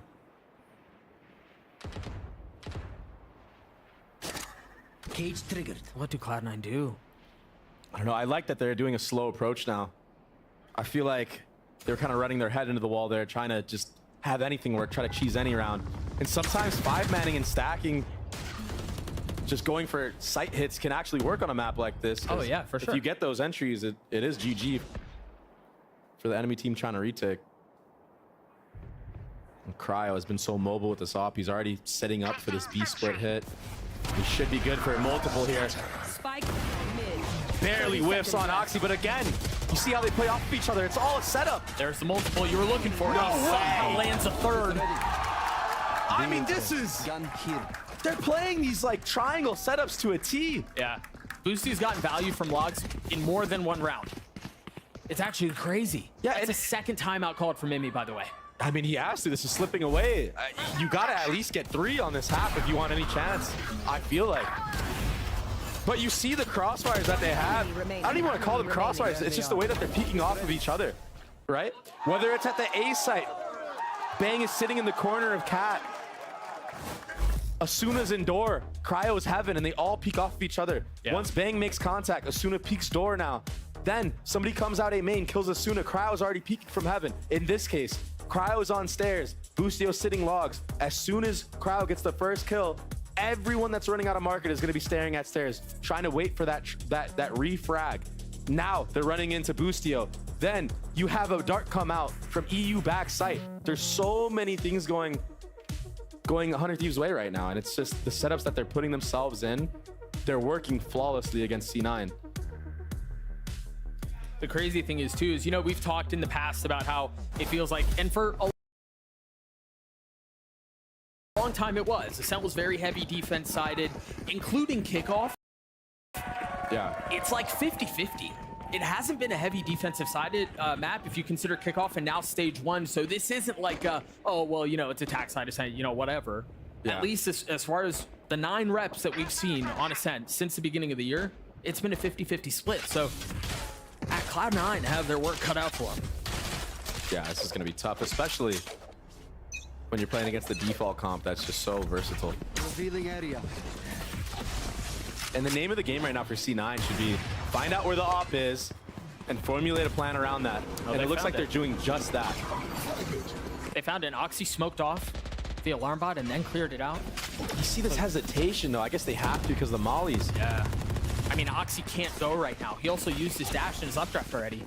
Yeah, his job right now is just to be a thorn in the back of C9. And that dagger just hit him, no? But honestly, he's been that for many rounds. They just haven't really been able to convert around it. An opportunity to do it once again. EU waiting. God. If he tags him, this would be insane. Oh, he knows he's there. Spike down B. Just on the other side. That was the safety valve. Ultimately falls. Oxy's gonna have to pull off another ridiculous moment, and he can't. Oh my gosh. I'm gonna jinx it. No, don't. You did it I'm yesterday. gonna jinx it. Do it. You did it yesterday. I'm not gonna jinx it. Cryo, I mean, yeah, you see the highlight there. Boosty gets a couple of really big kills there, but again, we've got to talk about Bang. We've got to talk about Cryo. Yeah, this is a complete dismantling of the C9 roster. And it does very much look like what Emmy was saying. Like, we're seeing the old C9 right now. Get out of my way. It doesn't always have to be Oxy go kill. But right now, C9 just doesn't have an answer for that not working, specifically on this map. That's a big kill right there. Yeah. I mean, to peek top mid against an Opper. Vanity did TP on that mid box, though. So Cryo probably just didn't even see him. Maybe double scoped in. Initiated. Lockdown used. Now they have to reconsider how they want to approach this round. I mean, this is all a feint, but C9. They kind of have to reset and be here because they have no space anywhere else on the map. They have passive info from Cypher's util main, but that's it. Yeah. They're also not trying to conceal their intentions here. They're being loud about it. They're jump spotting. They know where they are, and they're going to try to hit this anyway. Look at all of the damage that they've taken. Oxy's down to 12. Rooney and Zeppa both weak. Oxy's dead. Wait. He tries to get up top. He gets boosty, but that's all it'll be. Spike planted. Somehow, they emerge to do that with the numbers advantage. They've got them red. Moose not able to find any value. Zeppa takes a step back. Threes for the rest of the round as the spike ticks away. There is double flashes up. You heard the first one used, the second one too. Zeppa gets one, but it's traded right back. Vanity not able to control it. Bang, can he do it again? No! Rooney's the savior for Cloud9 as they're on the board. You did jinx it. You didn't even say it and you jinxed it. Round before the switch. It still feels like it's a little too late, though, for C9. I would have to agree. But the sigh of relief to not be 13-0 lives on. It's not a record you want. Player standing. Nice. Let's go. Come on. One more. Let's go. It's one of them. Spirits are still high, though. Maybe not for the coach, but no. But for the players. We talked a lot about Vanity, how good of a leader he's been. That mentality right there is what's made this team so good. And yeah, it's not necessarily reflecting in the score right now, but it's just one round at a time. Just one more. Can't escape this time because of that KO. I know exactly. Crowd getting first blooded. Back-to-back rounds. That was the answer that C9 needed way earlier in this series. Bang, feeling the pressure. Oh, man. Can he manage it well? Too many targets, only one found. Looks like Cloud9 are well on their way to their second, barring something silly taking place, which has kind of been the theme of the series. Austin forced to wait on the other side of this. Oh, this might be insane. He's going to break the door for him. No shot. That was beautiful. That was. And the high flash, too. They swing out behind it. They've gotten it down to 2. No way! Dagger! I don't know what to say anymore. You failed. Every match that we have casted so far, Doug, there have been miracle plays. Teams just blowing teams out. I mean, this is crazy. A 4v2. Not going their way in a post-plant situation. But it was so well played from 100 Thieves. It was perfectly played. EU breaking the door. Asuna with the perfect timing for that KO flash. Then the high flash. Asuna jumping out to just be a body bag for EU. I mean, it's beautiful synergy. It was perfect. We're going to throw it down to Ender, Mimi, and Athena, who have apparently tied up GB, thrown him somewhere backstage so he can't control the desk. I'm scared. I'm terrified. First of all, that didn't happen. He did not tie him up. But he tied himself up. I don't know. What did happen, though, was an incredible first half there from the side of 100 Thieves, and I think the defining factor of it was Cryo Cells. He's back. I mean, they lost one round. They win the pistol, they win round 3, converting over to bonus. They get the up into Cryo's hands so early on into the game, and he takes over. They were just so good at setting him up, and of course, he was so aggressive and able to take those timings on those peaks. Not a single thing happened to shut down Cryo. He literally was just on top.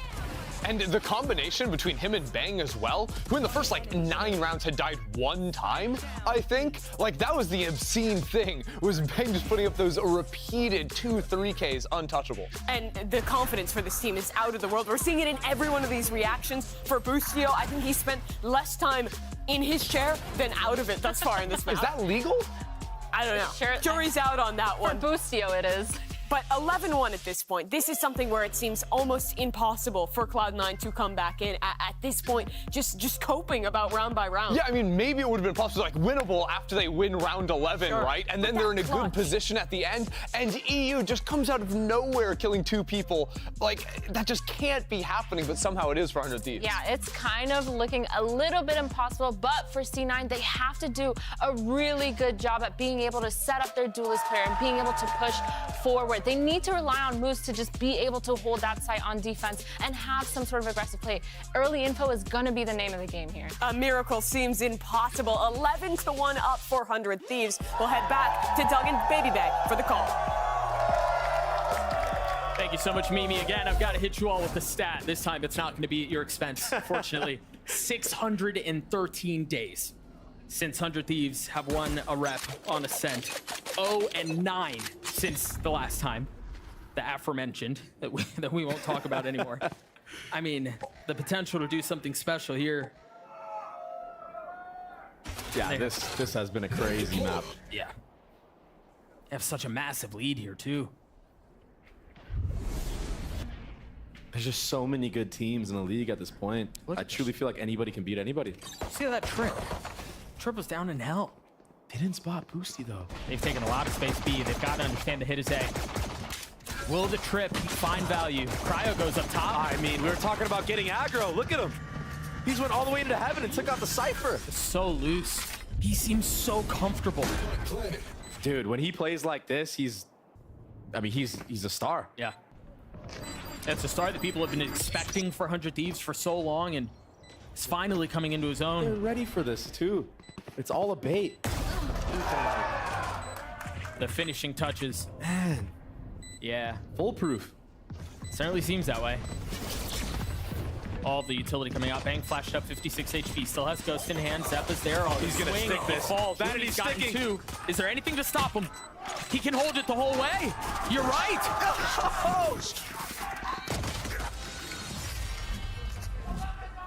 If there's a way to come back, it's that way. Stealing the round away. That easily could have been a 100 Thieves win. It probably should have been. Yeah. Look at this guy. I love the confidence he's playing with. Cryo A bit of a blunder at the end, but they have so much to work with. Yeah. They've given themselves a long runway. Yeah, huge buffer.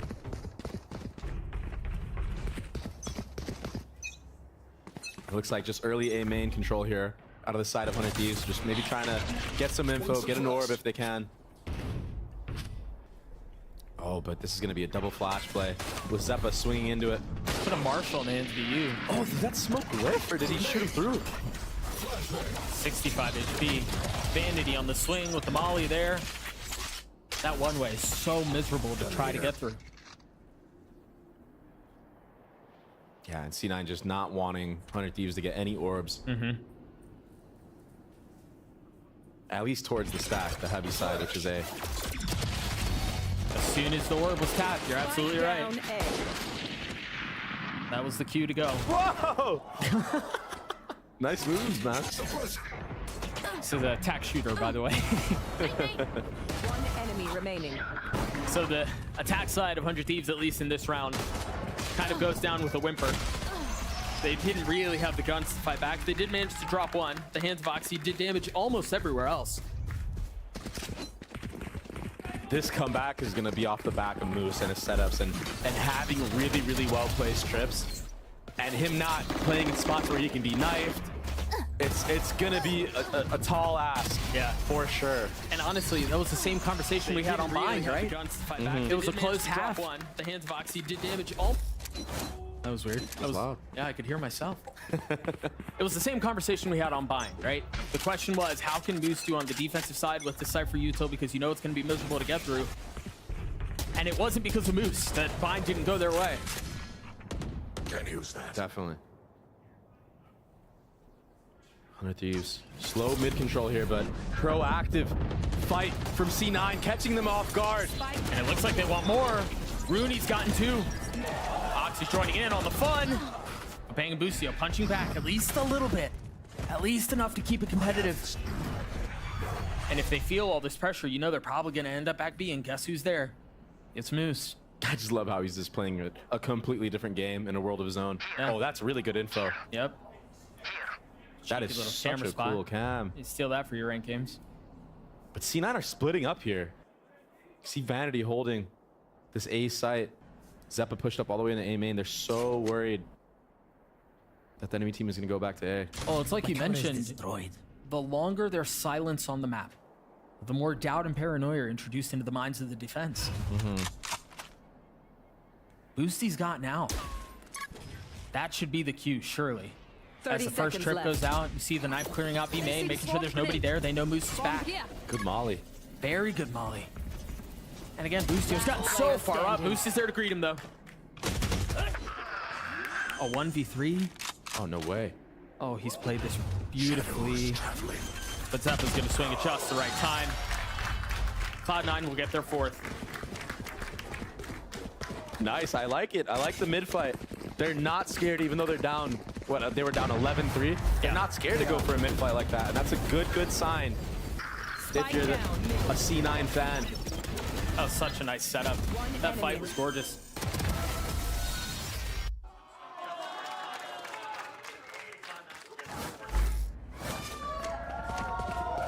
So 3 rounds in a row. Cloud9 giving 100 Thieves a little bit of their own medicine with a bonus.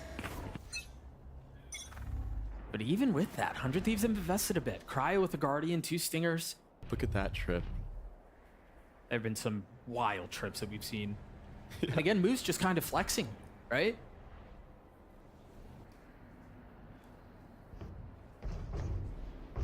They're certainly, again, they're making plenty of noise. The flash is there, the swing too. Oxy turns it and drops both.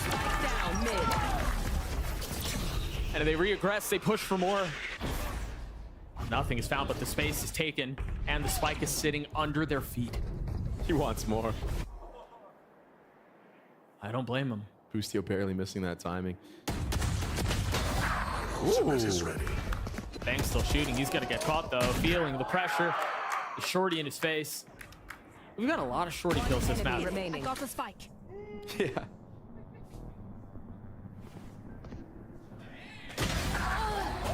How he still gets his one is beyond me. But Cloud9 gets a 5. Again, still plenty of work to do. But confidence starting to grow. Oxy's looking comfortable. He's playing aggressive. They're not backing down from any fights. And that's what you want. If you're going to make a comeback, it's got to be off the backs of things like that. He's been playing actually very well in this series. He's just been getting shut down like that. Right, yeah. I mean, what is he supposed to do about Boostio just perfectly lining up his head like that? I feel like he's done so much, but he's kind of just getting a little bit unlucky. Meanwhile, on the other side, again, got to call him out. Bang, 20-7. Jeez. Not bad. Asuna getting that orb online will trigger his ult. And they still have the whole map to play with here. So many options. I think they actually read into the fact that they think that C9 has the Cypher set up on A. And that's why they're leaning B, but it's going to be a double back now. I love that cam too. Spotting anyone going up cat. And in case there's anyone who does tuck in through mid, you're going to see him as well. But these trips in the A main choke, oh, this trip is going to get a lot of value. Yeah, and even off of the face of the fake, because you just saw the drone come out from EUB while everyone else was rotating A. They still have the utility for Moose to keep them at bay. And that knife towards the B side of the map from Zeppa should identify that this is going to be an 8-hit. Even with the ult. Cryo jumps over the trip. Oh, and they TP into it as well. Cryo gets, excuse me, Oxy gets 2. 30 Zeppa seconds holding a left. line back. EU and Cryo, the only ones who remain. Vanity playing on the other side of the smoke. EU having to go aggressive. The trips continue to be a problem. They're a bloody nuisance. One enemy remaining. And it's another for Cloud9. 100 Thieves overthinking that round. Boostio trying to call a fake there. I think they did think that Cypher was towards that A site, and that's why they committed that KO ult there. I imagine the vast majority of this conversation, as the timeout's called by 100 Thieves, is around Moose and his utility. It just continues to cause problems. Hey, yes, sir. Come on, go. 5 rounds in a row now for the defense. This is so crazy. I mean, defense side Ascent can be so hard to break through. But again, I mean, this year it hasn't played that way. At least not in Americas. I think a big key of that, though, has been the wonky comps that we've seen a lot of teams run, like Loud.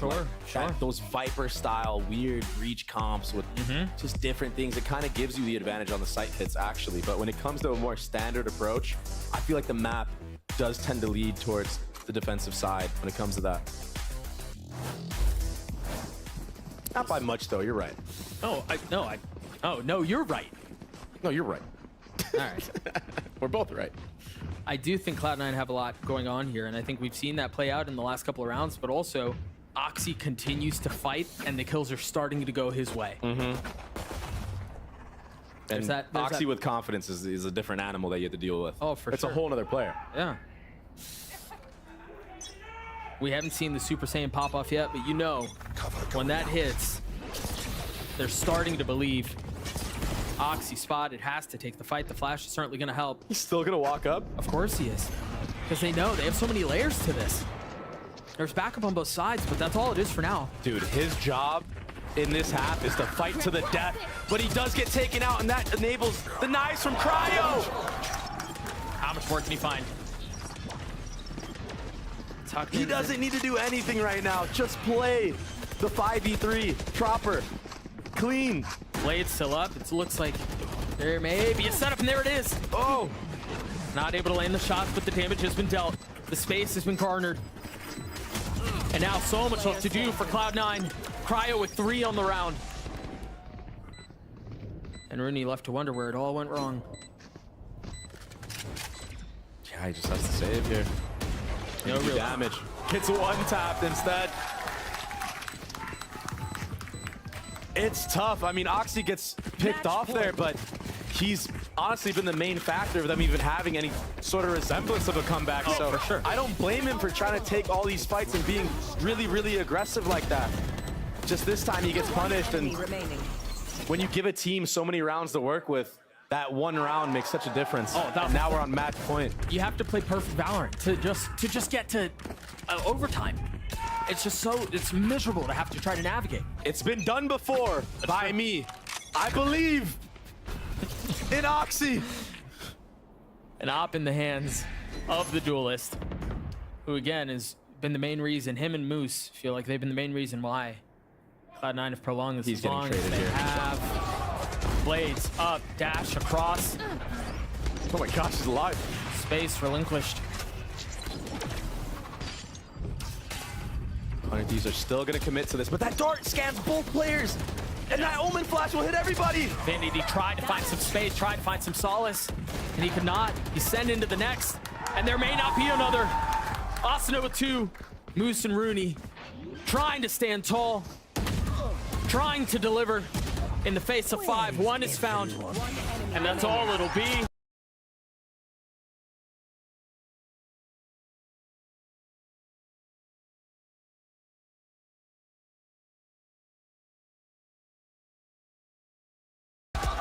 Rooney cannot.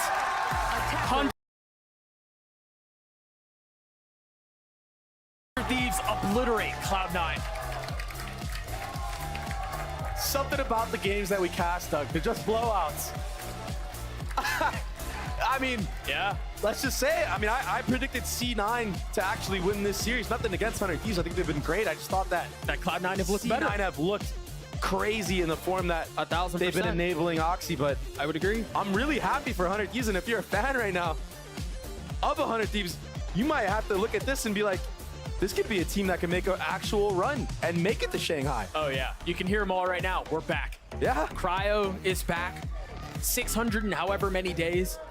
They were able to win on a set. Now Cryo popped off 22 and 10, 6 first bloods. The guy had a game. And this is the Cryo that people have been waiting to see. This is the 100 Thieves that people have been excited about with Boostio and Zix at the helm. There's a lot to be excited about. Yeah. And Asuna, 23 assists on the KO. 23. That is crazy. EU had massive moments too, and again, Bang he just destroyed them. He banged all over them. Oh God. There's so many things that could be said about Bang and things that he does to teams. But this is really, really nice to see that this young team is coming all together, banding together as brothers, and I mean, they look like they're having fun out there. The leadership from Boostio bringing good vibes to the team.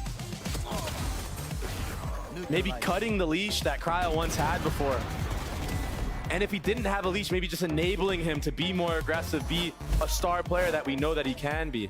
Well, and I want to go back to what Zix mentioned earlier. He feels like, and with what we saw today, I might have to agree, they have some of the best shooters in the league on that team. Yeah, and when we they're on saw point. it today. Yeah, when they're on point, it's scary. I mean, EU, again, we've got to call them out. Bang just destroyed them.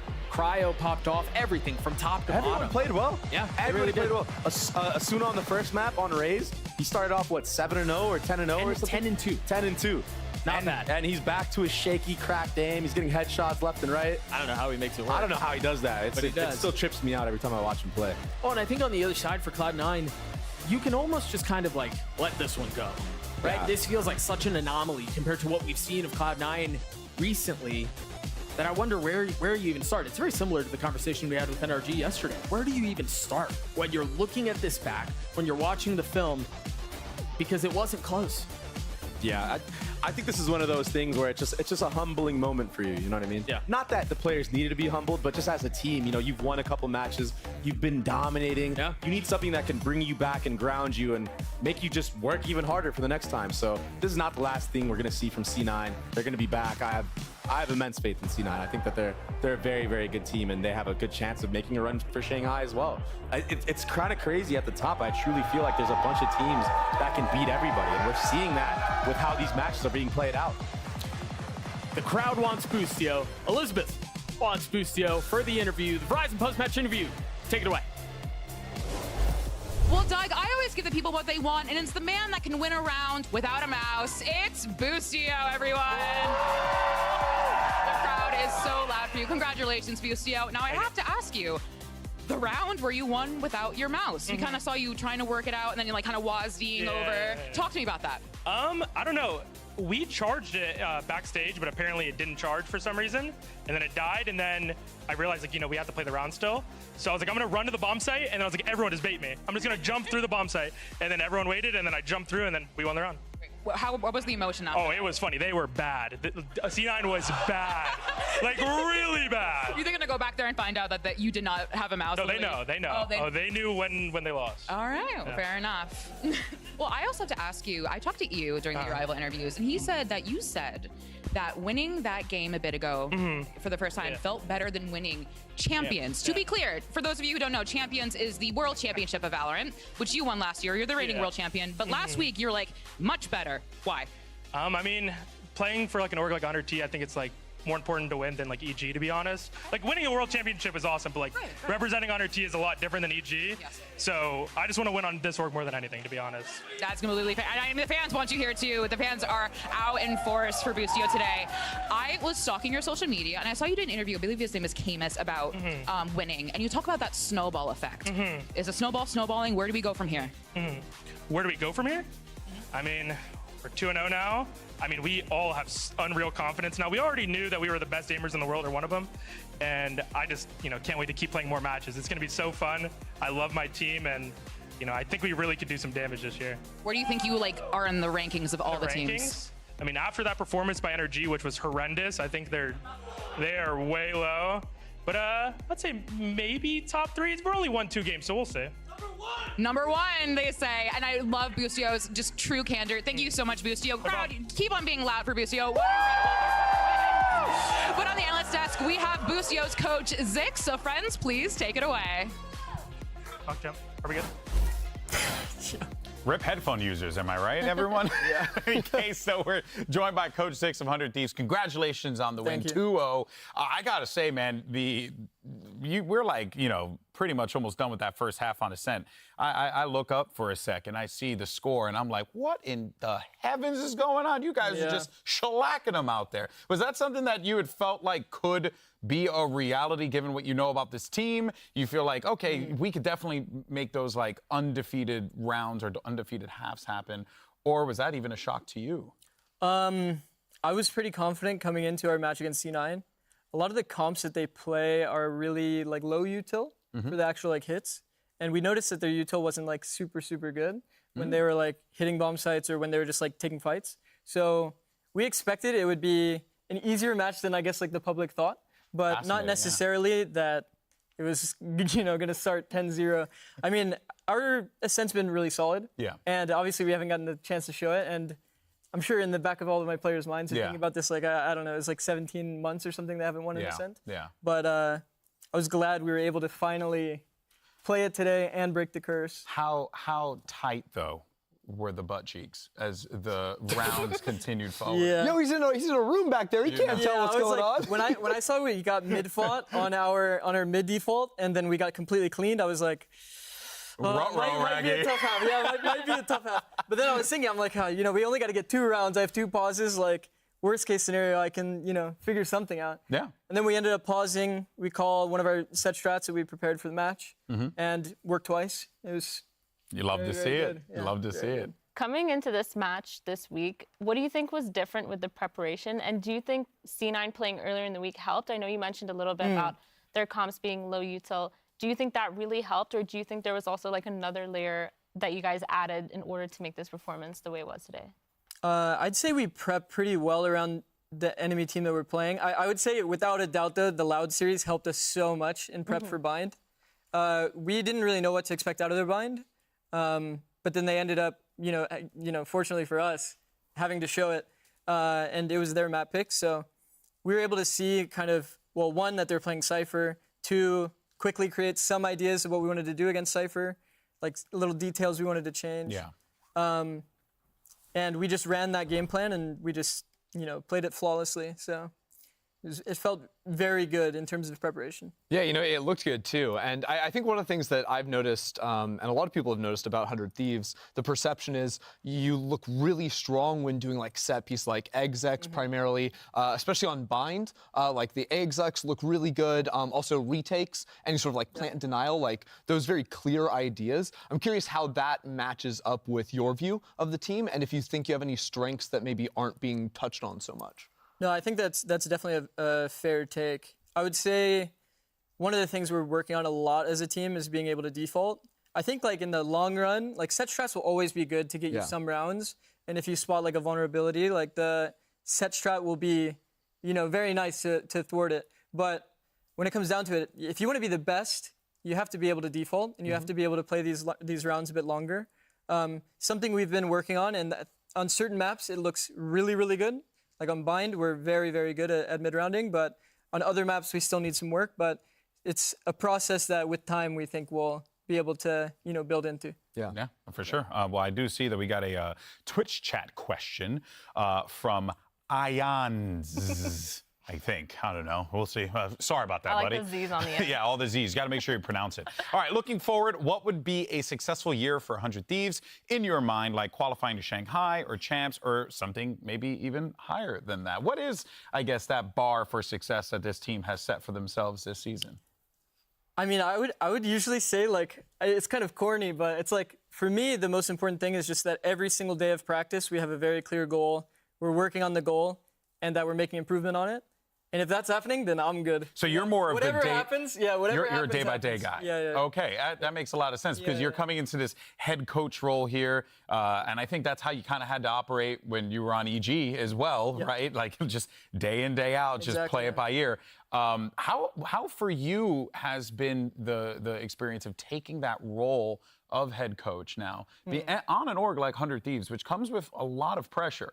How have you taken to that role when you were offered that opportunity? Were you just like, yo, let's go. I'm gonna dominate this. Yeah, I mean, honestly, I was stoked because I mean, I was coaching in league for a very long time for CLG days. About 7 years. So I'm used to got a couple league kids over here, you know. Yeah, of course. Yeah. And then like I'm used to the criticism that comes with the role. I'm used to the responsibility that comes with the role, and I mean I love it personally. Yeah. I think like it's nice having more skin in the game and being able to clearly choose the direction that you want to go. So me personally, I love it. Yeah. So. I mean, it's been good for me. Yeah. That's awesome, Yeah, and honestly, as someone that was previously a head coach, and then when you came into Valorant, I know you did assistant coach work for NRG, I believe, right? Before Evil Geniuses as well. You're then working with Potter, right? So I'm curious, as someone that was head coach and now is again, what sort of things did you learn from her that maybe you incorporated into your own style? I would say she had a pretty clear focus on, one, getting a lot of reps, which I find a lot of value in now. And also just like I'll say CS fundamentals, like making sure people are like going together, spacing together, and that there's like a solid entry, good util with the entry. Like these kinds of like basics, I guess, is like a lot of her focus that I also bring and make sure that I'm like fully like making sure is solid in my team. So a little bit of that, and then I do a lot of the like strategy focus specifically. So I'd say that's, I was curious about that too, because it would make sense for me, someone that came over from League of Legends, like I think a lot about like comps, about like more macro strategy. Is that like the biggest strength of yours, you would think, or something else? I would say it's definitely one of my bigger strengths. I think I have like really, really good visualization for how scenarios will play out, if a strat will be good or consistent, if we have perfect like little details. I always try to make sure that all of the little details are perfect. Like swapping who is actually baiting for who in a certain setup, or like who should go first on the entry. Just like all of these small details, I try to make sure we dry run and rehearse over and over and over until we get it right. And a lot of it in our set strats shows. Like all of these little details are just absolutely perfect. 100%. Well, the devil is in the details, and that's what it's all about. You win or lose based on that, Well, let's go ahead and get more details, shall we? Let's go ahead and take a look at the standings. Segue and see what we have coming up as far as our standings are concerned. Of course, 100 Thieves managed to make their way up to second place in the Omega group, just behind Leviathan. And that's got to feel pretty damn good for you, though, right? To see like the way that the conversation was for 100 Thieves at the start of the season, even at the beginning when you guys were falling short a little bit till now. I don't think anyone can question the amount of work that this team has put in. How proud are you feeling of the boys? I'm definitely very proud. I mean, we obviously, don't get me wrong, we have so much that we need to improve on. Sure, but there's a lot of like good, obviously. Like in my opinion, we have some of the best aimers in the entire league, like, without a doubt. And it just comes down to making sure that they understand how to play together and how to be free, be loose when they need to be, and when they need to play tight when they need to play tight. And right now we're like getting into that balance of things. I'd say these last 2 weeks we definitely like freed up more. And we just fully embraced like taking our own timings, taking individual fights, and like you see that a lot now. We don't always have perfect fundamentals. We're a team that's going to look for the X factor and then look to punish when we have an advantage. Do you feel like in the next coming matches, you guys are going to be as confident as you were today? And which team are you looking forward to playing to the most? Oh, that's a good one. We're definitely going to be confident. I can tell you that.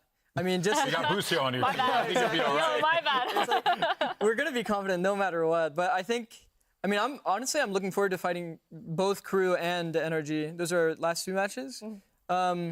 NRG is exciting because I've been teaming with Ethan for the last like 2 years. So that'll be a fun match. Obviously, Max is on the team as well. Obviously, they didn't have like a great showing, so hopefully they maintain that form, you know what I mean, going into our match. Yo, you gotta chill on that smile. That's the realest thing I've ever heard on an interview, dog. Keep doing that, but I mean, we'll see. But I am looking forward to playing against him. Yeah, well, I mean, we're definitely looking forward to those matches as well, man. Well, let's go ahead and take a dive and see what we're looking at tomorrow, though, for our schedule, because we're starting the day off with the Sentinels versus Evil Geniuses, and then it's going to be NRG versus MIBR. Zix, you want to give me any predictions on this one for Game 1 and Game 2?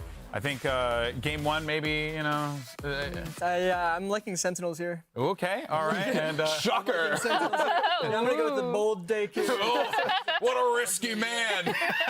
Let me guess. NRG for Game 2. Okay. The safe bet. Okay, he's just playing it safe. You love to see it, man. Hey, well, congratulations on the victory, my friend. Hard fought for y'all because you just continue to grind this season, and seems like it's only going to get better from here. So looking forward to seeing what is to come. But for folks at home, that is going to do it for us here today. We thank you all so much for tuning in. And don't worry, we're going to be right here, same time, same place, because it's Super Week. I'm going to get a horn tomorrow. In any case, we're not giving you a horn. Here. Give me a horn. No. All right, folks, we'll see you tomorrow. Take care, everybody.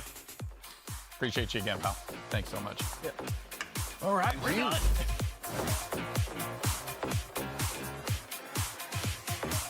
Surely here, they don't know which way to look. Stuck with not a clue and not a chance. Tough. Havoc looking the wrong way. That is almost a clean sweep. 13-3. Enemy remaining. Then sticking it. He's got himself a wink on. Smoke dropped. And hits the shot. Damn me up. Let's go. Through here with a Diddy. Eventually take it out. Shots landing from Val and a reload. Even time for it. This guy is just working them into neutral. Hey, Leaf's in a bit of trouble, but he's got to back him now for the rest of his team. And just like that, it's all toppled, there's all crumble. That is one of the cleanest matches we've seen in quite some time. I mean, G2 just dealing with them handedly. Let me get ready. Oh, I cannot wait, bro. Look at him one more time. I'll stand too. A G7-0F.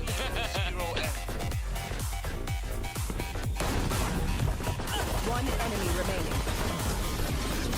I think Boostio's mouse just died. Nope. It's an IGL masterclass right now. Go, swing with me! We need to leave it on POV. Unfortunately, they might win the round anyway. It's the craziest round. They won 4v5. Oh, he's gonna run into the trip. No way! Oxy's getting wrapped. He's the last one alive. Asuna cleans him up 13-7 in favor of 100 Thieves. And he considers going in. A short, he dashes into his lap. You see how they play off of each other. It's all a setup. There's the multiple you were looking for. Lands a third. He's wing out behind it. They've gotten it down to 2. No way! And that's all it'll be. Rooney cannot. 100 Thieves obliterate Cloud9.